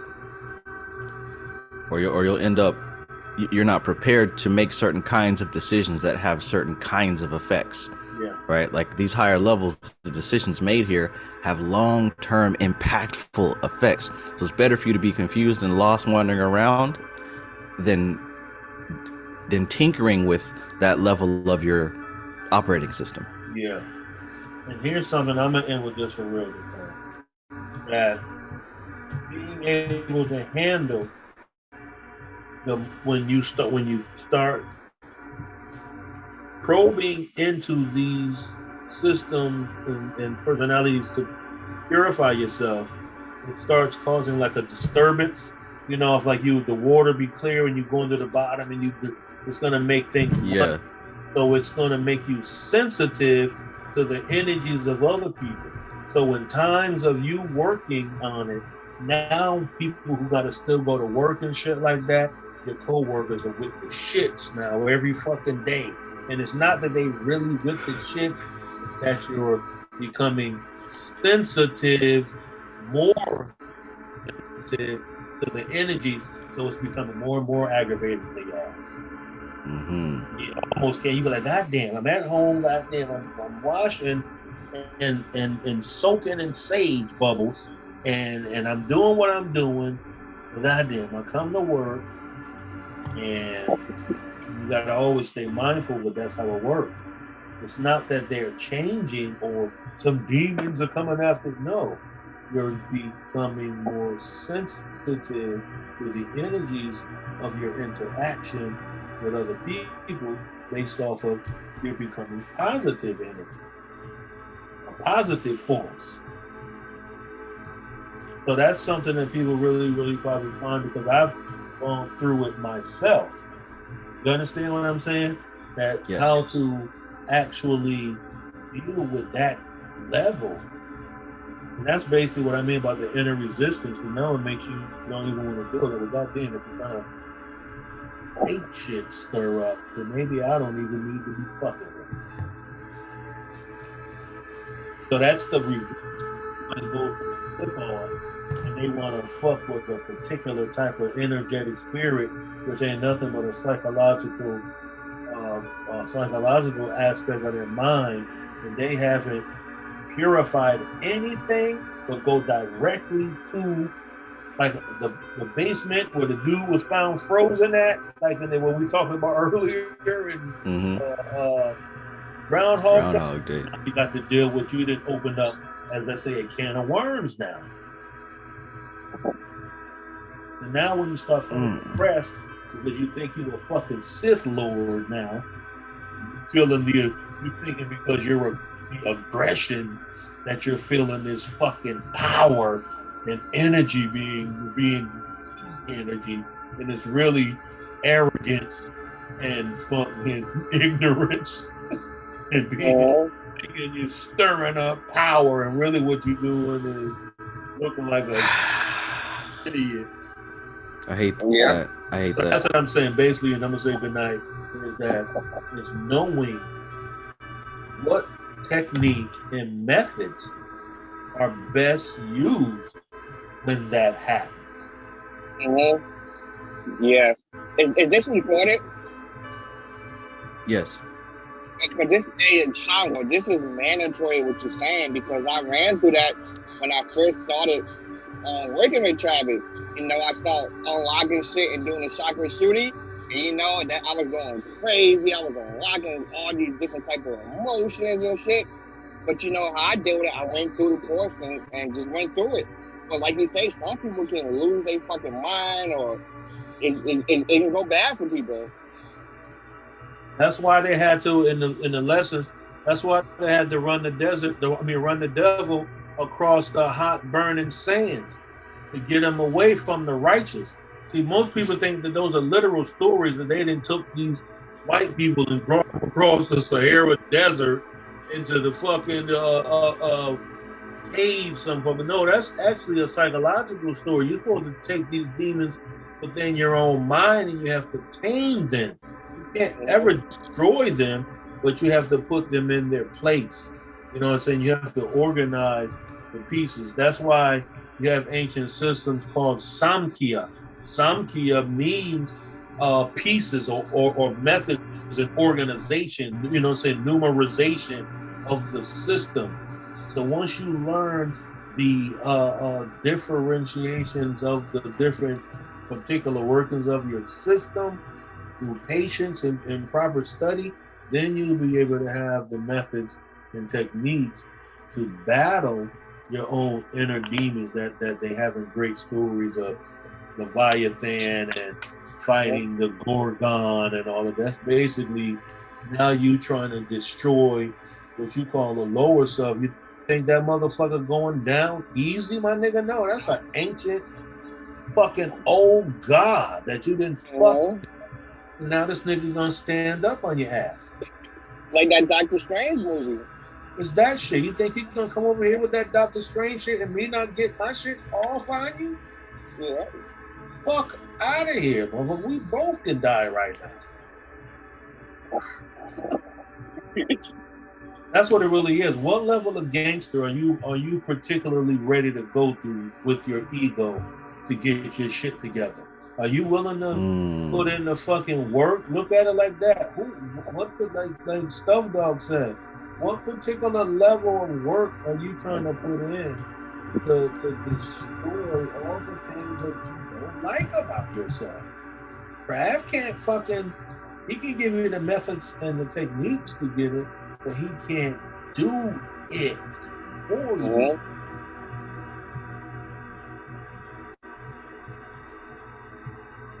Some people only go to counseling and continue to go because it makes them feel better.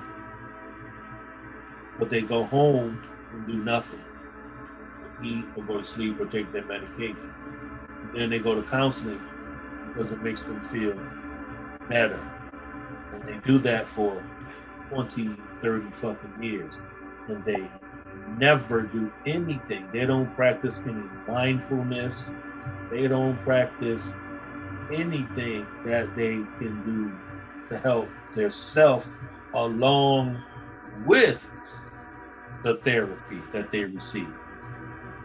So those people just become food for the insurance company. That's just people who generate money for insurance and the pharmaceutical companies. So you can't get mad at them for being like, fuck it, yo. They willingly go in there unless they was to at least take the advice of the counselor and go into it, figure out, well, what exactly did that mean? Oh, that's a technique that Dr. Blah, blah, blah learned. And you go Google that shit and be like, oh, I can do this at home. No. Yeah, that's the work that major society is trying to get people to do. If motherfuckers don't stick, you gotta see people who stick with that shit. You know what I'm saying? That's how it works. That's why I know myself. And meaning that I know I'm like Bruce Banner when he turned back into Bruce Banner, but he was still trying to control Hulk and shit like that. Like I can't be around nobody because I know that I don't have that much patience, and sometimes I feel like I'm misunderstood, and I get angry, and you won't like me. You know what I'm saying? Like that's what the old school Hulk used to say to people, like, you know, like, you don't like me. I don't want to get angry. You won't. Meaning that, yo, I don't want to pop off my own bullshit and feel blah, blah, blah. So I'm just saying people got to deeply understand and analyze self, and that's the methods and craft providing. But if you get off the line and you personally don't sit back and take the deep breath and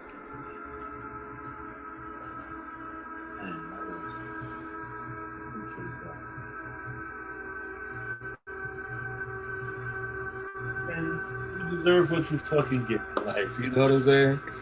You deserve to be the fuck nigga who bitches fuck over. And you always get women that you got to refer to them as bitches, and that's what the energy you are. You actually the bitch because you not doing the inner work. You know what I'm saying? Travis nice. He'll never say nothing like that to people. I would never call anybody that shit. I would just keep it like that. It's gonna be. It's 2023. It's already May 12th, Friday of 2023.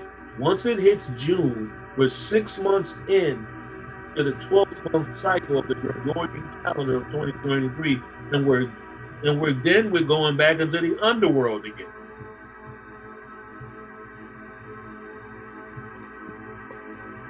Yep. Oh, if you ain't working on nothing, I've been on fucking YouTube for damn near 10 years or some shit. You know what I'm saying? If you're not working your system on some real shit and still able to operate within normal society, proper tools, you know what I'm saying, the whole full armor, if you're not doing that, then I don't know, maybe get another personal counseling session or some shit, I don't know. But, yo, man, it's fucking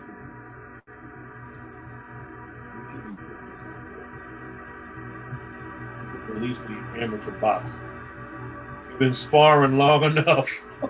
Right. Fought at least 3 amateur bouts. Either got beat up and won, or you got beat up and lost, but you still in the fucking Got the fight. experience. Yeah.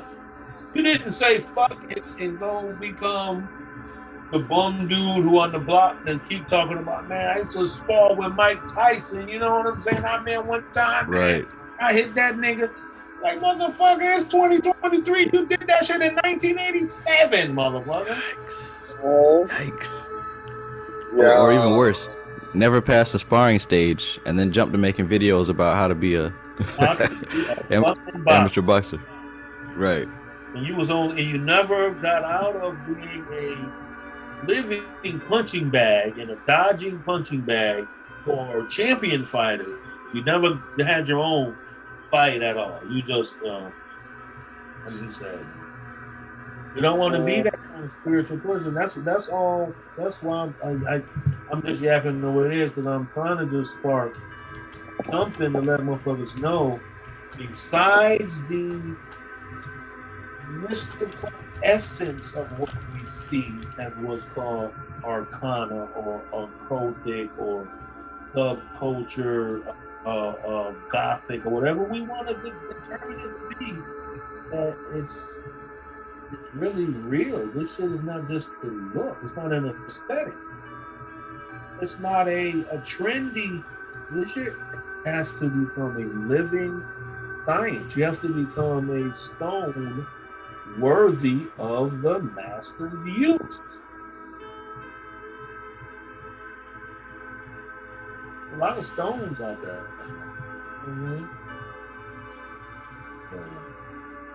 That's all. I just be on my 2 cents because I'm a civilian. We've been through that. We've been through that shit, knowing that yo, that shit, the inner resistance fuck you around. That's where we lose people at. Yeah. So with that, I'm out, man. It's peace. You know what I'm saying? It's a good chat. Good time. Happy to be here. Good to see those in attendance. I see Hakate's in there. We got the whole, a full. I'm gonna pump her shit up real quick. She got a full health center. People don't even know. Right now, she can do whatever she's doing, and she's doing it. It ain't the bootleg shit. I know that because she got that shit looking right. So it's also a network. Maybe people don't get that. I'm gonna say this too, Trav. You know I'll be talking and chopping it up. Maybe people don't realize that, yo, you actually in a group of a lot of people. Somebody may be a motherfucking electrician in the group. Somebody may be a tax expert or some shit. This is where you're supposed to be building your business and social network. This is a business and social spiritual network.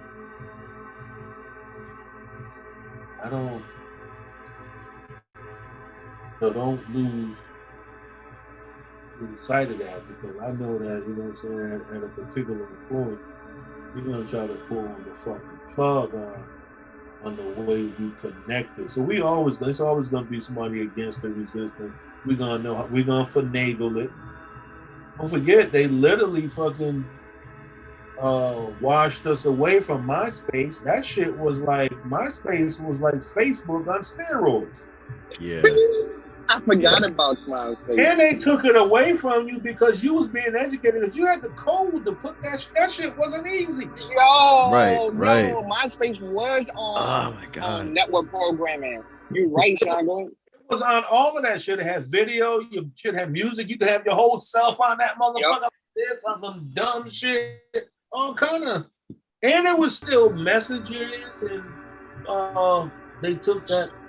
It got absorbed. So that's what I meant earlier when I said the people who drive the direction of the culture, the direction of the technology and how Stuff Dog said, you know what I'm saying, how they be having resurgences of reboots within society because they wipe a certain thing out and then redirect it in another direction. It's no different than Nikola Tesla. That shit could have went a whole different way. They could have built the big generator like he wanted. We all could have just been having free electricity from the fucking thin air. No, they went a different direction. They harnessed it. They figured out how to create it so it can be fucking channeled into a smaller outlet, or it can be inside of each person's house, so we can charge you every month for that motherfucker. That's how they build society. They create. It's called a, they post a niche. They created a niche for having electricity in your fucking house. They got companies and charge you for it. You can read how much shit you use in a minute. You know what I mean? And before that, over time, Nikola Tesla actually built a fucking real component that worked, and it powered shit by being within a distance.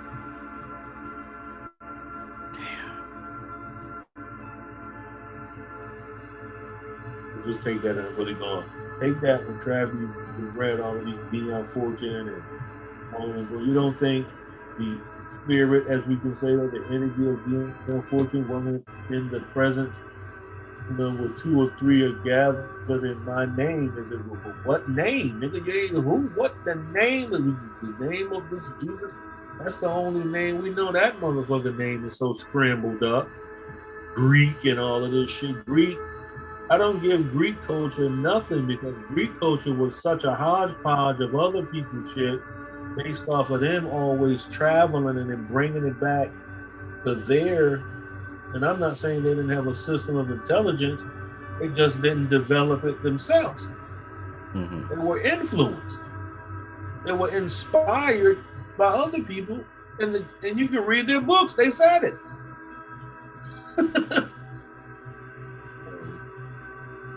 Trav, I called you, brother. I don't even want to say it like I said. Whatever I say is to inspire people to realize that, yo, just keep going, yo. And really, really take control of your own time so you can have control of your own life, so you can figure out a way to make your own money. So you can, if you don't become rich, you can become comfortable enough that all your shit's taken care of, your kids is on some provided for shit, that they don't know nothing about nothing. They actually just do the neighborhood for your kids. You practicing what you practicing, and you learn it. That's really what people want. I don't know what else they want. They want money falling. They want to wake up and like clothes turned into money or some shit like that. You know?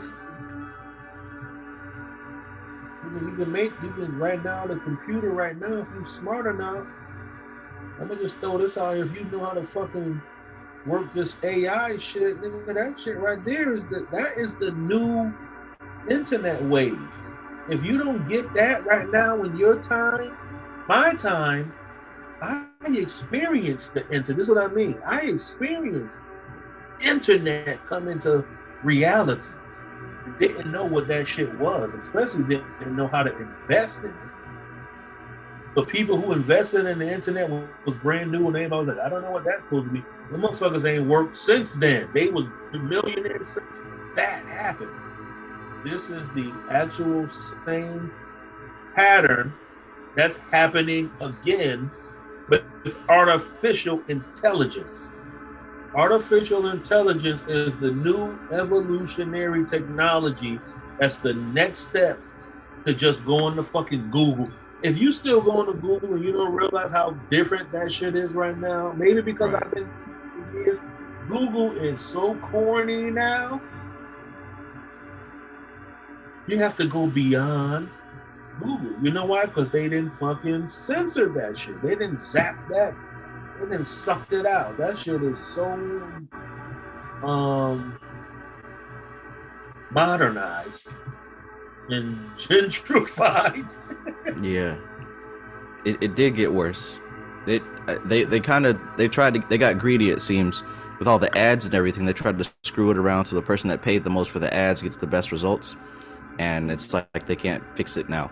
So in a long about way, that's what this arcane magic. It's about keeping your ear to the real heartbeat of society and culture, not what they have put together culture, but you're supposed to be in touch with both the subculture and the market trends. That's how you stay afloat. That's how these, as they call them, the founding fathers, that's how them motherfuckers get afloat.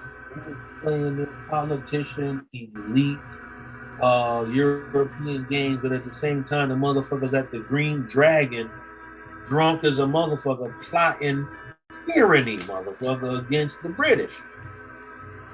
On some drunken, wild white boy shit in there. You know what I'm saying? Yep. And massacring all natives and kids and everybody had to catch the fucking smoke. They created a society. Right now, it's time for people to create their own fucking society. That starts with home. You know what I mean? I'm here to say peace tonight. All that type of stuff, y'all.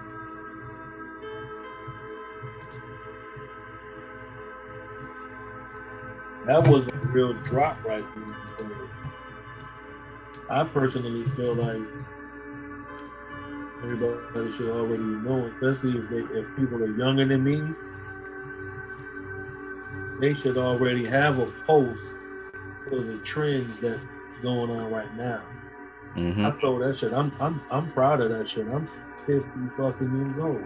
You know what it took on a physical, mental level to technically, I was supposed to fucking be dead at fucking 20 years old when I got shot 2 times.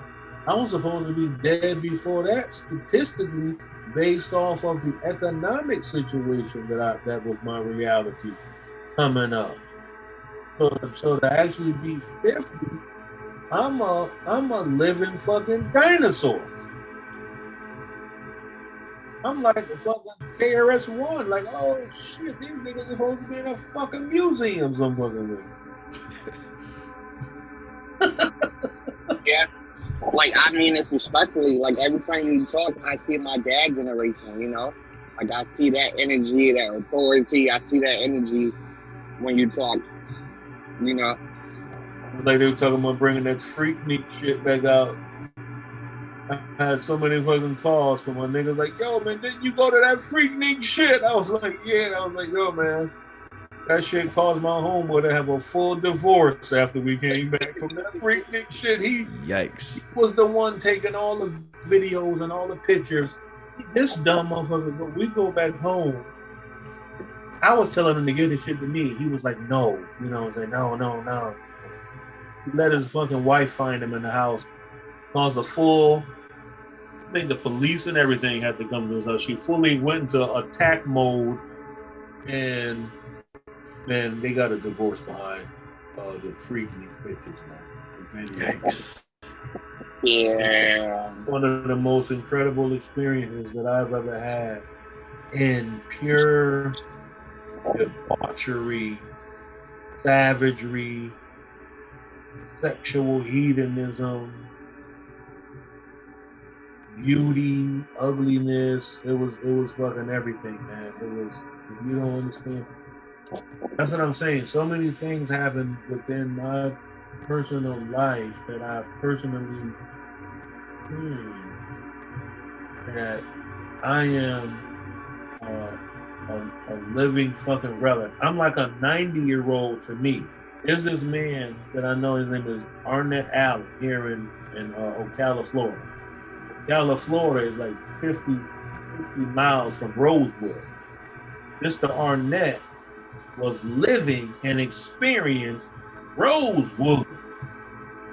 He can tell you the whole real motherfucking story. Fuck what the movie say. This motherfucker told me he remembers from when all the people came in Ocala because then white people started going crazy up there. That white woman lied about that boy and said, "Oh, you know what I'm saying?" That shit was. He can give you the true, unadulterated story of a time period that motherfuckers ain't even fucking trying to think about no more. And he's still alive. So he's thinking about us in my time period when 21 Savage said, man, nobody ain't trying to hit Nas, or them niggas like 50 years old, man. It ain't relevant to what we talking about. These young kids think that niggas don't see money like they, because they equivalent money with a particular visual perception. You know what I'm saying? Niggas don't visualize money coming to fucking pull your car in the garage, my nigga, owning a whole fucking house. You can lay in your backyard a fucking hammock, motherfucker. You know what I'm saying? Them niggas supposed to have on Rolexes and so we, the subculture, are here whenever they ready to give up the attachments to that shit, because the major society is a part of the subculture that you have to go through on your learning trail so you can even transcend this. Because that's what it is. It's supposed to be the shedding. That's why it's called shells. That's why the Sephiroth, and you have to decipher it, not always by how their words, you got to decipher it for yourself. That's why they say you're supposed to draw out the tree in each Sephiroth, because that's the only way you're going to apply it to your own personal life. When I looked at them shells, like, oh, them shells have to fall away. So an evolutionary process can happen. So Dolph had to be veiled because the clip-off is the quintessence of the Sephiroth. The Sephiroth wouldn't know nothing about its essence if the clip-off essence didn't exist there. So that's where we truly get what we call the force. That's exists. Like I said earlier, we said chaos, man. I'm out, man. Peace. I was about to start talking about it. Yeah, man. I love you, brother. I know you're gonna be. I've been playing some new, different type of games. Thanks, God.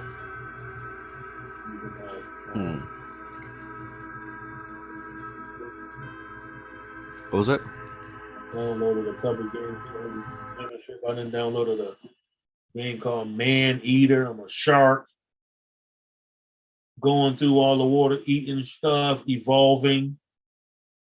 Then I'm playing yeah, I think I saw you on playing that. Ghost Recon.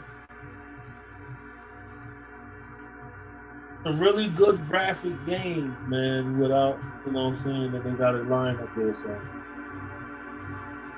I know you still, I see they updated Fortnite go quick. They updated right now. They got Anakin and Padme on there right now. Darth Maul too. I'm about to cut the check to get them. I'm so low. Y'all be out, man.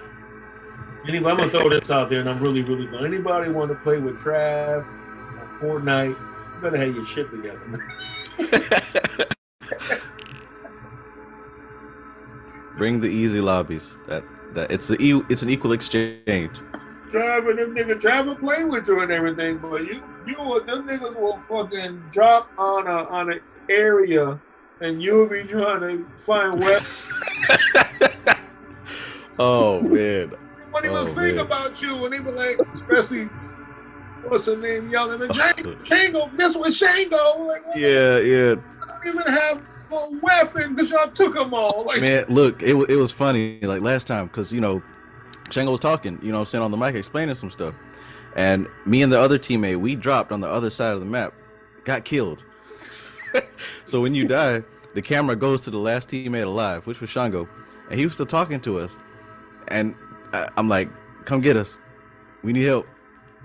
I don't know if you didn't hear me or what, but he kept going. And I look at this man's inventory. He's driving a car. You know what I'm saying? He's driving a smooth little race car. No weapons. no nothing. Just driving, cruising on the map.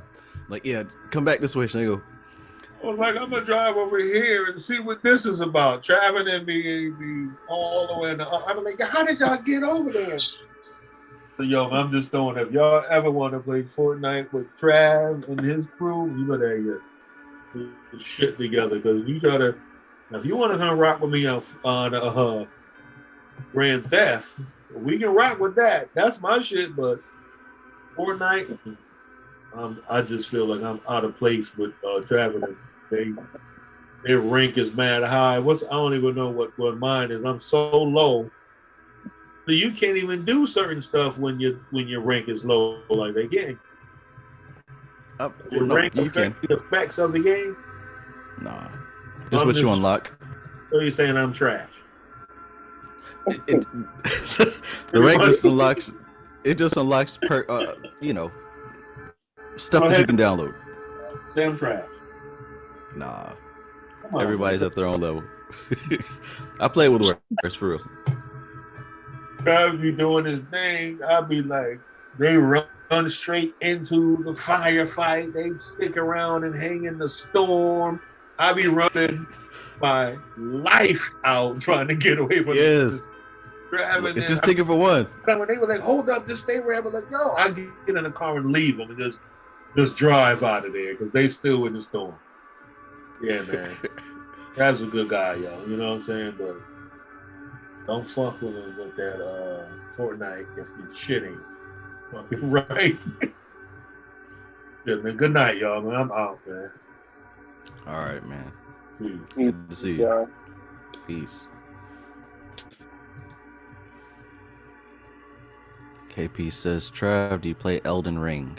I only play Fortnite. That's it. If I play any other games, I'll spend too much time on the Xbox.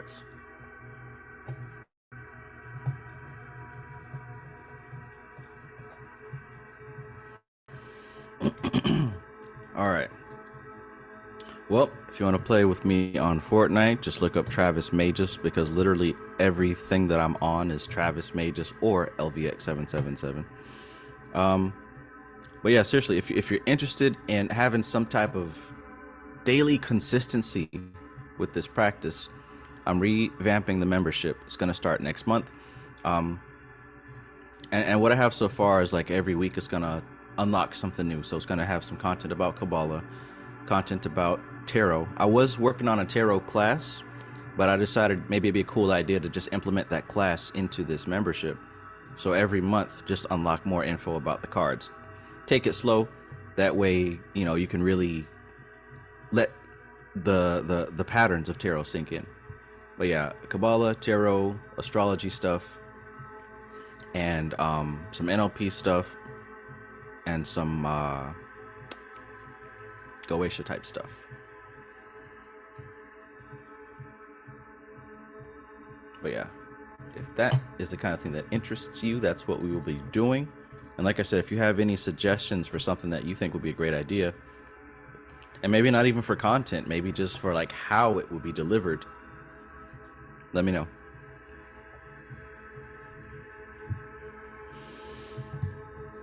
All right, with that being said, time to go.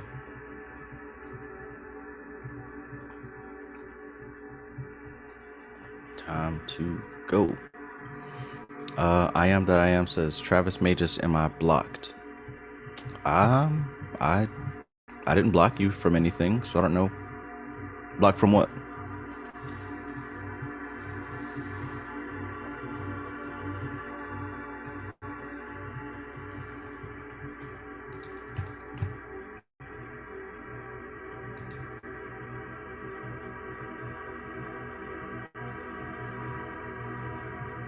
Good stuff.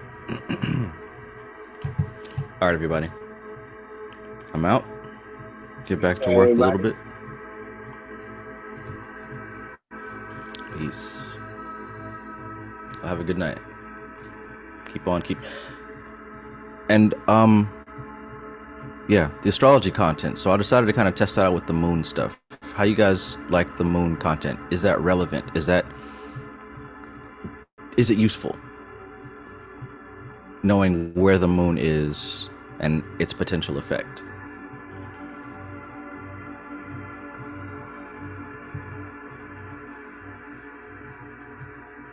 I say yeah, because I seen the shorts when you dropped them. I said, oh, that's great. I wonder if he's going to be dropping monthly or weekly, little updates like that, because I don't look at that stuff unless I felt I needed it.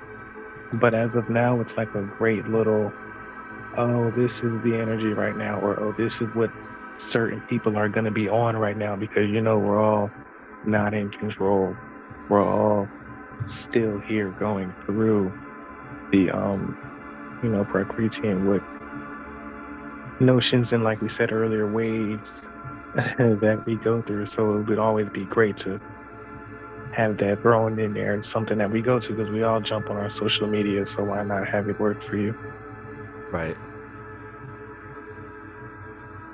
Okay. The moon changes like every 2 or 3 days, so that could just be some kind of more rapid pace kind of thing.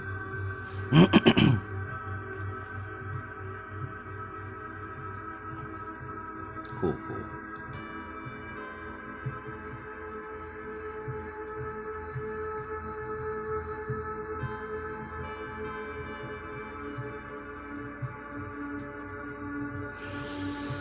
All right. Well, I suppose I shall go back to brainstorming. And then I'll see you guys Saturday, which is tomorrow-ish. Not tomorrow, but the next day.